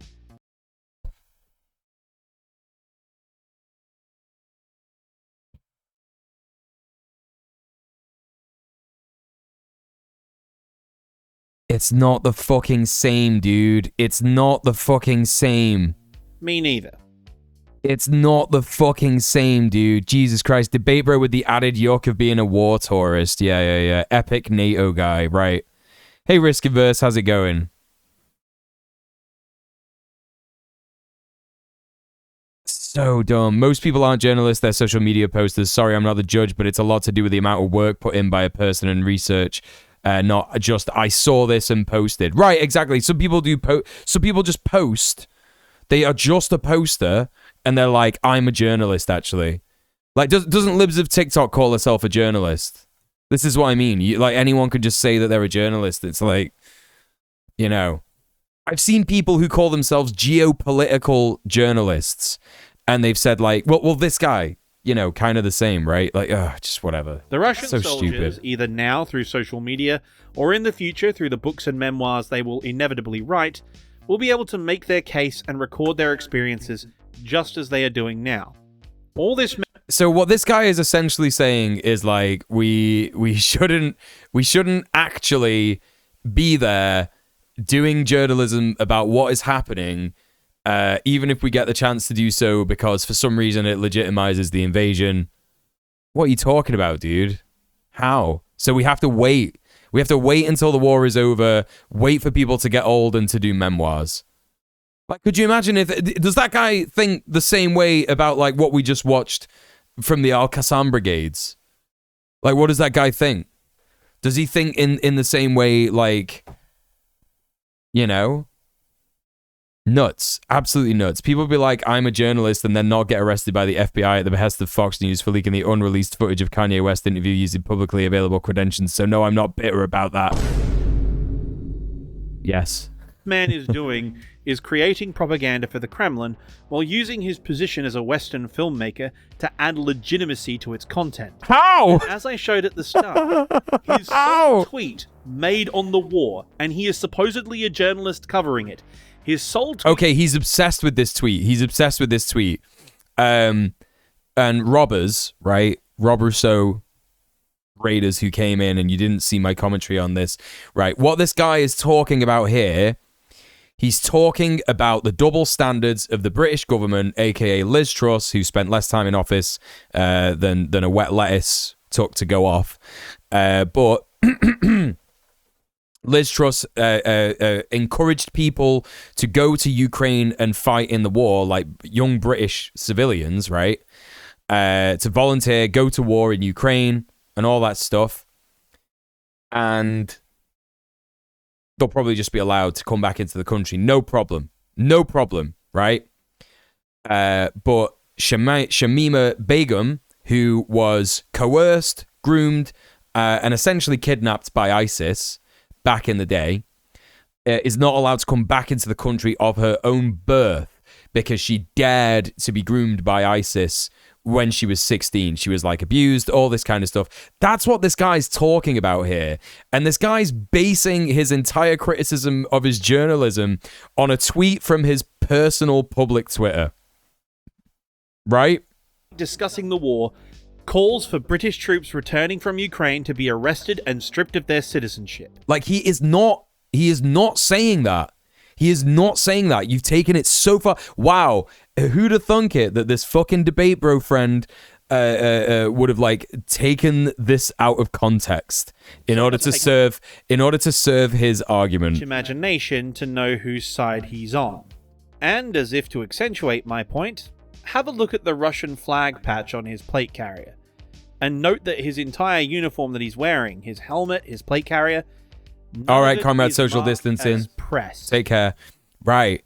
So weird. Whoa. So weird that he's got like the Russian flag when he's with Russian troops. Like, come on, man. Which is very interesting because you'd think as a journalist in Ukraine, he would clearly mark himself as press. Anyway, moving on. I'd read all the reports on war crimes. Oh, learn to edit. Down from Moscow, I didn't really know what to expect. The Russian-occupied territory in the east of Ukraine, known as the Donbass region, had been under an effective media blackout. I know this is a small thing, and I may be reading into it too much. Damn, I don't know, dude. No, I think you're probably like really, really, really of sound mind, and I think you're being really objective about it. I don't think you're being weird about this. I don't think you've gone completely off the edge here. Yeah, I think you're gonna be okay. Don't worry. I don't think you're gonna be reading too much into it. But the framing language he uses in the overdub seems very well laundered. The documentary itself is titled Ukraine's War, not Russia's invasion, not the Russo-Ukrainian War. It's simply titled Ukraine's War. And he states that he has heard the reports of war crimes. He doesn't say Russian war crimes, he just says war crimes. Now, in every war, there are atrocities on... Dude, I think unless you are like an actual baby child, right? Unless you are an actual baby or a child, you're going to be able to tell that he's talking about Russian war crimes. You know? On both sides. In fact, war in of itself is an atrocity. But given the evidence we have, it's very clear that the Russian occupation has led to devastation, mass graves, roundups and deportations, with efforts to Russify Ukrainian children. There's a word for that, by the way. It starts with G. So I think we should be called... Is he trying to say that there's a genocide happening? Is he trying to say that there's a genocide going on? Is that what he's doing? Calling a spade here. But let's get back to it. He continues on and travels to the Donbass region, and this section does start... This is depraved, actually. This is depraved. Better, as he correctly refers to it as Russian-occupied Ukraine. War itself is an atrocity. That's why I support Lockheed Martin. Right. However, the segment quickly transitions into interviews with DPR fighters, who are very quick to say that they are fighting for hearth and home, defending their families, defending their homes and firesides. There is a particularly striking moment with this soldier here, where they use a dramatic frame skip slow motion effect to emphasize the very real trauma the man has experienced. The horrors of war afflict... My guy needs to stop doing the Chuckle Hut bit. We're not supposed to do that spade bit anymore either. Wait, what? What do you mean? All those involved. This isn't a new revelation. Anyone who's read... He means grooming. Nah, he doesn't. No, I don't think for a fucking... No, he's trying to say that the Russians are doing a genocide. He's trying to say that. All Quiet on the Western Front can confirm that. Its emphasis here, though, is to garner sympathy. And perhaps for the separatist regions, there is a discussion to be had there. But I would point out that there is a very stark historical parallel with how this entire discussion is being... Calling a spade fell out of favor because white people wrecked it 100 years ago to talk about black people. Oh, I did not know that. All right. My bad. I had no idea. I literally had no idea. Framed. And that parallel is the Confederate Lost Cause mythos. Wait, what? Yes, we are defending our homes and families. We are fighting for the Donbass. We are fighting for states' rights. Or in this case, our oblast's rights. Bro, he's I don't like Russia, right? I don't like him, right? I don't think Russia is good. I don't think Putin is good. I'm pretty sure Putin would like fucking give me some of that good old what do you call it? Like slowly working radioactive slime to kill you, right? Because I'm a queer guy, yeah. And I'm also a political commentator. But like I don't think they're the same as the Confederacy. Like, what are you talking about? The Confederates did slavery. What is he talking about? So weird. So weird. This white debate bro needs to shut the fuck up. I know. What is happening? This is so stupid, dude. I've noticed the State Department has begun coordinating its propaganda efforts towards conflating the conflicts in Israel, Ukraine, and Taiwan. Yeah, no, for real, it has, yeah. No, it has, Hundo, man. I agree, yeah. Because that's how it wants their civilians to think, you know, attacks regarding, like, wars and military operations regarding, you know, towards the Imperial core. Like, it's all the same stuff, right? You know what I mean? It's largely effective because Americans have dog brains. Well, a lot of them do. A lot of them don't. You know, I think largely a lot of people know that what Israel is doing is bad, for sure. Trying to impose any sort of precedent from US history on anywhere in Europe at large is just so fundamentally wrong. It's absurd, yeah. It's completely absurd. Like, what is going on? And so the timeless refrain comes back. States' rights to what? What are you talking about? What? The leap in logic. This is nuts, dude. This is nuts. This is so insane. He's genuinely saying, he's like made up a thing, and then he's speculating on that thing that he's made up. Absolutely nuts. In this case, it states rights to secede and join the Russian Federation, condemning half the residents of the Donbass, if not more, to a Russian occupation which, in the words of a Russian soldier we'll meet later, they categorically don't want. But that isn't the worst of it. Oh no. The most egregious part of this entire section... As an American, I have such little faith in my neighbor's understanding of the world. Yeah, but you're an American. And you've got a good understanding of the world. There's a lot of Americans in the chat who have a good understanding of the world. Always remember that, folks. Always remember that. Most people are good. Most people are good. Is his conversation with this soldier, a former member of Wagner Group, who says this. News every day about how when the Russians left, there were all these bodies and they were accused of war crimes there. Ну, так, нам сказали, мы поехали просто-напросто. Там все культурно было. Там, мы вышли 1 числа, 4 это в сети появилось. Мы сами увидели друг на друга, посмотрели, хотя этого не было. Это вранье. Now, do I really need to elaborate on this? There have been no less than 3 different independent full-scale investigations of the Bucha massacre. Amnesty International, the United Nations Organization for Human Rights, and the New York Times, all of which go into specific detail. Yeah, look at all these look at all these amazing Americans in the chat. I'm proud of you all, yeah? I'm proud of you all. The largest block of Americans have no idea what is happening, let alone have thoughts on it, partly due to the fact that staying alive in America takes most of your time. Yes! There are lots of people who are at their heart's good here. Unfortunately, capitalism leaves most of us too tired to learn better ways of being in the world. Yes! That's right.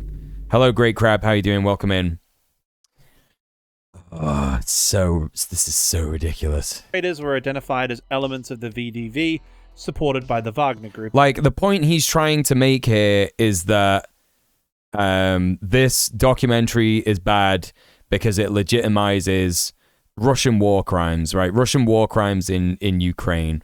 I think you would probably have to go a lot further than that. When you have a whole subset of YouTubers who are saying exactly what the Imperial Core wants them to say about the Ukraine-Russia war, I don't think for a second that this one little documentary is going to sway public opinion for people to be like, oh, you know what? I sympathize with the Russians now. And Kadyrov's Chechens. What? While I can't show any of the direct research images from my own original investigation due to YouTube's terms of service, I can... My own original investigation? What did you say? Images from my own original investigation due to YouTube. Oh my god.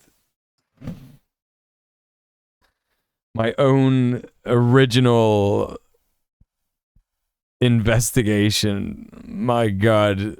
Boots on the ground. Hell yeah. Maybe we should watch that. I don't know.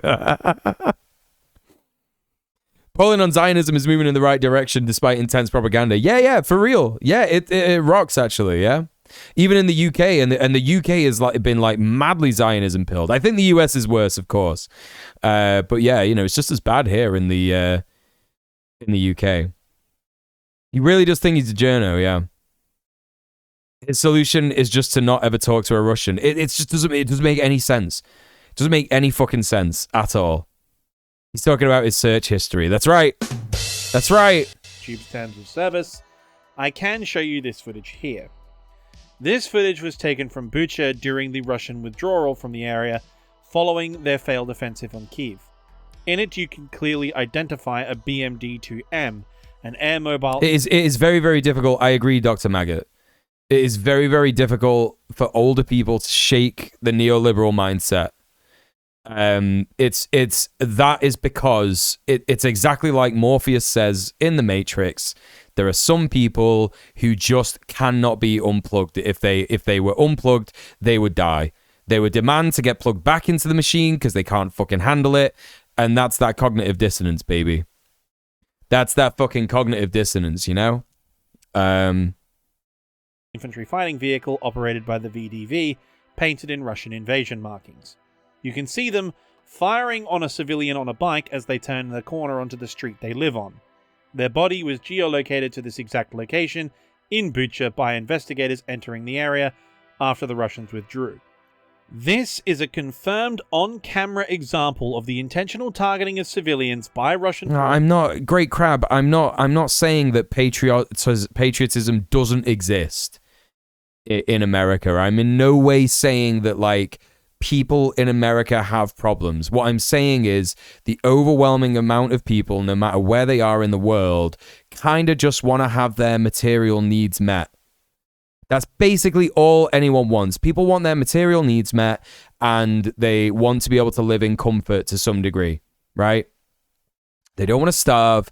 They don't want to be forced to participate in like a stupid fucking machine, which involves going to a cubicle office to slave away the days of your very, very precious, wonderful, unique existence in this life, in this dimension, in this universe, whatever you want to call it, you know, because for some reason you have to do that to get obedience tokens in order to survive, right? Most people don't want that.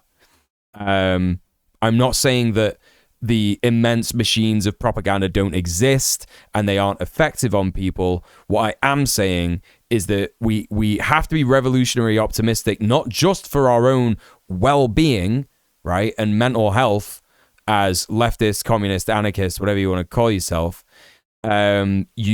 you know, but because it's correct, it's true. Revolutionary optimism is not just like a bury your head in the sand and things will get better. It's like, no, get out there, unionize, organize, start a mutual aid network, fucking, you know, join a tenants union, join your trade union, join your workers union, join the IWW, start a queer union, start a women's union. You know what I mean? Like, all these things are still possible. We're still, like, I say it on Red Planet all the time, you know, and if you don't know about Red Planet, fucking tune into Red Planet every Sunday. Robbers, I have a feeling that you'll enjoy Red Planet. But, you know, I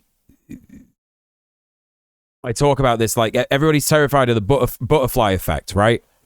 Everybody thinks about that, like, hypothetical scenario where you get put back into the past and you stand on a twig and then you come back to the present and everyone's a dinosaur, right? But no one thinks about how you can actually do that now. Right?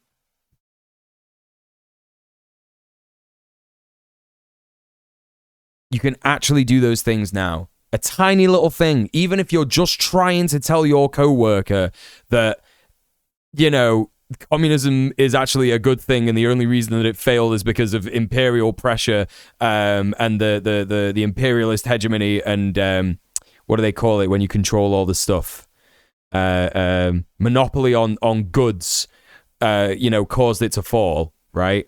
Extreme pressure, extreme threat of war, constant coups in the imperial periphery, all this kind of stuff. That will have an effect on someone. You know, that will have an effect on someone. Because I'm telling you right now, I remember the very moment that I read about communism in the history books at school. Because they teach you about that here in the UK, right?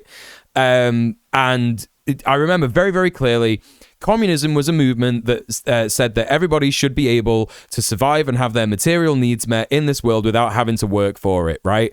And I was like, that sounds amazing. That sounds really good, right? And I'm pretty sure I asked the teacher, I was like, but sir, that sounds dead good. Why does everyone think that that's bad? And then he probably said some like just nuts McCarthyist shit, right? You know? Also worth noting that a lot of the people who have shitty beliefs got there from being wrong about why their material needs aren't met. Yeah, absolutely. Which is from propaganda from the people in power, right? They have the monopoly on that stuff as well, right? You know? forces inside Bucha by the units implicated in the investigation, backed up by no less than 3 exhaustive investigations by 3 well-reputed independent sources. And Sean the presenter here decides not to raise any challenge to these claims or any objection to the man's assertions. I had a meeting at my credit union last week, wore my N95. The lady I worked with told me she wanted to wear a mask again and help motivate her. Let's go! Small fucking things, chat. That's all it takes. That's all it fucking takes. Alludes to it, but he does not refute it, citing potential risk to his safety if he does so, which in my mind removes all credibility from his report, for the simple fact of what... You've already said a load of things that you think remove all credibility from his report, right? What does he say? Investigations by 3 well-reputed independent sources. And I asked the same thing my teacher said, because humans are selfish and always want to be on top. I hate that human nature lie bullshit. I hate that shit so much. I remember when my mum told me that communism is where everyone shares everything, I was sold. Let's go! That's right. Yeah, monopoly on press, monopoly on violence, monopoly on commodities. You know? I got, it's against human nature. Yeah, nonsense. Just nonsense. It's nonsense. Human nature is supporting each other. We're a collective species. We wouldn't have, you know... Yeah, it's a human invention, isn't it? You know what I mean? Communism is a human invention. And lots of people agree with it. My co-workers hate me because of my opinions, but I still share them and defend them. I might not exactly know where I lie politically, but I know what's right and what's wrong. I think, like, you could probably really benefit from watching the last episode of Red Planet, Sweet Beat. It'll be out in a couple of days. We spoke to a union organizer called Tilly, and she has, like, some really, really good info about how to, you know, unionize your workplace and stuff, even if you're a remote worker. And it's really, really, really good stuff. Really, really good. A lot of the times people don't want to talk about things like... They don't want to talk about things that don't affect them. So, you know, if you're talking to, like, a straight person about queer rights, they're not interested. They're like, whatever, like, I'm not homophobic, so I don't care, right? You know, I mean, obviously it's different if they're going on about queer rights all the time, saying that they want to, like, you know, destroy trans people or whatever. Like, that's a different ball game. But genuinely, like, you know, they want to talk about things that affect them. Been talking about unionizing, it's just overwhelming. It's hard. It's a struggle. It is a struggle. Like, I won't sit here and say that, like, organizing is easy, innit? Like, I've been organizing now. I've been doing activism for like 2 years, over 2 years. And it's difficult.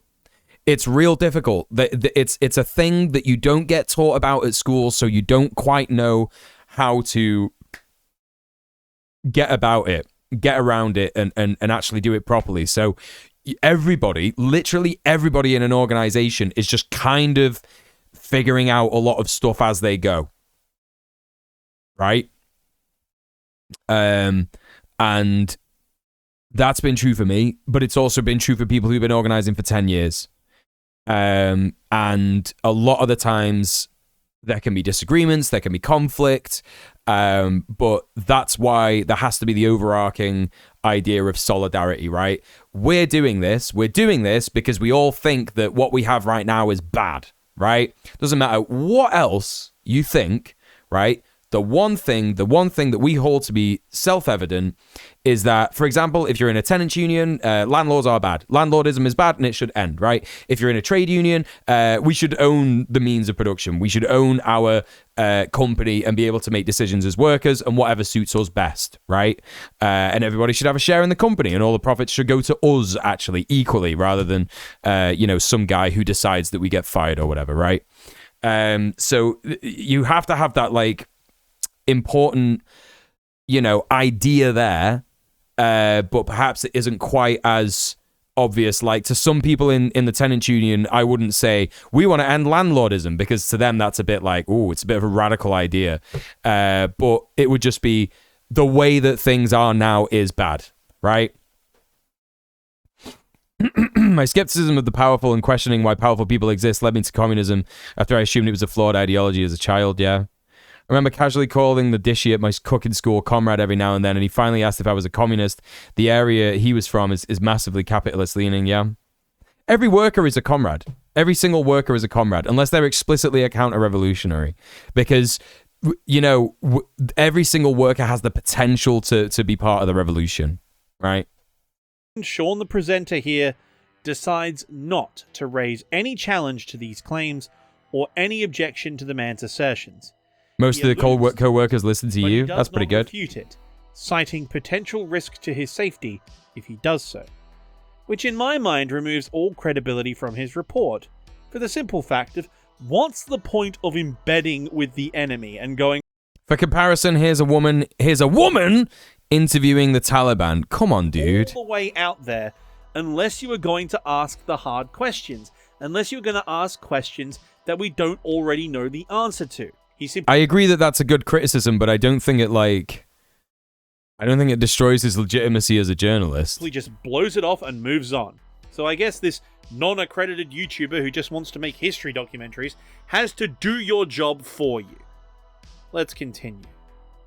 Notice the unit... I was just about to say, how many times has this guy lost all credibility? Yeah, for real. He's embedding with here. All of them are rocking Putin patches, and they also seem to be remarkably clean compared to the guys working on that T-80 over there. It's very obvious that these are his handlers. Though I must confess, Sean's begging for sympathy does work on me here a little bit, simply because of that crewman complaining about how the whole vehicle needs to be torn down and rebuilt, and that speaks to the soul of anyone who knows the slightest thing about maintaining an armored vehicle. Especially that abomination with its gas turbine engine. I've heard things said about the Striker IFV that would get me demonetized forever with the amount of foul language that accompanied it. So I have some sympathy. But unless he drives that tank to the front... I have some sympathy because I know about tanks. What are you talking... This guy is incoherent. Like, he's truly incoherent. Abandons like, what kind of point is he trying to make? And then deserts or surrenders to the Ukrainians. That's the limit. That's a really good point, Dr. Maggot, by the way. When people say that capitalism is human nature, they think that the Roman Empire is the beginning of human history, yeah. For real, yeah. Excluding any indigenous culture. He's just saying words, isn't he? Yeah. He would be a lot happier making videos about Ace Combat. True. Yeah, and also, that's true, Thazadar. A few minutes ago, he was calling himself a fucking independent journalist, and then he said, oh, I'm just an unaccredited, YouTuber. I'm just a YouTuber, man. Of my sympathy. And speaking of sympathy, his interview with this 19-year-old is more both sides bait. Товарищ, good man. And было все разрушено. Потеряли очень много бойцов при взятии Изюма. Было обидно то, что сдали Изюм. You lost friends? Yeah. Oh no. Oh no. You get to see the working class go through the trauma of war on both sides. Like, this guy... I actually think that this thing that he's got on is AI, by the way. You know this, anime avatar he has? I'm pretty sure it looks a little bit AI. There's something about it, to me, that is just, very not good art. And, yeah, I'm kind of convinced that it's AI at this point. I feel like when people say handlers, they don't want to actually hear what people are saying. Yeah.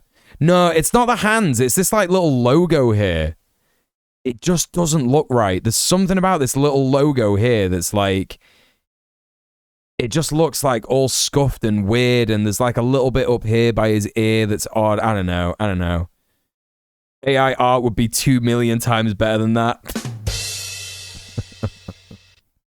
You think the hand is a little weird? I do think its hand's a little odd. It's a hand drawn and scanned into a computer. Do you think? Hey, Nuclear Slayer. As I said at the start, I have to be very careful with the amount of footage I show you. But the questions he asks throughout this interview do not probe this guy's thoughts on the war, nor does he ask any of the pertinent or difficult questions that you would expect to ask or you would want to ask a Russian soldier currently deployed. Right, but a minute ago, dude, you were saying that like the entire premise of this documentary is bad and it shouldn't happen. Right? That's what he was saying. That's literally what he was saying. And now he's like, oh, he didn't ask him any questions. Like, if this guy had have asked questions like that, he probably would have gotten to the point of like, you know, the guy saying like, well, yeah, I'm doing this because I think that we need to annex Ukraine. I think that Ukraine is part of Russia, like whatever propaganda he's actually absorbed from Putin, right? And it's like, so you want him to like ask those questions so that this guy says stuff that you wouldn't agree with? He would only get mad if he had asked the questions. Deployed to Ukraine. Yeah, is piecemeal traced? Yeah, you're probably right. Yeah. Which, given this was filmed just after the Kharkiv counteroffensive as they retreated from Izium, were evidently not very good. He asks about the fighting, which was heavy, and then he asks him if he lost any friends. It's very clear the direction Sean wants this discussion to go. No, it's not! He doesn't want to uncover the real opinions or the core experience of Russian soldiers. He wants to put out a fluffy sob story. Okay, are you interested in asking people the real, like, asking Ukrainian soldiers the real opinions? Right? Because I'm pretty sure you would get some, like, pretty intense quote-unquote real opinions from the Slava Ukraini crowd. You know what I mean? Hey, Three Geese, how's it going? How do you know what he wants to ask is exactly what you want to ask? Right, it's so stupid. It doesn't provide any insight whatsoever. And if his attempt was to get an unbiased, unfiltered view of the war, it is a gratuitous failure exacerbated by professional cowardice. Now, regards to the kid himself. Forgive me for sounding a bit harsh here, but the Ukrainians have lost friends too. Hell, all the Ukrainians I know have lost friends or family to this war. So what you would prefer is that no one thinks that the Russians have lost the war. Hey, Carpe Packs, how you doing? What's going down? Three Geese in a Trench Coat says not doing good. Let's get some love in the chat for Three Geese in a Trench Coat, yeah? Things might not be good now, but one day they will be, I promise. Let's get those love emotes. It's gonna be okay, comrade, I promise. It's all good. Yeah. The difference is, this is their country, not his. Also, everybody go follow Carpe Packs, he's great. Had he not marched in there. And it's that fact in particular where Sean scores an own goal, because he asks the kid if he was mobilized, only to be told no. He and his comrades are kontraktniki. They volunteered. And his opinion on the defeat in Kharkiv Oblast reinforces that fact.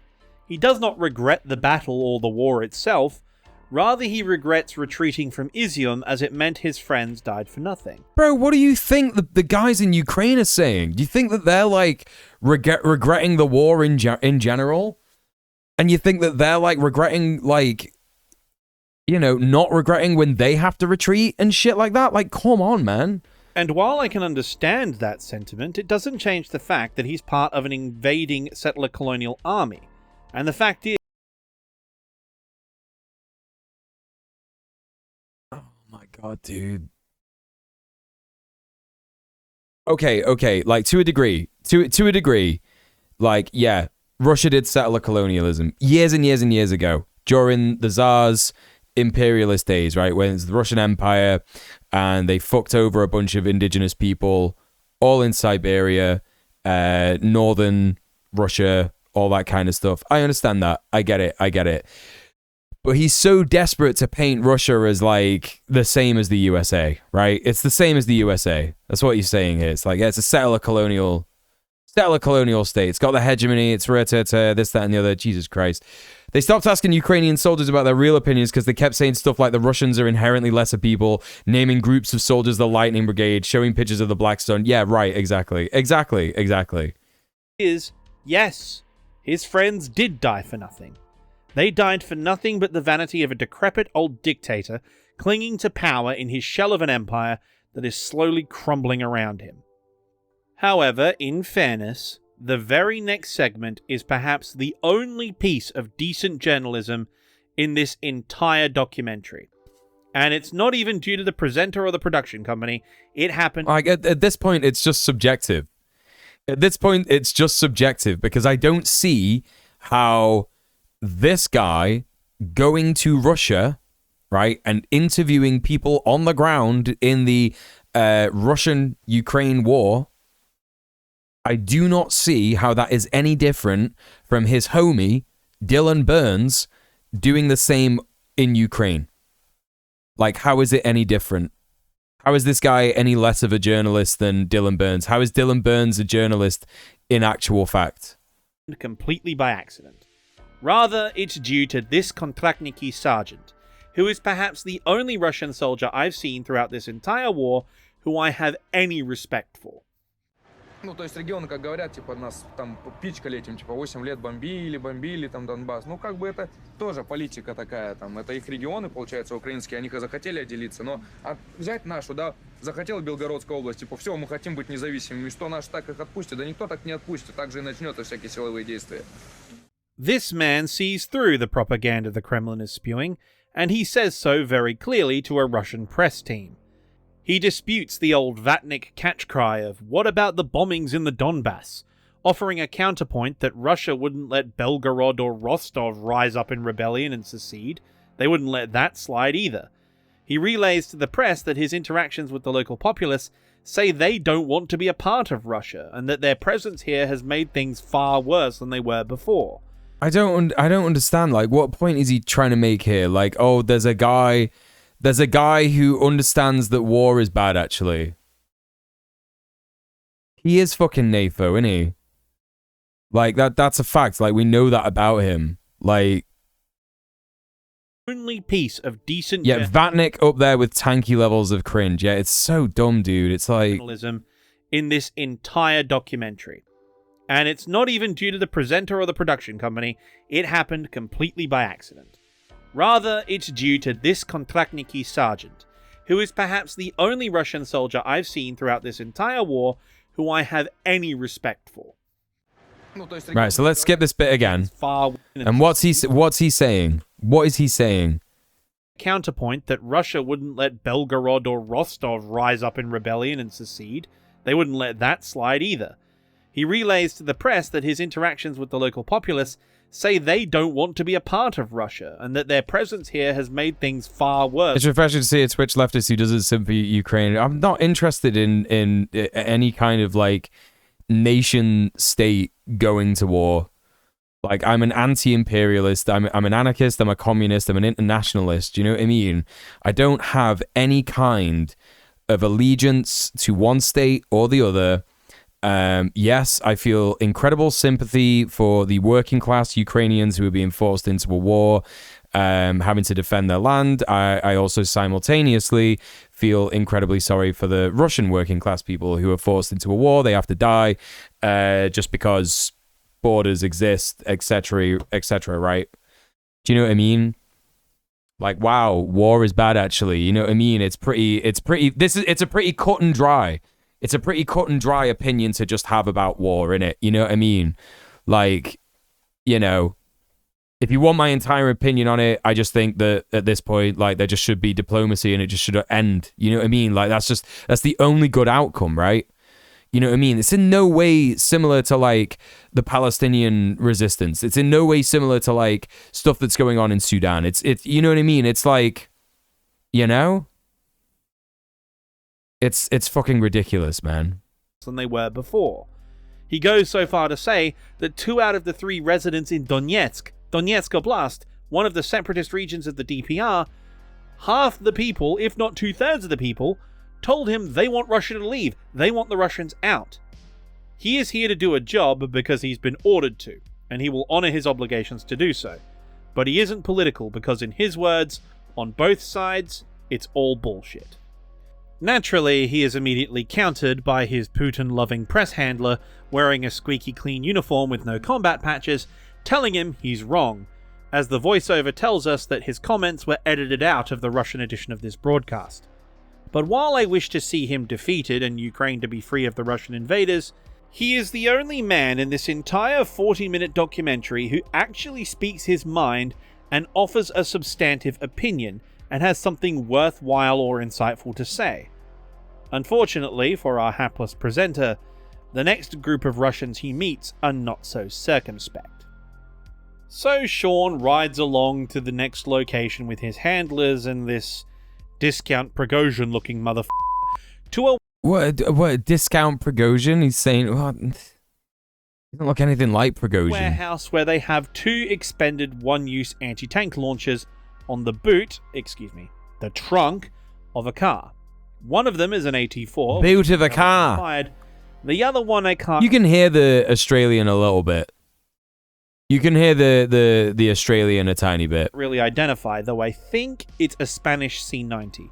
But he sounds British. He sounds mostly British. They hold these things in pride of place, like... Yeah, I've not told any jokes in 20 minutes, so I'm going to take a stab at it. You know what I mean? This Prigozhin-looking motherfucker...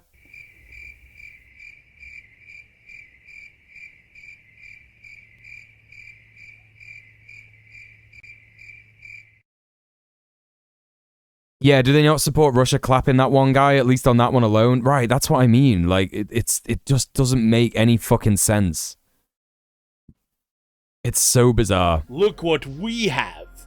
Discount Prigo even says they're going to destroy them because the Russian weapons are better, which gave me a good laugh given they're just garbage tubes. But they are suddenly... I just don't believe that this guy knows anything about weapons. Like, I don't know anything about weapons, but I'm not about to you know, pretend that I'm going to learn stuff from this guy. Not even remotely. Very angry Spetsnaz, who are upset at the presence of a journalist.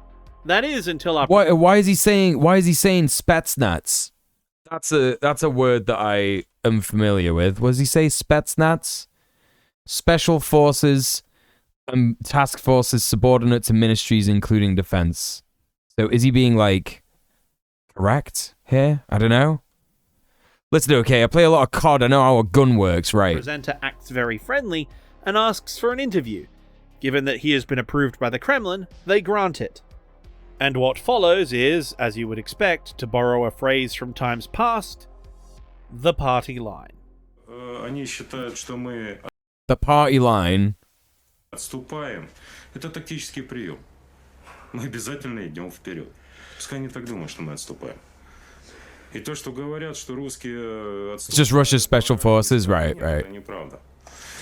Они ошибаются очень сильно, они забыли русский дух, у них этого духа уже нет просто-напросто. А русский дух, он непобедим.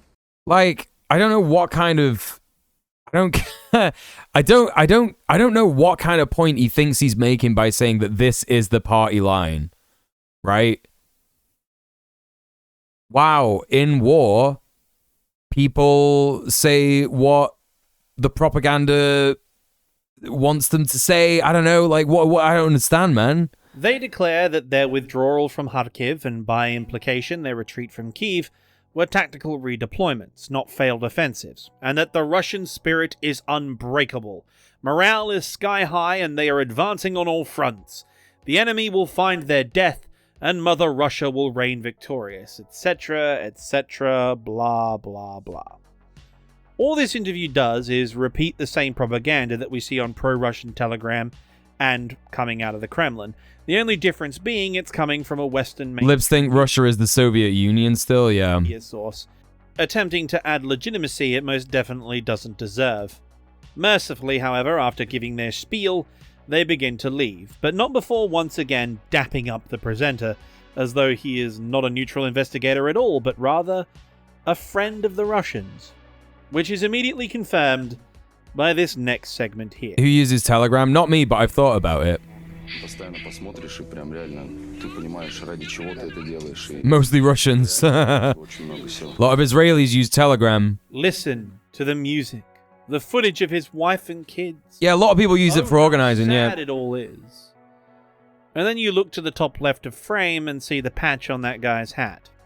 a Russian imperial nationalist flag, which in modern usage is linked to far-right nationalists and imperial revanchists. Oh, dude. I have some news for you about Ukraine. I have some news for you about Ukrainian military personnel. I don't know if you know this, dog.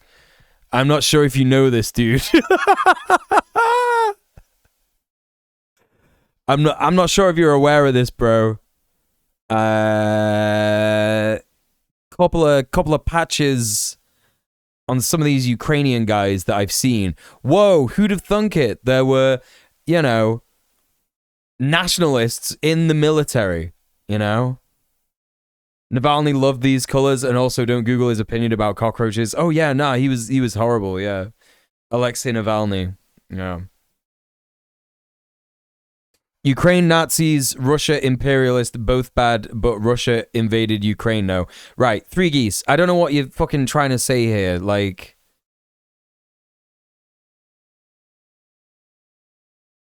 I don't know, what do you want me to say, man? What do you want me to fucking say? Yeah, Russia did invade Ukraine. Yeah, I think we're all aware of that, man. Ergo, we are supposed to feel sad and sympathetic for these young men fighting a war away from their families. Enlighten me, I'm just trying to learn your opinion. I said it like fucking 10 minutes ago. I said it 10 minutes ago. I said, I think this is all bad. I think the war should stop. That's my opinion. That's literally my opinion. While simultaneously showing that they are an invading army fighting an imperialist... Did I not say that like 10 minutes ago, chat? I literally said that 10 minutes ago. ...war of aggression to recover territory they believe was and should be theirs.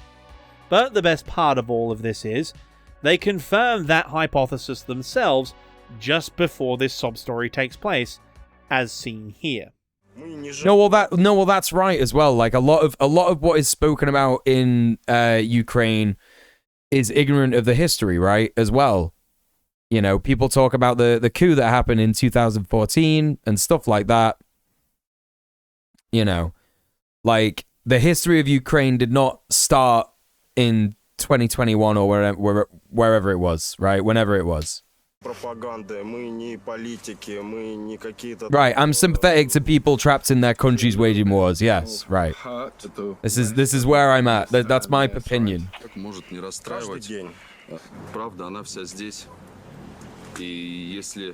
Запад поймет то, что правда, она не является реалием того, что происходит на самом деле, как они хотят. They proclaim that they are not victims of propaganda or politicians, but the West is. And they are certain that the West will be, quote, disappointed.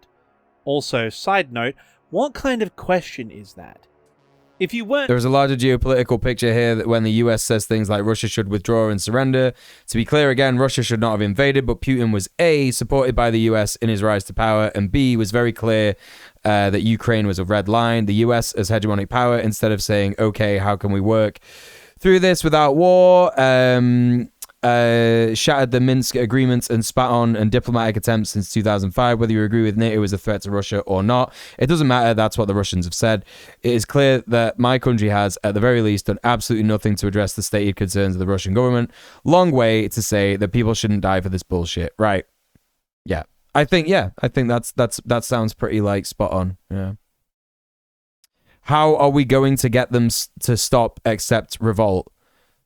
Diplomacy that has been spoken about previously, but ignored by Ukraine at the behest of the USA. That much I do know. Putin wanted to sit down at the negotiating table after 6 months, and the US was like, no, dog, that's not happening. Here, Ukraine, have a bunch of Stinger missiles, have a bunch of this, have a bunch of that. Maybe we'll let you in NATO. I don't know. The US funded a proxy war because they do not like Russia, even though they were cozying up to Russia. Yeah, no, the USA wants to keep them fighting. Yeah, that's exactly what it is. you know, look, like the Russia and the Ukraine thing is a little different. Like Dr. Maggot was saying, like Russia shouldn't have invaded, but you know, USA giving Ukraine lots and lots of money, like it should just be a huge red flag. Like something is going on there that's been meddled in, and that's what it is. You know what I mean? It's not as simple as Ukraine was there, it was always there, and it was always on its own, and this, that, and the other. Like, that's just not how history works, right? You know what I mean? I'm not sure what the presenter's aim is with this film before. You are now. Does it hurt that the people in the West don't understand your side? The US and China both benefit from Russia being weakened. Yeah, that's right. That's not the issue. We understand their side. Although, I'm not sure about China benefiting. I'm not sure about China benefiting because they're in the BRICS now, right? I'm not sure about that. Crystal clear. And the response has already been given for us. A bunch of brave Ukrainians gave us the perfect response. Roll clip. What happened at the Minsk agreements? They were absolutely diplomatic off-ramps prior to the invasion, yeah. Man, this video is already 20 minutes long. Well, let's keep going. The next segment here is... I agree, dude. This video is it is very long. It is very, very long. The Minsk agreements. Whatever, man. I don't know how to say that. Minsk agreements. Again, a continuation of trying to pull the sympathy card.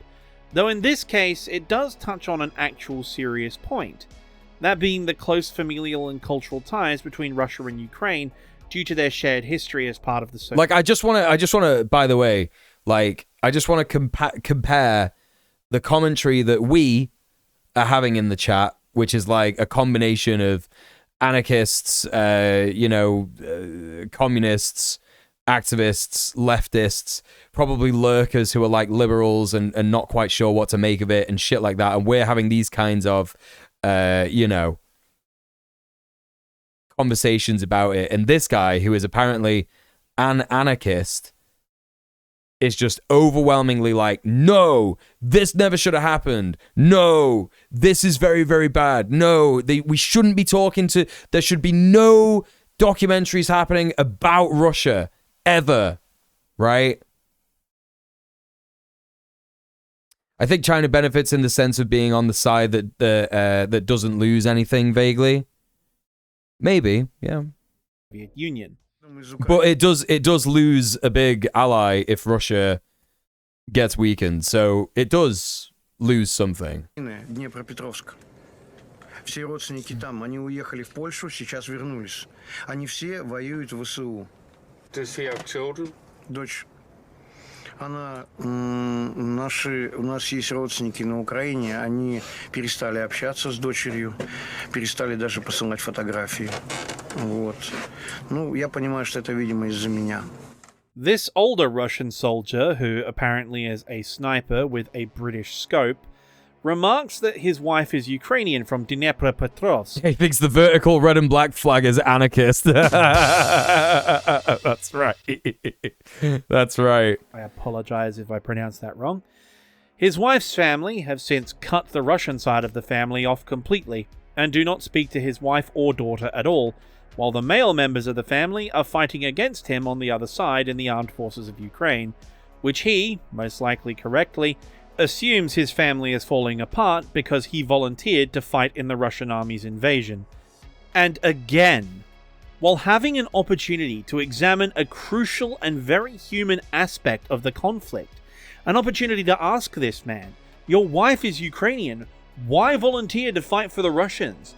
What do you actually think of this war and how it's playing out? What do you think? So, I think this guy's a little bit biased against Russia, right? And that's fine. I'm not, hyper criticizing someone for being like that. But, why does he not like Russia? Probably because of all the things that other like-minded leftists don't like Russia for. They're anti-LGBTQ, the government is.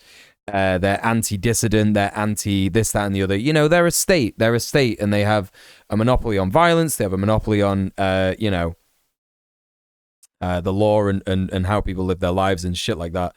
So, I wonder if he understands a little bit, yeah, a little bit, that actually maybe this guy who went to interview Russians about their participation in the invasion is probably a little concerned that if he says something, the fucking Kremlin might just like snatch him up and give him that plutonium poisoning. Do you know what I mean? Like, are you dumb, dude? Like, I thought you didn't like Russia. I thought you were like suspect of Russia because, you know, they employ bad tactics like that, right? You know what I mean?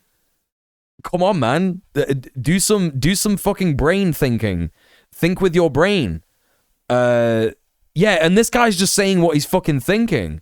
Of the fact that your government is quite possibly committing crimes against the relatives of your very own flesh and blood. Also, by the way, I do want to like point out here that he's doing a lot of like apologizing for the fact that Ukraine has like absolutely provably done war crimes. Like, Ukrainians have like tied up people to like fucking poles with cling film and gaffer tape and shit like that, and pulled the pants down and like put like a sign on him calling him like a traitor and shit because they like voted you know,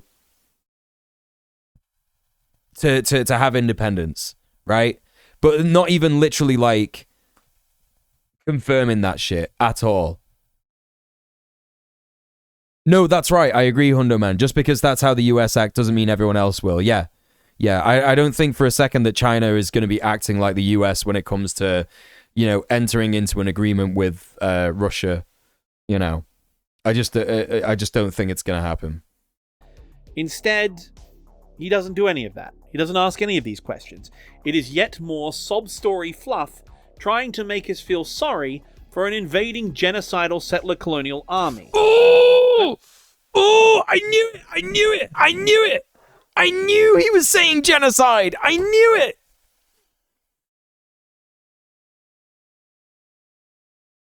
He's taking talking points from the you know, from the conversation surrounding what Israel is doing. He's taking talking points from that and trying to apply it to Russia. And it's like, I'm fucking sick of this shit, man. I'm sick of people trying to compare, you know, the invasion of Ukraine to Israel and Palestine. Like, it's nuts. It's nuts. It's nuts. It's nuts. It's nuts. What are you talking about, man? What are you talking about? Fuck me. Hey, Next House, how you doing? I don't know what bun love is. I don't have a command like that. You want to see what my commands are? Do ! Commands. But as the old joke goes, when discussing matters about Russia, don't worry, everyone. It gets worse. Wow, what are you talking about? Reactionary liberals attempting to co-opt leftist language to rebuff their anti-Russia sentiment is so funny. It's just ridiculous, The dude. very next scene, it shows a person killed by Ukrainian shelling in the city of Donetsk. I won't show this on YouTube for obvious reasons. Now, this is a horrible thing. It shouldn't happen. We should make every effort to prevent it from happening. But the sad fact about war is that it does happen.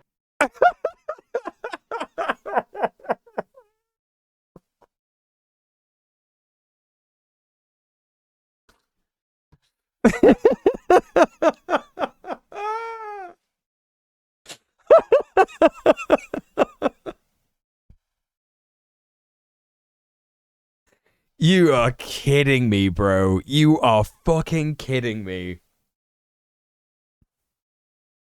That is incredibly fucking funny, man.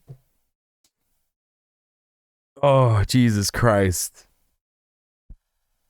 Here is a dead civilian. Now I know that I have talked extensively about how Russia killing civilians is the most evil and reprehensible thing of all time. But actually, when Ukraine does it, it's just an accident and this is what happens in war. Are you joking me? Are you joking me, dude? Are you joking me, dude? I swear, like, have some scruples, bro. Like, have some fucking scruples. It happens daily. But as the NCO interviewed by Russian TV earlier so eloquently pointed out, Prior to their full-scale invasion in 2022, and the insurgency launched by Russian covert operations units nicknamed the Little Green Men in 2014, before all of that took place, this sort of thing didn't happen. The pain and suffering of the Ukrainian people is at the hands of Putin's regime and its servants. Yet again, though, Sean immediately undercuts his objective of garnering sympathy for the Russian cause and the Russian occupiers by transitioning to this absolute waste of space. But to his credit, he actually asks a decent question. That being, what would you accept as compromise? What would you... Why isn't this guy pointing out all the Z things on the Russian people that this guy is interviewing? Because this guy's like obsessed with things like, oh, he's got a Russian imperialist flag on. That means he's definitely a Nazi. Oh, he's got like this. He's got like a Putin patch on his fucking thing. That means he's definitely a Nazi. He hasn't said anything about the Z symbols, because that's like a provably, like, you know, quite recent, you know. It's also the Ukrainian government literally bolstering Nazis, yeah. Yeah, it's so bizarre. The hat of his stand is also weird. That bent up thing goes way too close to the thing where the bald spot goes in. Compromise on. How would you accept the war ending? However, I don't think he was banking on the answer he got. I don't really have a comment here. I hope I don't get copyright struck. Just watch. Но на этой территории, на Украине, мы создадим новое государство, союзное нам. Часть уже, в общем-то, вошла, русскоязычные регионы Донбасс, ну, Новороссия, войдет в состав России. Другое государство, Украина, будет просто нам дружественное, союзное. We want to return to us this land. And when we kill. Wait, hang on a minute. The guy is doing the thing that he keeps accusing him of not doing, right? This guy keeps accusing the journalist of not being a proper journalist because he's not like pushing back in some of the conversations and asking difficult questions. But this guy's talking about making Ukraine, you know, a new state, and we want the land that was taken from us and stuff like that. And it's like, you know, he's pushing back and he's like saying, like, you know, he's having like a bit of an argument with him, and he's not talking about that at all. Did he say that Ukraine didn't kill Russian civilians until Russia started it? Yes, he did say that. We want to return to us this land. And when we killed last Nazi, war will end. I don't think you can get any more blatant than that. I've got nothing. Any more blatant than what? Like, I don't understand. Like, the guy wants to kill Nazis? He speaks for the Kremlin. It speaks for itself. Moving on. What was that cut? Nothing really happens in this next segment of the documentary. Artillery starts landing in the vicinity, so they put on their vests. Okay, I don't believe him. I don't believe him, man. Liberalism is wild. Everything is a genocide except actual genocides. Everyone is a Nazi except actual Nazis. It's so bizarre. It's so bizarre. And like, here's the thing, yeah, like I just don't believe him. I don't believe him for a single second that nothing happens in this documentary, in this little segment. I just don't believe him. I just don't have any faith that any of the things that he's saying are accurate. Again, with no press accreditation on the plate carrier or a helmet, while the vest he is wearing is Russian issue in Russian camo, and later a Russian flag on it. So, yeah, that's not great. He's also kind of implying, like, that this guy has gone to fight for the Russians.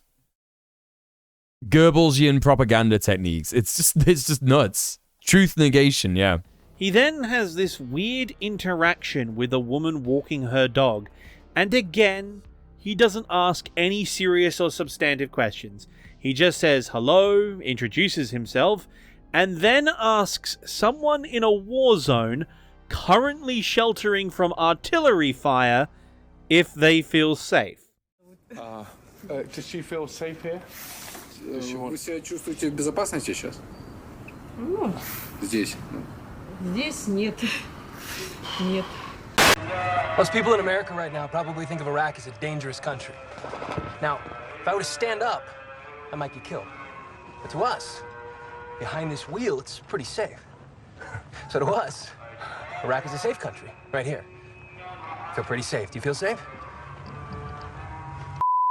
And then he leaves. What kind of point? What kind of point is he trying to make by that? Journalist asks people questions on the street. Like, I don't know what this. That was incoherent. That was genuinely incoherent. Does anyone know what that film was? I don't really watch like war movies. I don't know what that was. It just leaves. Don't you worry though, dear viewers. We have some premium propaganda coming up. Okay. There is this phenomenon in post-Soviet countries, especially in, I suppose, for lack of a better term, the core territories, like Eastern Ukraine, Western Russia, and Belarus, which is very similar to the American conservative romanticization of the 1950s. Oh my god, dude.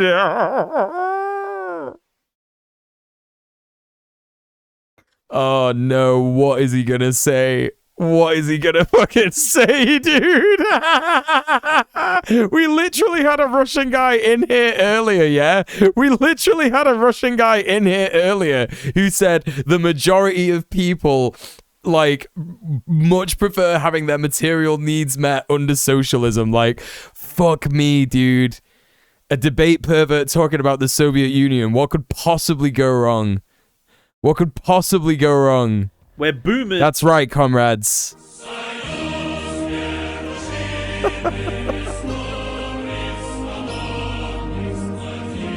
I've got some nostalgia. I've got some nostalgia for the USSR, let me tell you.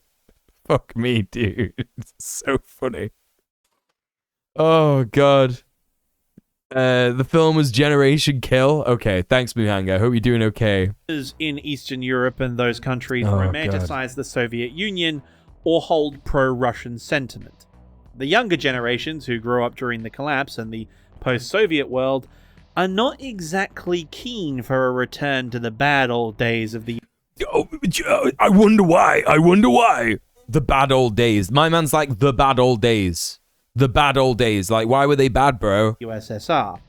But the old... You know, here's a thing that will happen, right? I was speaking to my friend who was trying to, like, get with this Polish guy, right? Trying to, like, get with this Polish guy, and I can't remember what it was, but she was talking about how she's a communist and stuff like this and this, that, and the other, and he got all, like, mad, and he was like... Communists ruin my country, bro. Communists ruin my fucking country. And I said, how old is he?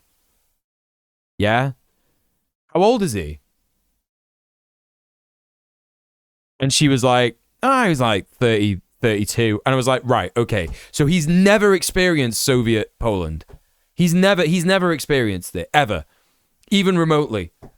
So, you know, even some of the things that were like not quite right in Soviet Poland, he can't even criticize them correctly because he didn't exist. He didn't know. He had no experience of it whatsoever.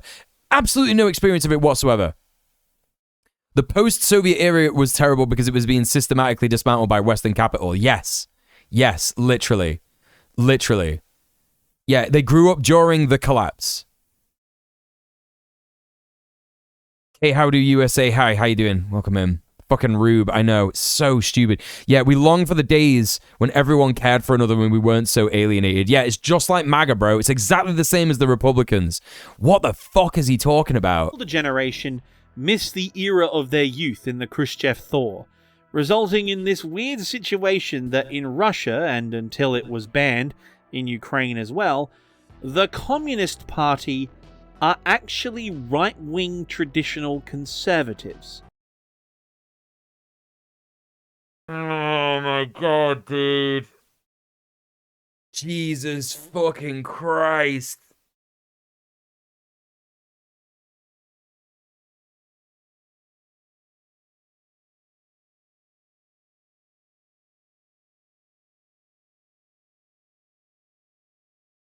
What the fuck are you talking about, bro? What the fuck are you talking about, man? Like he's saying they're exactly the same. They're right-wing conservatives. Mental. What are you on about? What are you talking about, dude? Dumbest person award. It's Russia. Don't expect it to make any sense. Yeah, don't expect it to make any sense. It's Russia. It's Russia. The traditional conservatives are like Hitler, so I guess he's not wrong. Right. God fucking damn it. Yeah, massive. Red alert! All crew to battle stations!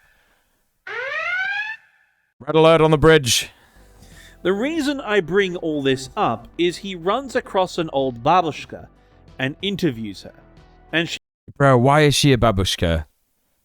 Because she's an old lady. Okay, man, sure, yeah. She immediately goes on a rant against... Leftists are the true conservatives, actually. Owned! Fucking owned, Tanky! The Zelensky regime, saying that we Russians won't give in.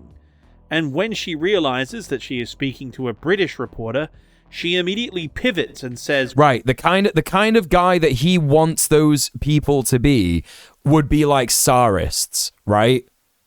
Yeah, traditional conservatives would be Tsarists. They would long for the days of the Tsar. And in fact, no, they wouldn't even long for any days because they have what they do you know what I mean?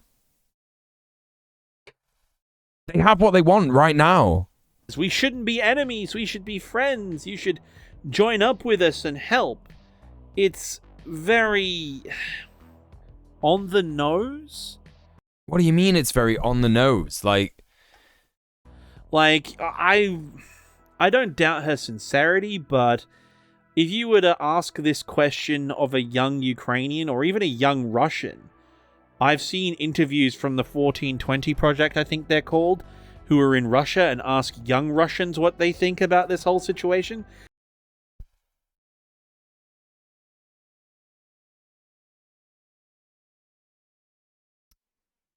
$14.20 Project. 1420 Project. What is this? What is the 1420 Project? YouTube, go subscribe. What is this, man? It's a Russian YouTube channel created by Daniel Arain.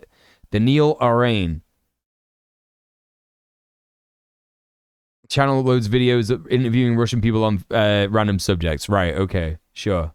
They either say no comment because they don't want to get arrested, or they are very unhappy with the idea of reverting to the USSR. Yeah, like, you know, in front of a fucking Starbucks coffee, right? In front of a Starbucks coffee, like, surrounded by capitalism. All they've experienced is fucking capitalism. Yeah, I'm sure these, like, idiot-brained conservative kids are the absolute expert on whether the USSR was good or bad or not. And I wonder if these people who have never existed in the USSR enjoy the idea of the USSR. Russia still has a communist party. Right, exactly, it does, doesn't it? Yeah. It is allowed. It is allowed to exist. It's so stupid. Under direct Russian occupation, or in the Russian case, invading Ukraine in the first place. So, you know... Damn, dude. So, like, what you're saying is, like, young Russians don't want to go to war. Wow. Okay, cool, great. It's just, again, sob story fluff propaganda. And while I echo the sentiment that peace and friendship... It's not propaganda, bro. Just because it's a documentary about the country that you do not like does not mean it's propaganda, right? Like, Abby Martin went to Israel and interviewed Israelis, right? And exposed what they thought and what they believed and all that kind of stuff. That is not propaganda, yeah? I mean, if anything, it's propaganda from, like, you know, the anti-imperialist side, but it doesn't mean that it's, like, propaganda for Israel. It's not like platforming. This guy's trying to imply that it's the same as, like, having a Nazi on your stream. It's so dumb, but this guy probably loves that shit because he's a debate pervert. Friendship would definitely be better than the war we're fighting. First, Russia has to stop invading its neighbors and attempting to eliminate their native cultures and identities. Talk about how the USA needs to stop encouraging Ukraine to do this absurd proxy war. Talk about that. Talk about that as well. You got to stop with settler colonial. It's literally just because of the social aspect of these traditionalists. Yes, people tend to be less socially accepting of LGBTQ plus and other issues, but that's not because they're MAGA or whatever. It's because of the prominence of the Orthodox Church. Yeah, and also, like, you know, we act like that kind of stuff does not happen in the Imperial Core. You know, we literally had in the UK the other fucking week an anti-science report about why being transgender is not good, actually, and there's no good science saying that being transgender is good or that HRT or gender affirming healthcare helps trans people, right? And in that report, that fucking woman cited a fascist YouTuber as evidence, right? And people act like, you know, like, come on, man. Colonialism and imperialism before we start having Ukraine did ban Russian language from official use. That's true. Friendship. That's true. And that's pretty much it. Yes, and that's also correct. In Ukraine, the Communist Party has been banned, hasn't it? It's the end of the documentary in terms of like actual proper interviews and such. Sure, he visits a field hospital which has Putin hanging pride of place, and when he asks about it, they reaffirm their love for the glorious leader, and it's then they inform him an assault will be taking place and they expect casualties. Sure enough, they show Sean the drone feed, and the Russians assault a tree line, only for their IFVs and APCs to get entered into the turret tossing. In fact, yeah, they banned most left-wing parties, didn't they, in Ukraine? Yeah. Tournament Yeah. by the Ukrainian defenders. Later, our host joins the Russian infantry on their advance to the front line, once again, not wearing any press accreditation, while wearing a Russian flag patch. He does this. Why is he so obsessed with that, dude? Why is he so obsessed with that? While high-fiving the Russian troops as he goes forward. Bro, it's quite hard to reject a high five coming... you know what? I challenge this guy to reject the high five of a guy with a gun. A Russian guy with a gun. I bet if this guy was all of a sudden like, boom, Q, right, from Star Trek goes, right, okay, let's see if you will do the same. Pew. He's in Russia where there's all these scary Russians that he's absolutely terrified of, yeah? And they approach him with a gun and they go like that, high five, motherfucker. I challenge him not to do that. I challenge him. Yeah, I can't imagine myself as a reporter, as a serious journalist, going to Auschwitz or Dachau or Buchenwald to interview the guards or the commandant and then shaking their hands and... Oh my fucking god, dude.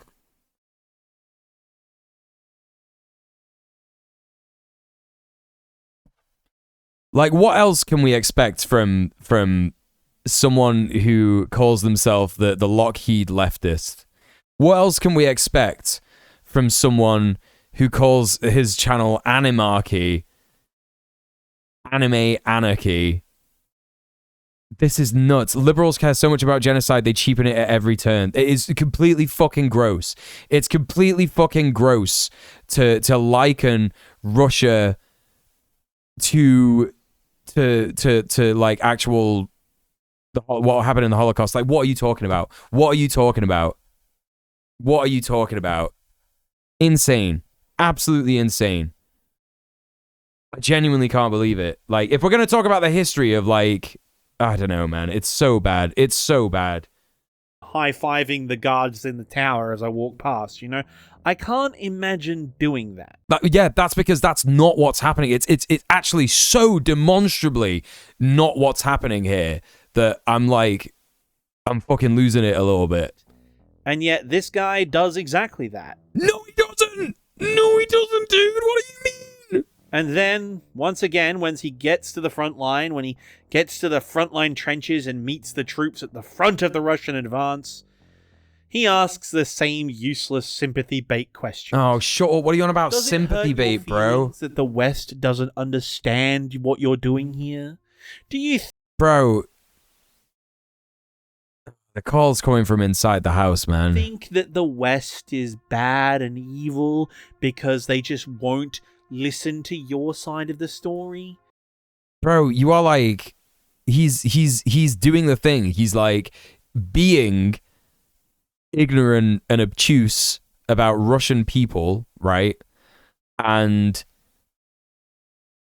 he's trying to say that in some way asking Russian people how they feel about people like him is garnering sympathy for like the worst people in the world. Yeah, this guy is absolutely unconscionable. Like, and to be clear, he has a Palestinian flag in his bio. This video is from 2 weeks ago, right? This is his latest video. Yeah. And if we go to his channel and check out all of his videos and shit like that,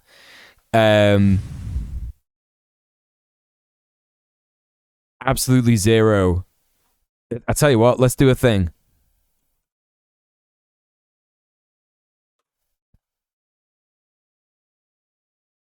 Nope. We got a short here, 1 minute. I typed in Palestine, nothing really there. Scariest movie ever made 4 months ago. It's about aliens. That's a lot more subs than I was expecting, to be honest. Yeah, because this guy's palling around with all the debate perverts, innit? You know what I mean? He's palling around with all the debate perverts. Like, if you're a reactionary liberal, if you're a conservative, you know, you get that fucking them eyes on you, man. It's so useless. In all of these interviews, I know I keep saying it, he doesn't ask anything of substance. He doesn't ask any tough questions. Right, exactly. This guy's never interviewed anyone. He really believes interviewing people without building any rapport is working strategy. It's so stupid, man. He asks like 2 real questions in this entire thing. He spends 40 minutes just showing fluff. Nothing else. Chat, I've got to go to the toilet real quick.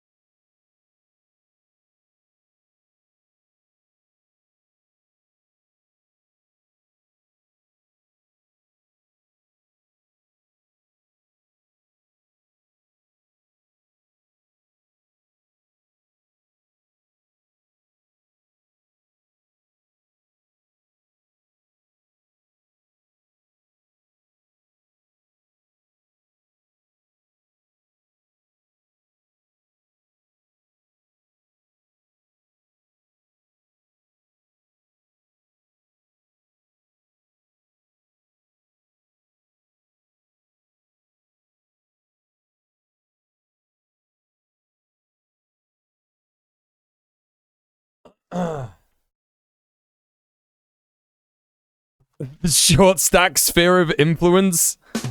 Oh my god.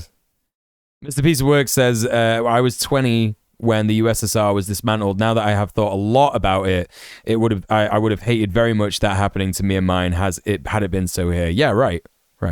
Nothing else. I mean, I don't want to shill my friend Dylan too hard, but like seriously.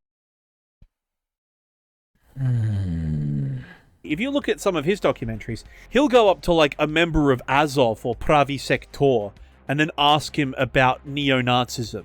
Or he'll go up to artillery troopers. Yeah, man, it's so difficult to talk to a neo-Nazi about neo-Nazism.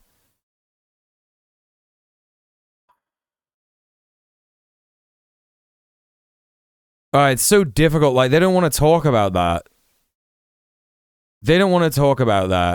The front line and ask them about their shell shortages and logistical challenges and morale. Like, he'll ask... Bro, that's the kind of stuff that guy was asking in that documentary. Yeah, Dylan asked the neo-Nazi if he was a neo-Nazi, and he was like, no. Yeah, are you a Nazi? No. Okay, next question. It's so stupid. This is all stuff that guy was asking those Russian troops. It's all similar stuff.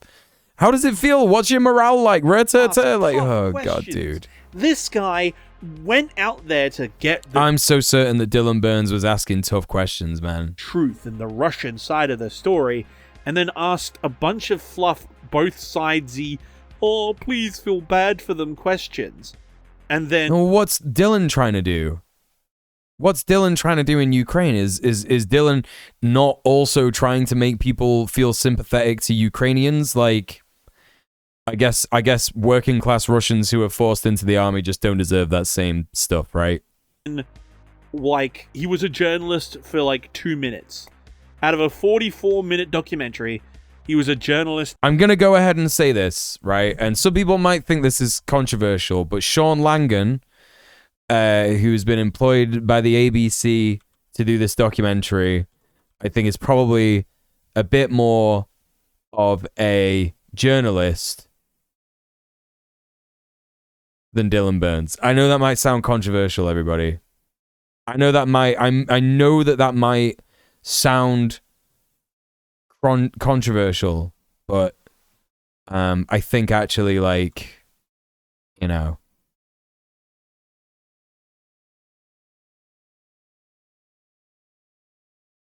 okay, I just did a little Google about Sean Langan, right?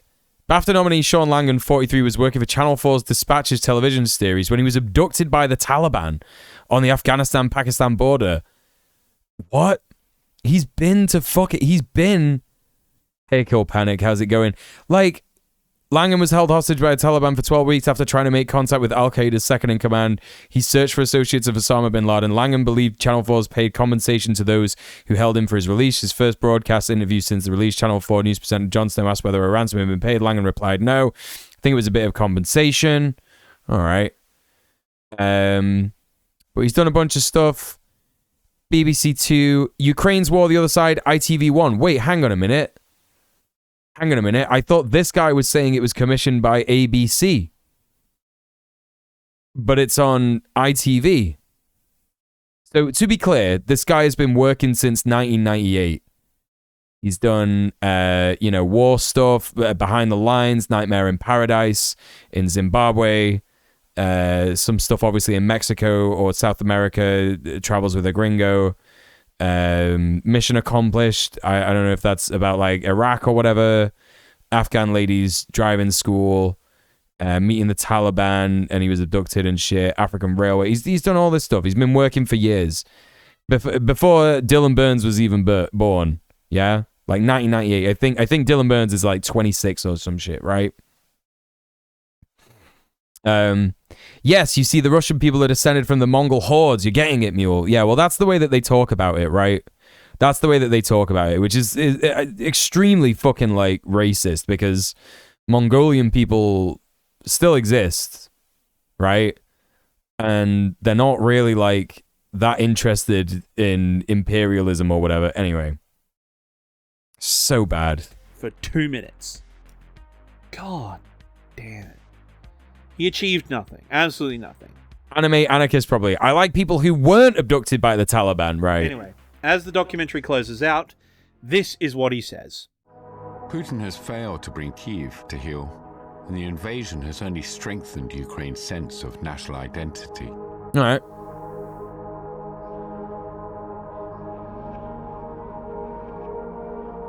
I met a lot of good men on the front lines, but in years to come, I couldn't help wondering how many would still believe in the cause. Okay, what has he got to criticize about that? What has he got to criticize about that? Like, here's the thing, yeah? Here's the thing.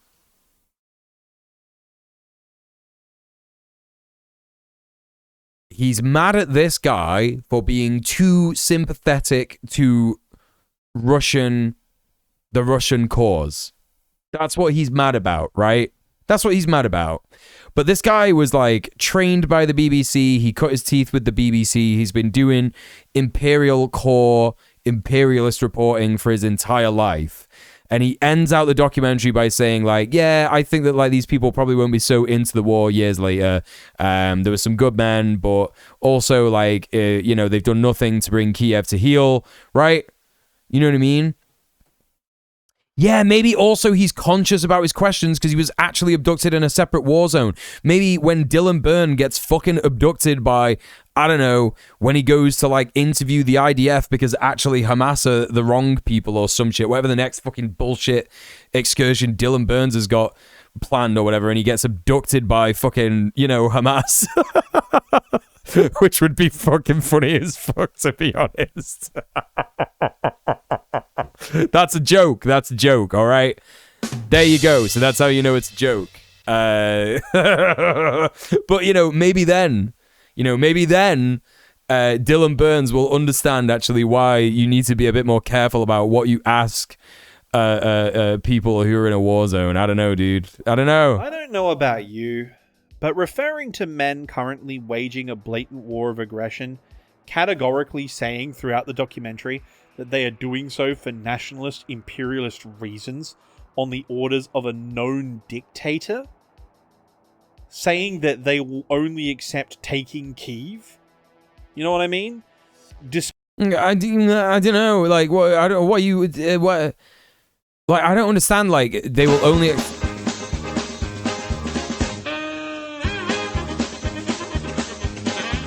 Let's go!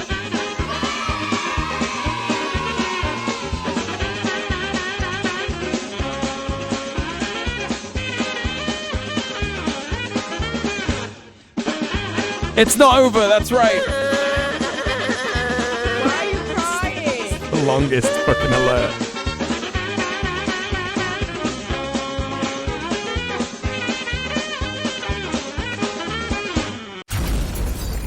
Fuck the police.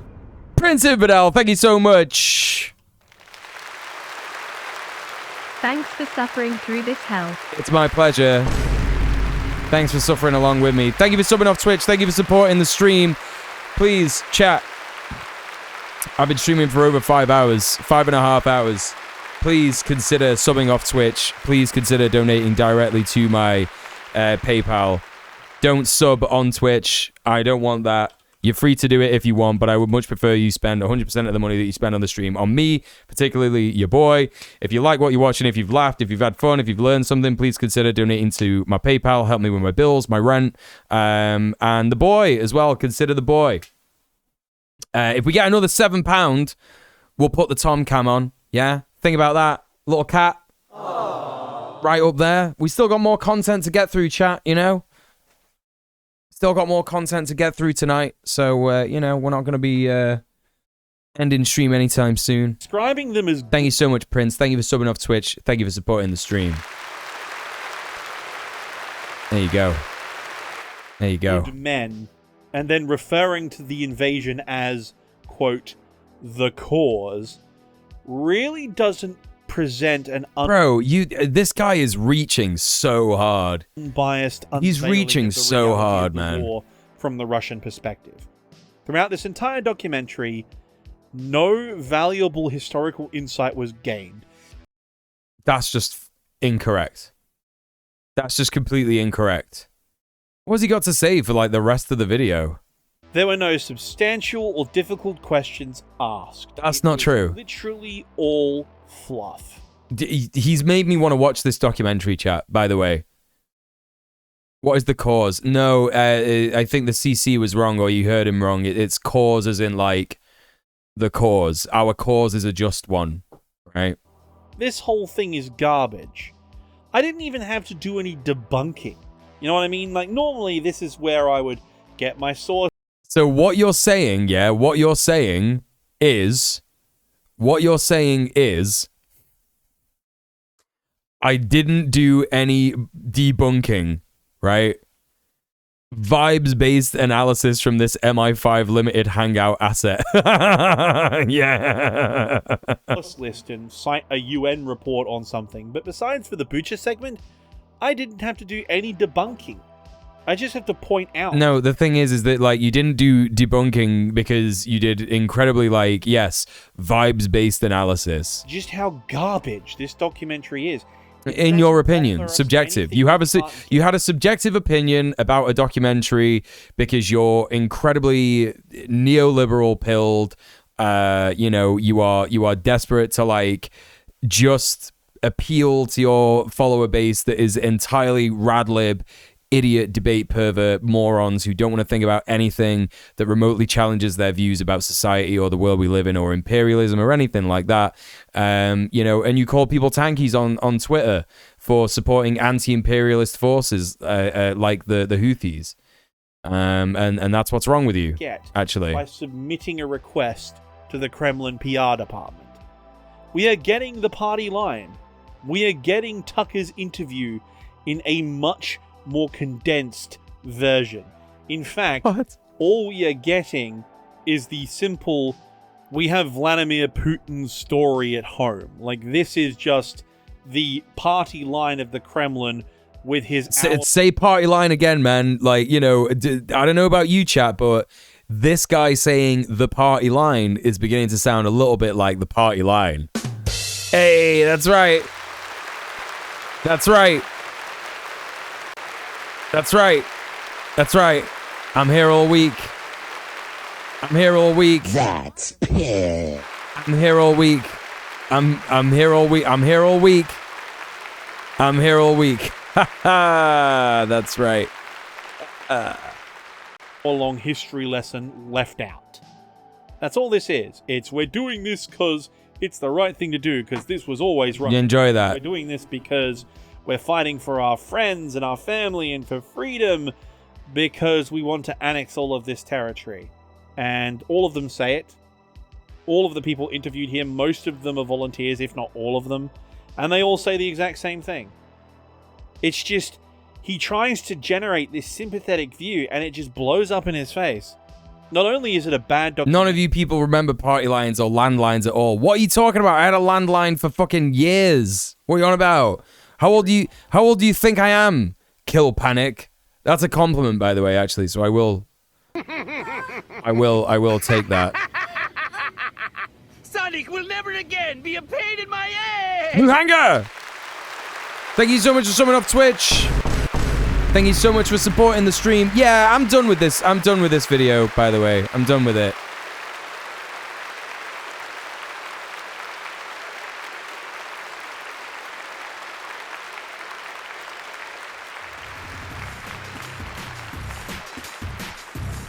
You know what it's time for, chat?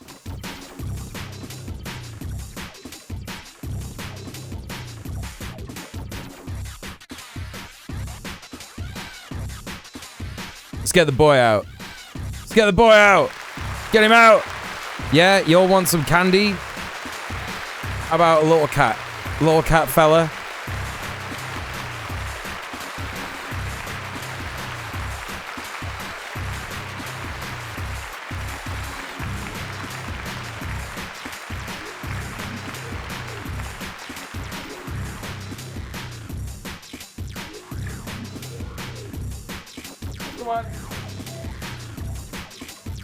Hey, there he is.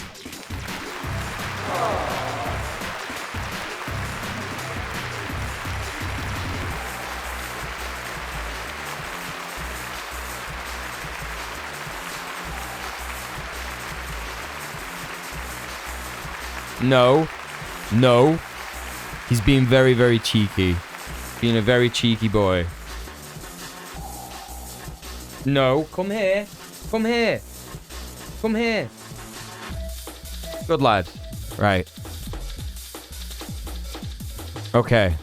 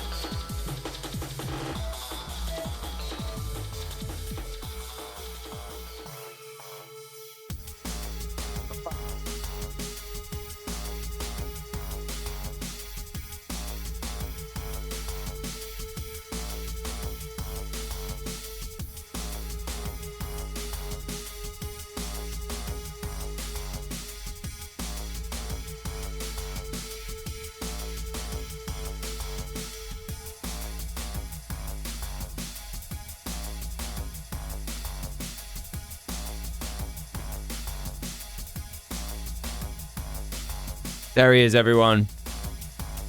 There he is. My sweet summer boy. He's just like, give treat, no paw. Oh, yeah, he hates it. Yeah. He hates it.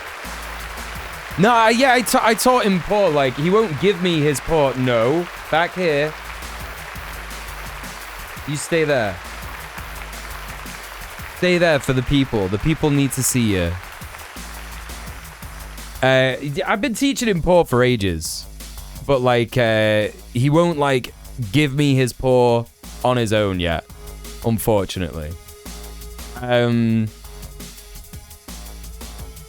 No, come back here.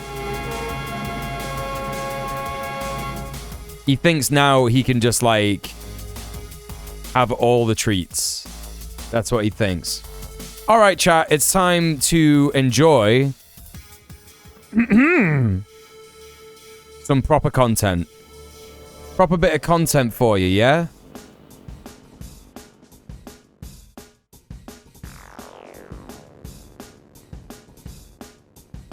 We're going to be checking this out.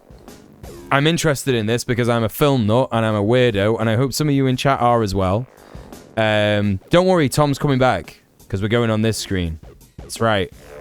And there he is. This video is called the stop-motion horror film that was animated by a single person. So, I don't know what this channel is, but if you want to know what the video is, it's pinned at the top of the YouTube and the Twitch chat. Currently been, unlike the last video, which was not pinned. And for ages, I had the previous video that we had after that. Pinned to the top of the chat, so that's unfortunate.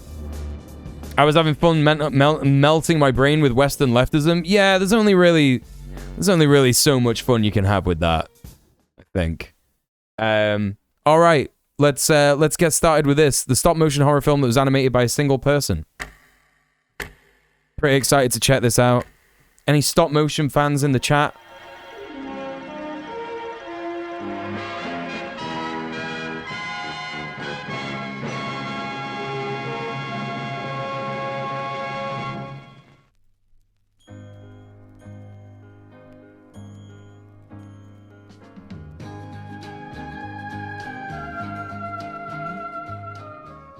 Stop motion sucks and is dumb. Get out of here, man. That's it. That's it. 24-hour timeout. See you later, pal. In a bit. Get out of here. Tree ambiguously found in both time and place. Just trim the hedges, you know what I mean? Here, a happy family of craftsman bird creatures live together who are commissioned by a group of aristocratic mice. I'm just kidding. I'm just fucking kidding, Kill Panic. A doll, which I'm just kidding. Of making, they fall in love with, and it becomes these. But let that be a lesson to you. Yeah. No wrong opinions. No wrong opinions allowed in here. Do you understand? Do you understand? Stop motion is an underrated art form. Yeah, it really is. Yeah. Center of their lives, putting flowers in her eyes and swaddling her before the mice return in the night to take their purchase. Yeah, you can undo timeouts. Yeah. Well, you can undo timeouts, and you used to be able to undo timeouts, but you just had to change the timeout time to 1 second. You know. There's a stop motion video coming out in a few days where all the models are 3D scans of models made in real life. It looks really cool. Thingy did what do you call it? Hylix, a quality game. Like, you could tell this is not real, right? And what is are you being serious? Are you being serious? Like, you think that makes things bad? Empty. When they're definitely not real. So, like, you don't like cartoons then? You don't like cartoons either, or video games, or CGI. And alone. Who, in their sorrows, decide... I don't get it, but I admit the amount of work... Go out on the road. You're not being serious. Okay, you got me. You got me. You got... Alright, okay. Alright. Literally got baited. That's why Liz came in the chat with the hook emoji. That's right. Emoji. Oh, I can't believe I just said that. Emote, yeah. To fulfill a quest, to retake their creation back for themselves.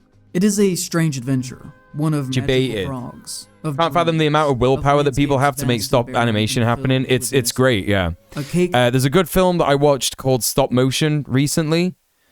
And I'm doing my review about it, my monthly movie review on Patreon. I'm doing my review on that because I watched that and I thought it was quite good. That spills bugs once a slice is cut from it. The music that overplays is one of nostalgic memories of childhood dreams, and the visuals that we are given. Mad amounts of effort. Nightmare Before Christmas feature-length stop-motion movie was the first feature-length stop-motion movie. No way. Rotten and whimsical. I don't know if that's true, right? I don't know if that's true because no.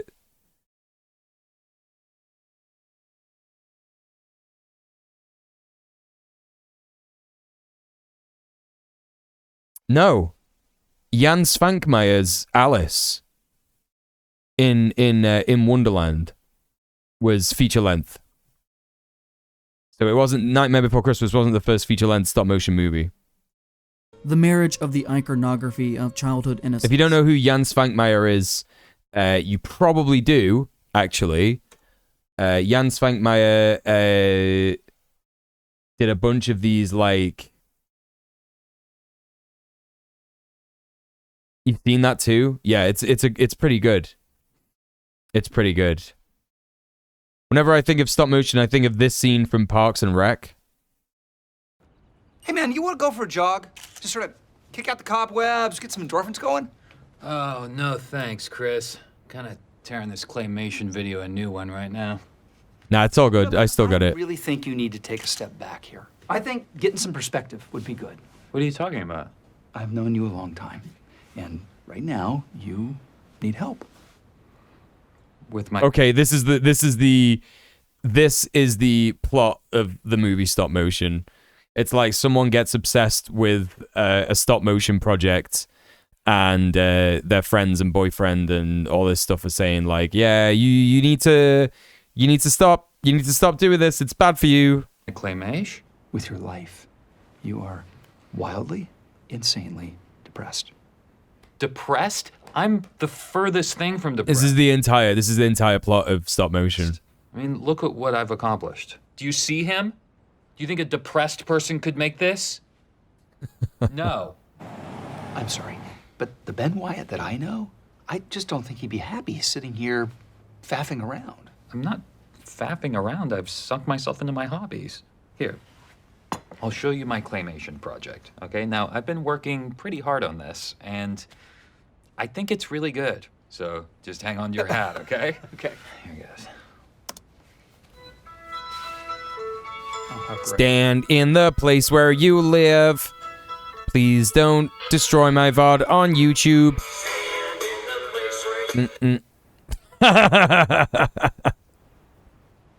Did you pause it? No, hang on.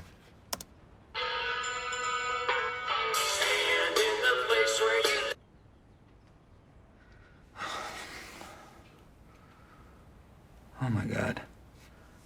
That's the whole thing. That's 3 weeks of work. You're gonna... No, I'm not. You see, in my head, I thought that was really, really cool. In fact, I emailed Leslie 2 days ago, and Yeah, okay, whatever. I get it. You don't understand people's art form. Yada yada yada. Yada yada yada. The dances with the presence. People in chat are wrong. What's new? Everyday evil. Fluent in many artistic mediums, I'm primarily focused on stop-motion animation, which encompasses a wide range of expression through a variety of materials and techniques to create a compelling, moving image. The tactile intimacy of making puppet-based stop-motion animation enchants me. I don't have to understand it to appreciate it. Glue, making with my hands That's all true. that I imagine to exist in a self-created world brought to life frame by frame.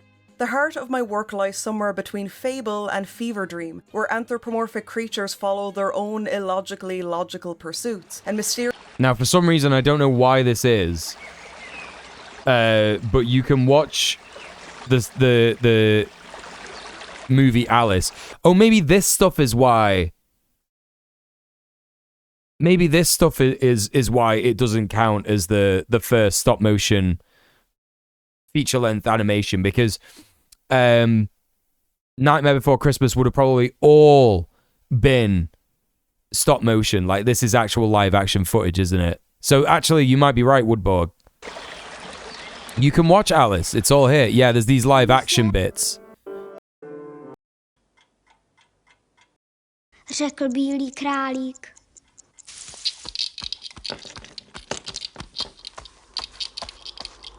This fucking film is so insane.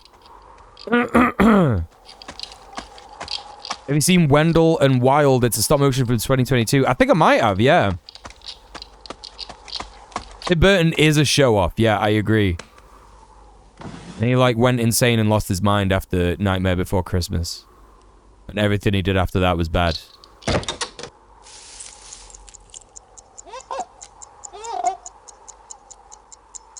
Tak pozdě, zanaříkal bílý králík. Halo, pane! So fucking creepy. Holy fucking shit. Yeah, you could just watch that on YouTube. So there you go. Homework, chat. Go do that after the stream.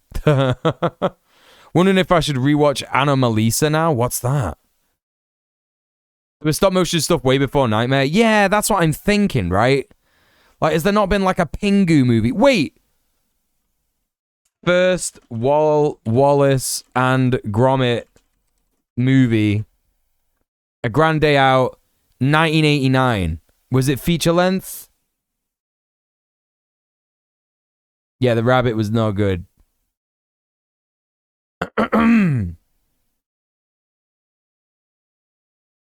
Anomalisa is a stop motion Charlie Kaufman film. Want to get real fucking sad? Hell yeah, I'm down for that. I'm so down for that shit. What was the other one? Lily Wachowski likes that Wallace movie. Well, she's pretty smart, isn't she? Wallace and Gromit was like 30 minutes. That's what I'm thinking. Like, I don't know if it's a feature length. The Zoo one. Zootopia. Still seems like there should have been at least one feature length stop motion before Nightmare. That's what I'm saying. That's what I'm saying. It feels like it has to be that. There has to be more than that.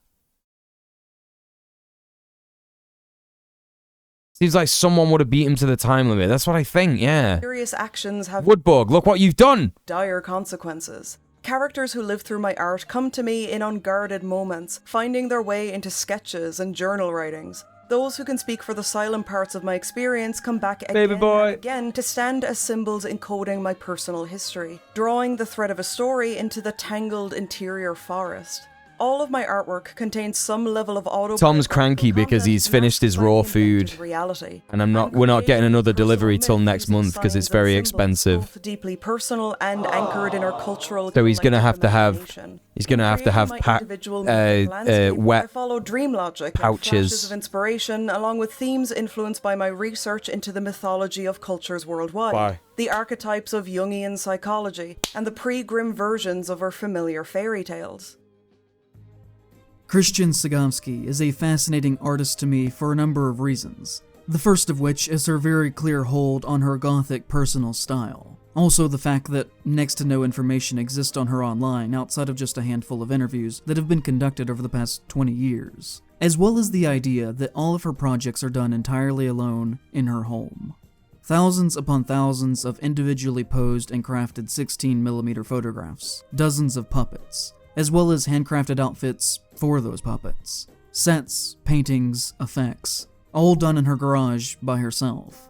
Untold hours dedicated to moving stuffed cloth and clay a couple centimeters at a time, just in order to tell this one story. The process would It just keeps showing me films that have stop motion in them instead of entirely. God damn it. It was a short, the same artist who does Wallace and Gromit. Oh, you're talking about Creature Comforts. Yeah. Taking her 13 years to complete. All movies based on Jungian psychology are really just shared universe with the same base fiction. Yeah, true. I agree with that. I don't think that's hot take. That's lukewarm at best. Get done a lot quicker, of course. It was my primary focus, but I've always got. There was all those old Christmas movies with stuff like Rudolph and Here Comes Santa Claus. Oh, you mean like Baskin Rankin Bass? Baskin Robbins? Rankin Bass? Other projects going. You mean Rankin Bass stuff? Right, and so, side projects can invigorate a primary project. By letting your mind wander to less overwhelming work, solutions to previously insurmountable... Wouldn't be surprised if there wasn't a feature-length per hour. From the little I know about it, stop motion was more like an independently sought art form. Would make sense where few people would have the time and money to do a project that length on their own, yeah. She said that in between... All movies are just copying Chicken Run, even the ones before it. True! That's true! As well as other side projects. You love those old movies? Got away from her. I think if I condense the time actually spent working on Blood Tea and Red String, it would come out to about 5 years. Fuck me. Oh, how I wish I had the kind of support that would make that kind of timeline possible for Seed in the Sand. Seed in the Sand being her current film that she again is animating completely by herself, which we will get to momentarily. I know it is a phrase Baby that gets tossed boy. around a lot, a cartoonish amount, really, He's gone. and generally is inappropriately applied. But truthfully, Blood Tea and Red String is one of those films, as is all of her work, where every new shot that she gives you is such a striking image that every frame truly is a painting. Wait, we're looking at one here. Blood, Tea, and Red String. Chicken Run is the first movie I saw in a theater. Oh, Blood, Tea, and Red String was in 2006. Damn it! I think Woodborg might be right. The image that she produces is interesting in its own right. As a film, similarly to works such as Paper House or Coraline, it presents a world familiar to us through its connection to tactile memories of childhood intermingled with the illustrations and written imagery of childhood fairy tales, but presented to us as adults through a horror lens, a John Tenniel drawing brought to life and contorted just ever so slightly. Often on social media, people will start some discourse about if a certain movie is actually horror or not, and I could see this being one of those works that people would get annoying over, with its refusal to be placed in a box of particular genre descriptors. Do you remember that whole thing where people were mad at the idea of cozy horror films not being a thing? Okay, feature length is like 75 minutes, right? Of the typical feature film or... The length of a typical feature film or program. That's the definition of feature length, right? A feature-length film or television plays 90 or more minutes long. 90 minutes. Okay, so we gotta find one that's 90 minutes. Yeah, no worries, Kill Panic. Thank you. Thank you for being here. Yeah, 90's more about right, yeah? Let's have a look. 87. One came close to it in 1950, 87 minutes, called Prince Bayaya. In 1953, one called Old Czech Legends, 91 minutes. There you go. 91 minutes. Here we go. We found it, chat. There you go. Old Czech Legends. Staré pověsti česky is a 1953 Czechoslovak stop-motion puppet animation film directed by Jiří Trinkner, based on the 1894 book Ancient Bohemian Legends by Alois Chirasek. There's a reason that this one wasn't included in the Imperial Core, runnings for, you know, feature-length stop-motion movie, because it was in the Soviet Union, right? So there you go. That's why. Clash of the Titans, no, but that's got a lot of it's not entirely stop motion, right? There's loads in this list, actually. 91, and then we got a 90-minute one here, which is from Israel. Oh no,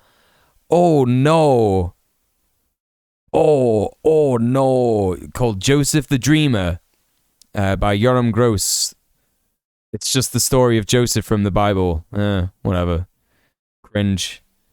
79, 82, 192 minutes. The Wizard of Oz from the USSR. What? Pardon me? No. I want the link. I want the thing. I want the My gosh, is the entirety of the movie stop motion. You'd have to watch them. Kubo and the Two Strings.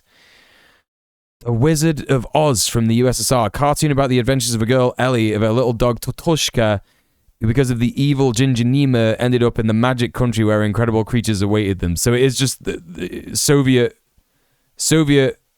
Wizard of Oz. Incredible, dude. 192 minutes. 192 minutes. Just looked and I really like Cheburashka. Has 4 films from the 70s. Yeah, that rocks. Sounds a bit derivative. Derivative, yeah. Mental. We'll have to try and get a hold of a copy of this and watch it for movie night. What do you think, chat? 192 minutes? That's like Lord of the Rings. 1951 puppet stop motion. Right. Mental. Yo, Fantastic Planet, La Planète Sauvage counts as stop motion because it was cut out. Oh, no, wait. That still wasn't feature length, though. Wild. A lot here just missing feature length. Adventures of Sinbad, Flakilpa, Grand Prix. 97 minutes here. Rudolph and Frosty's Christmas in July. That's a Rankin Bass one. There you go, yeah. You were right. That Goggins guy couldn't pull that off. What is that Goggins guy? What was everyone talking about regarding that this weekend? I have no idea what that was all about. Goggins. It's like another name attached to that as well. Renyo and his mother from Japan. 93 minutes. 1981.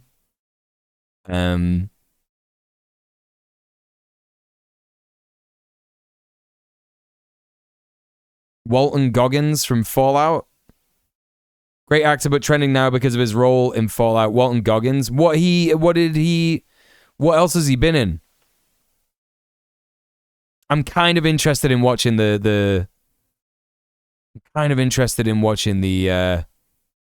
Fallout series. No, not him.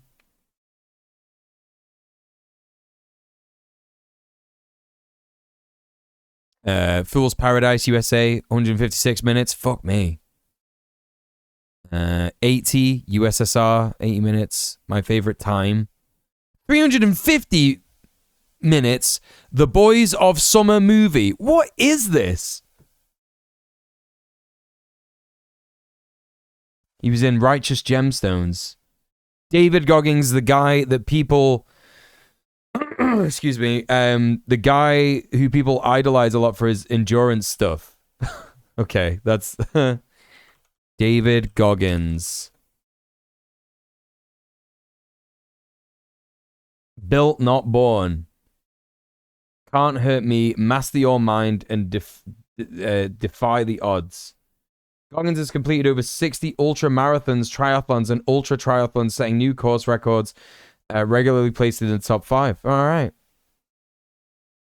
Walton was in I'm a Virgo. I still got to watch that, you know. I really want to watch that.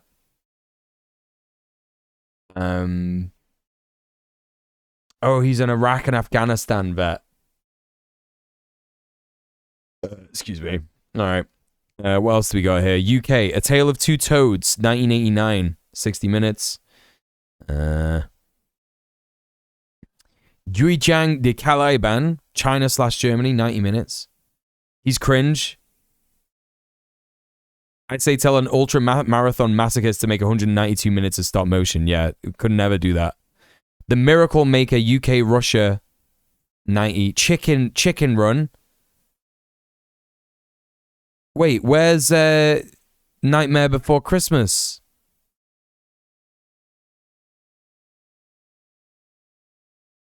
James and the Giant Peach. That's not even feature length. No way. Nightmare Before Christmas. It's not feature length. Oh.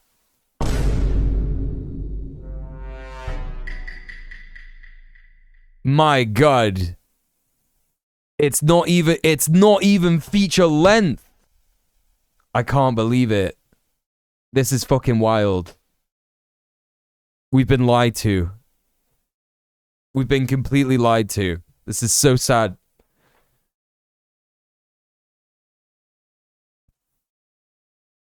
Gumby the movie. I kind of want to watch some Gumby. Can you believe Nightmare Before Christmas isn't a feature-length movie? That's so funny. There's a Bob the Builder. There's 2 Bob the Builder movies. Oh, they're like 50 minutes. Nonsense. My life's been a lie. Yeah, can you believe it? Bob the Builder, Bob's Big Plan. A recent stop-motion film that looks wild is Mad God. Yeah, I rewatched that recently. I watched it when it came out, and I watched it again a few weeks ago after watching stop-motion because I was telling my friend Olivia just how good Mad God was, and I was like, let's watch that. And she went, okay. And we did, and it was good. It's very difficult to, like, take in. There's a lot going on in that movie. Bob's gonna dismantle the government. I can't wait. What's the most recent? Well, here's that Wendell and Wild. Wendell and Wild. Pinocchio. No dogs or Italians allowed. What? Alain Huguetto. I've heard that watching Mad God while high is a terrible idea. No comment. No comment. I don't do stuff like that, so I don't know. I don't know what anyone's on about. I don't know what you mean. All right. Well, I've had a little look at that, and we're gonna watch the video. If that ever happens again, you can point them in the direction of this, because everything about it is a wash. Yeah, Mad God is great, Liz. I knew that you had good taste. View of the past. Mad God is really good. And red like, I would highly recommend. I feel it depends on what kind of high.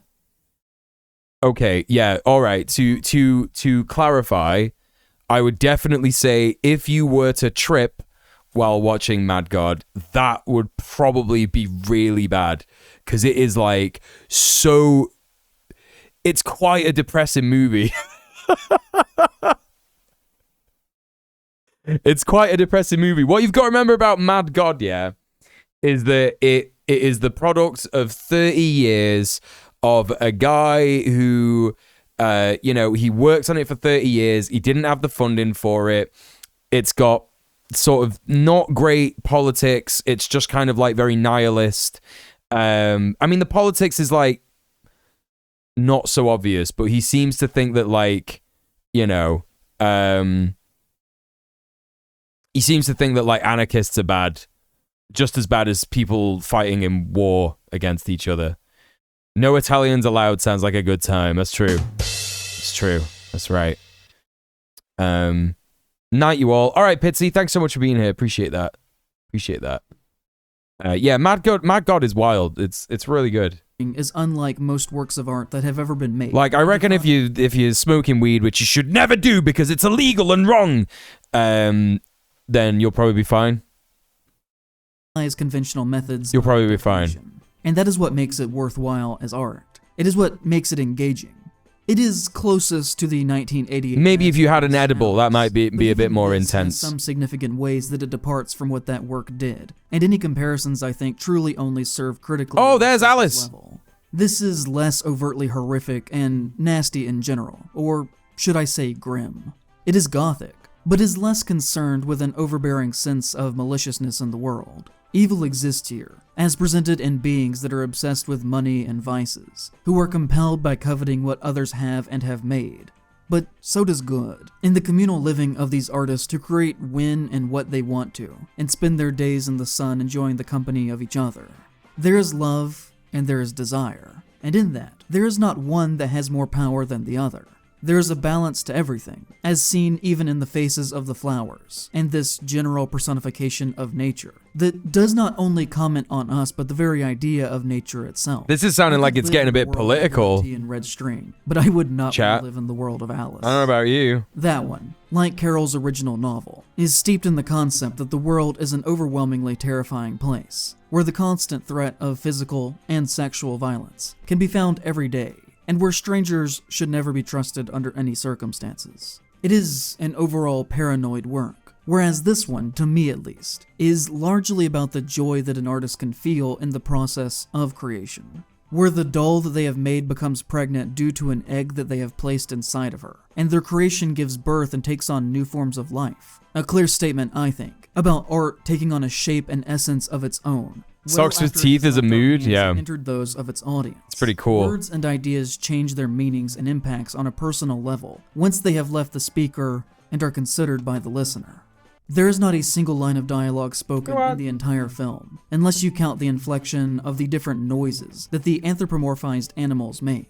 And outside of the opening title card, there's not any instances of text provided either. It is an entirely silent experience outside of the music and diegetic sound of the world around these characters. And this was done both for the particular otherworldly mood that it provides for the work, enforcing all of the information to be delivered visually, but also so that the film could be screened at festivals all around the world, and be enjoyed by literally anyone who watched it. The animation tells the story, and without being distracted by subtitles, you can really luxuriate in the small details of what she's crafted for us.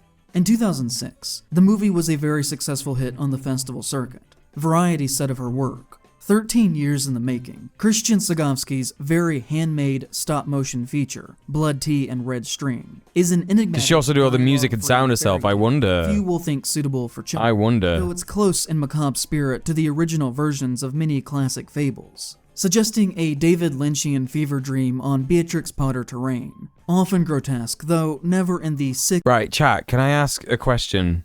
Right, is anyone else on? Yes, I'm on dating apps right now. Yeah, I'm literally on Field. I got a notification on my phone that I got a like on Field, and I started swiping on Field.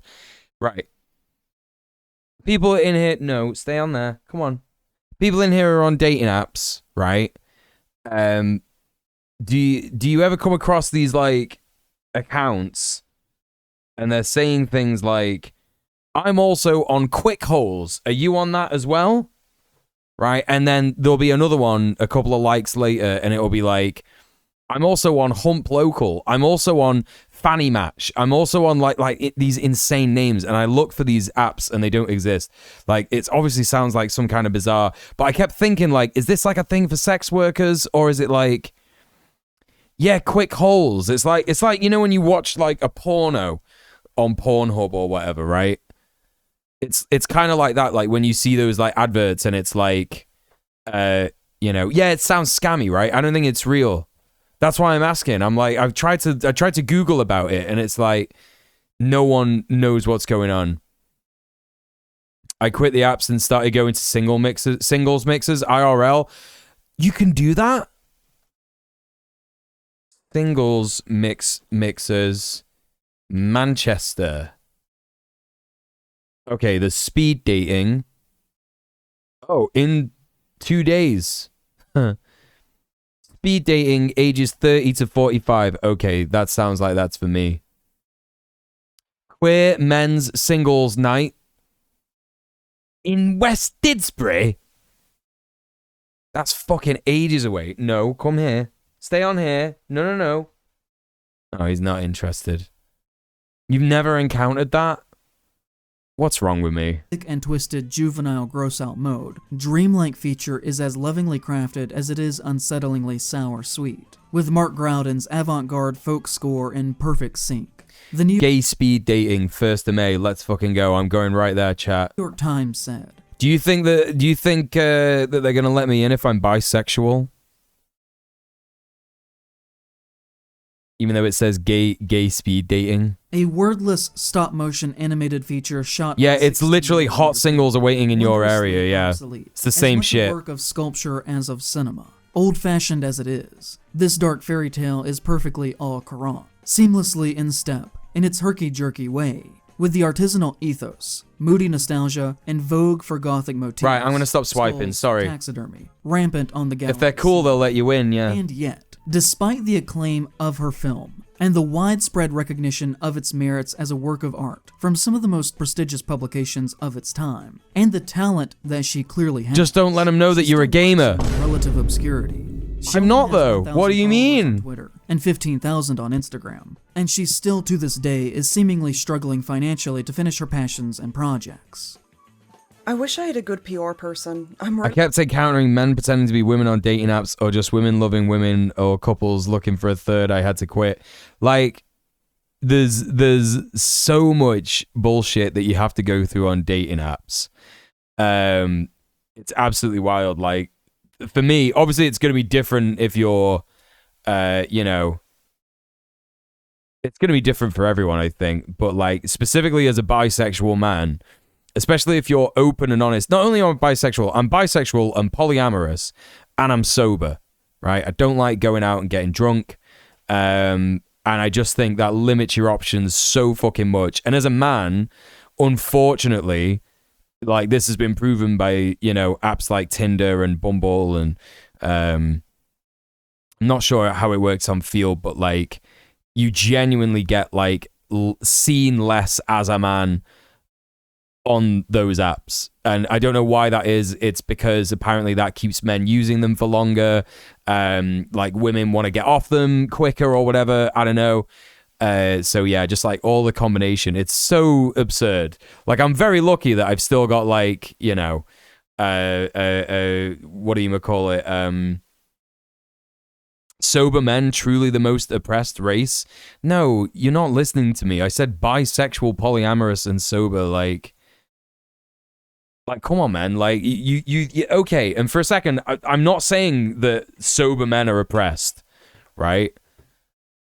I'm not saying that even remotely. What I'm saying is, in the UK, people are fucking alcoholics. Like, everyone has a fucking alcohol problem. People drink like they want to die, and it's the only way to fucking, like, fraternize with anyone. You know what I mean? Look into the mixers. Pick a struggle. Okay, now you're just being offensive. Fuck off. Now you're just being offensive. Fuck off. Fuck off. Literally, fuck off. I'm talking to you about my actual, like, legit problems, and you're just like, pick a struggle. Fuck off. Fuck off. I don't think you're funny. Drinking culture is big in the US too. Yeah, it fucking sucks, genuinely. Yeah, I'm gonna look into these mixes for Really sure. not good at promotion. I make announcements on my Facebook fan pages and using my email list. I agree to do interviews such as this one. When reflecting on what she has said of her childhood, we can see how her lived experience would later inform the directions that her art would take her. Themes that began then with her life, which followed through in her art. On her faculty biography page for her day job as a professor of animation at the Kansas City Art Institute, it says on her upbringing, Christian Sagowski grew up among the dark firs and gnarly oaks of Oregon. The woodland environment Integral to socializations is so bad. in which her anthropomorphic creatures live out their dreams in natural settings. Sagowski's work blurs the boundaries between fine art and imagination, and her gallery art supports and enhances her films, using dreamlike motifs in different mediums. Her finely crafted stop-motion animation is comparable only to a handful of creators, in its expressiveness and artistic quality. I've been making dolls, puppets, costumes, and stories since I was very small.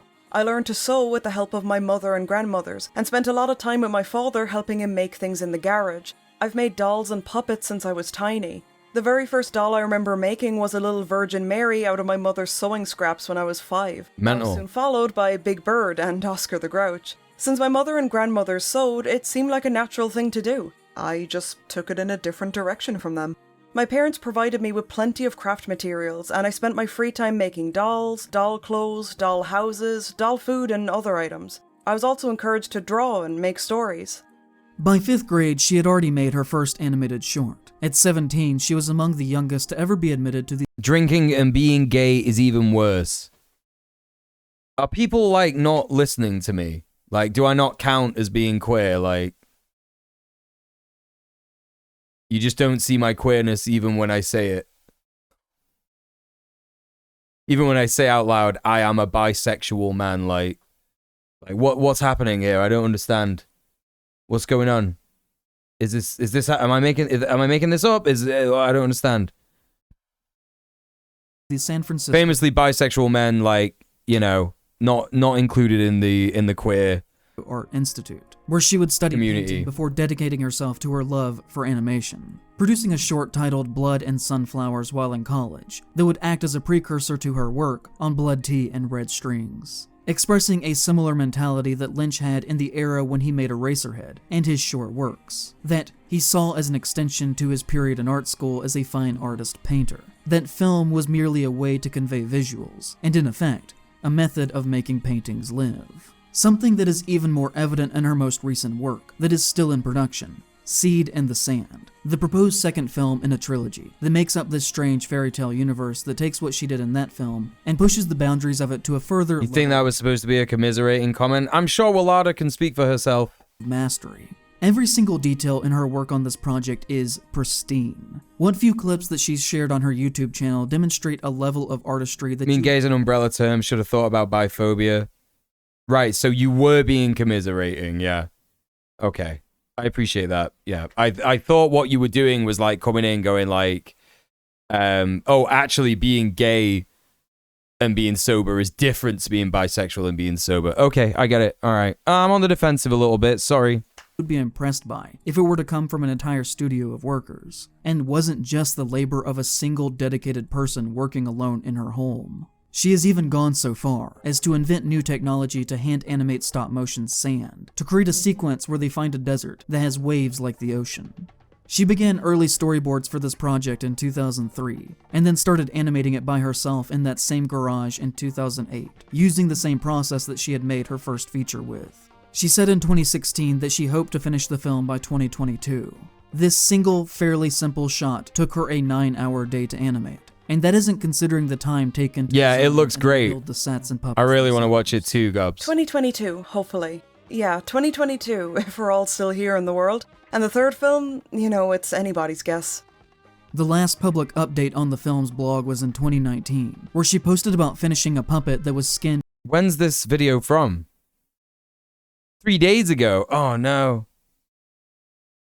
God damn it. Entirely in hand-sewn sequins. Although she does continue to post behind-the-scenes animation shots on Instagram. It clearly is a beautiful film that I can't wait to one day see, and I would hope that after she is able to more easily create any project that she would like to pursue, I would feel privileged getting to see anything that Imagine being motivated enough to solo make a movie. It's a wild level of motivation. Wish that was me, but I got the depression. It's not just motivation, right? It's funding. Yeah? The sand waves were really cool. I really enjoyed that. Yeah.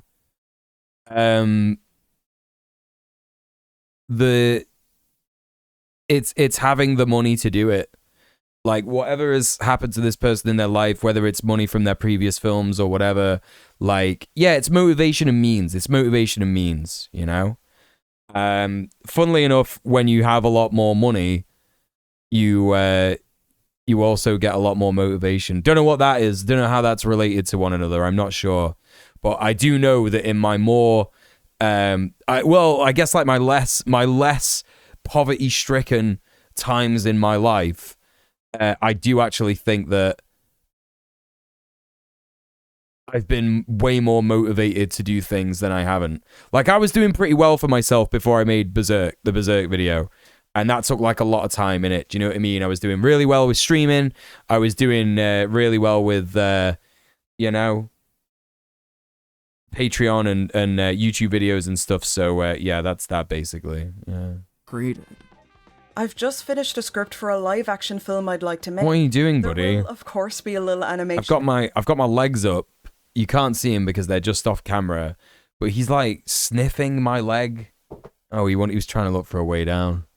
My next step is to do a few storyboards. Sure, don't have the means either. Right. For financial support. I really hope to find a way to make this film. Since it's live action, it'll require a team to make it.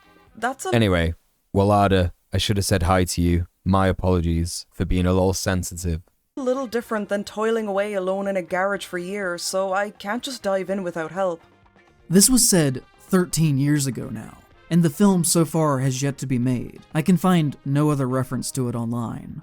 Stop Motion is a film by Robert Morgan, who you may know as the filmmaker behind The Cat with Hands, that many are already saying is going to be the best horror film of 2024, or at least... Okay, if you want to know my entire thoughts, you'll have to subscribe to the Patreon. I don't want to say everything that I say about stop motion here on this stream condensed, but it's not that good. I'm surprised that this person hasn't watched this. Gonna be the best horror film of 2024? Like, have they watched the film? I disagree. I don't. It's not that scary. The hollow head feels berserk. It is not even close to berserk. It is nowhere near. No, not even remotely. Not even remotely. Without. No, couldn't be further from berserk in a million years. It's nothing to do with berserk. It's not. It's certainly about trauma. It's certainly about trauma. I'll tell you that much. But there's a lot of stuff that just could have been done better in the movie. The entire movie is not stop motion. Most of the movie is live action, and it's about stop motion. So it's a mix and match of a mishmash rather of stop motion and live action, and that's good. Like the stop motion in it is great, by the way. It's like fantastic. But the story is okay. The characters are very lacking. Oh, aesthetically, yeah, sure. Aesthetically, it absolutely is like a Behelit, right? At least yeah. among the best, which is something that I would agree with. It is a complicated film about. Don't worry about being sensitive. It's something more people should be. No, but like I was sensitive and overly defensive about your comment. I feel bad about that. I'm sorry, right? You know what I mean? Like, yeah. Art, the process of creation, generational trauma, success, time, and how all of those ideas are at constant odds against each other. Something that is shown from the very first shot of the film, with its uncanny flashes of expression, emotion, and identity. Okay, so this person has seen the movie. It tells the story of Ella, a woman whose mother, Suzanne, is a famous stop-motion filmmaker who can no longer work or even use her hands. Suzanne? It's not Suzanne. What are you on about? Ella has moved back into her mother's home to help her finish her last film. It's Susan. Ella is a filmmaker herself, but not one who has received the renowned reception that her mother has. And working on this project weighs on her, both because of the amount of time that it is taking from her own eventual career as an artist, mixed with the abusive ways that her mother treats her, who has grown bitter in this late stage of her life because of the cards that she's been dealt. When Ella protests her treatment, all her mother says in return is, "All I want is to finish this film before I die." Is that such a burden? They are a mirror image of each other, made clear from this shot when they are eating dinner together. Even the painting on the wall is symmetrical. The only difference in the reflection is that one is young and the other old. Ella stares at who she will one day become. The film itself that they are making together is representative. Yeah, there's some leaps being made here.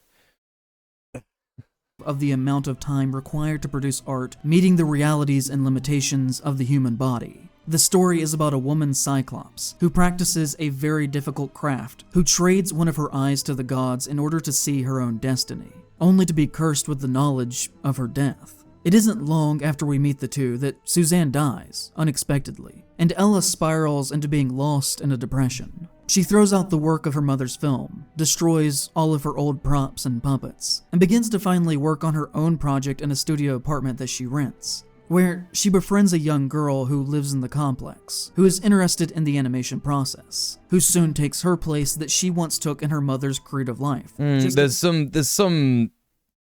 some linear timeline stuff that's being rearranged here in this person's interpretation of the film, but yeah, basically. She now takes the place of her mother. Time causes these transitions within life, and yet this art that they make proceeds at an agonizing pace through those transitions. It must take ages, the little girl says when they first meet. It does, Ella returns. Then why bother? Well, because I like it, because I'm good at it, and because it feels like you're bringing something to life. Animation to her becomes a method not only to mold and control life in ways that cannot ever really be done, but also to mentally contextualize events happening around her that she does not want to reckon with. And in bringing her work to life, her art becomes clinically obsessed with death. Her new film tells the story of a girl who has lost her way in the wood, who is hiding from the man that nobody wants to meet, but everyone does eventually meet, psychologically mirroring her inability to process her own mother's death, while also displaying her need and desire to no longer be her puppet and be in command of her own story. And this is in part the demonstration of her slow decline both physically and mentally, in these somewhat ambiguous days, weeks, or even months after her mother passes. In the first scenes, she is pretty, thoughtful, well put together, and kind, only for her to slowly become dirt-covered, mentally unwell, quick to anger, violent, and almost always exclusively dressed in baggy old clothes, as we watch her become obsessed with telling the story of this little girl and this man deep in the woods. The figure of the girl herself is even made from the same wax the morticians used to smooth the skin of the faces of the dead for presentation. If this metaphor was not clear enough, the filmmakers have her boyfriend disrupt our view of the puppet with a slab of darkened raw beef. She gets an idea soon after, and decides that meat would make a much more excellent material to craft new animation puppets from. Starting with beef and then moving on to other dead things that she finds in the woods, until she eventually crafts fresh ones from— Alright, just tell us the whole movie, dude. I don't understand why this person is telling us the whole plot of stop motion. What's the point of the this? bodies of her loved ones that she What's the point? Art. An extension of her desire to exert control over the world instead of being forced to confront the chaos of existence. I super disagree with this reading of the film as well. She is someone who cannot handle the realities of life and it breaks her. And instead of being able to accept these things, she can only view them in abstract ways through art and creation. What are you talking about? What I think is the most disturbing scene in the film, where she reanimates her mother and, in a way, brings her back to life by making a stop-motion film of her dead hands, by taking pictures of them one at a time on her cell phone. We are given a metaphor about how all art is a combination of the memories of things around us and our past, a meditation on the theme that great artists always put themselves into their own work, eventually even literally doing so, by pulling meat for her puppets out of the vaginal wound in her leg, to give birth to vaginal that can have meaning for those who experience it. That's true, actually. It is pretty vaginal, kinda. She cannot accept time, and stop motion as a medium of art is one that is both defined by and obsessed with the concept of the time that it takes to create it. In the home of the rich mice in Blood Tea and Red String, they pass time by playing cards, drinking tea, filling their days with leisure and empty relaxation. But these scenes are not peaceful. The clock on the wall clicks faster and faster. Its rhythm fills the scene with an ever-quickening pace of dread as the clock ticks, ticks, ticks, ticks. We can't wait to get out of this room, to be away from that awful clock and its reminder that everything is fleeting. Oh, I need to watch presence this. So dominating that we can't even it looks so good. Focus on anything else happening in the sequence. The cards are blank. Their game has no meaning or outcome that even really matters. The clock is framed in the background of a great deal of shots, and over their shoulders a black raven looms with a human skull for a head. These mice get into a blood-drunk dispute over this game that clearly doesn't matter, and an altercation results from that which ends with them rolling on the floor, that somehow turns into a climax of life. Music, dance, sexual contact, and mixed emotions, all while the death bird looms and simply watches. We sit in that moment for 4 minutes out of the roughly hour-long film, and I think if there's a single word that could be said to be the primary meditation of Blood Tea and Red String, it would be time. The most impactful cut in the editing of the film for me comes at the end of the sequence, when the first shot of the next scene is the body of a dead bird. I break up the work into manageable pieces in a long-term production schedule with solid goals dispersed along the way. Finish a puppet, build a set, complete a scene, each is a small triumph. Opportunities to show my work in progress are also very rewarding and motivational. When my audience gives me a positive response and expresses a desire to see more, it spurs me on. I understand that this is all in actuality quite different from what I do. But for me, I have always kind of seen In Praise of Shadows in this kind of way. A long work of personal writing and creating that is as much a part of me as I am it. Each video that I make is merely a reflection of who I am in that moment and the things that are on my mind. It is something that I work on every single day. And while I have the luxury of doing different projects within the larger project, which is the channel itself, to me, it is all one part of a long work that I've been doing since 2018, that I plan to continue to do for a very long time, if I am so lucky.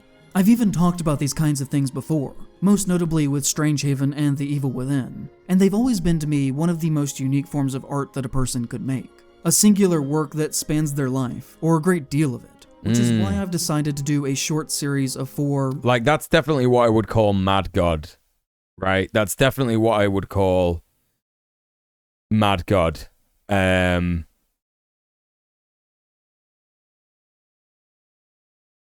Because it's so incredibly eclectic in how it just everything that's in there, everything that's in the film. There's just so much going on. It's genuinely a masterpiece. Like, I can't fault it too much, you know? I genuinely can't fault it too much. I can fault it like a fair bit, but I can't fault it like that much, yeah. Or maybe 5 videos, beginning with this one that you're watching, focusing on these kinds of projects. Ones that were born out of passions, but for one reason or another took years or decades before an audience could see them completed.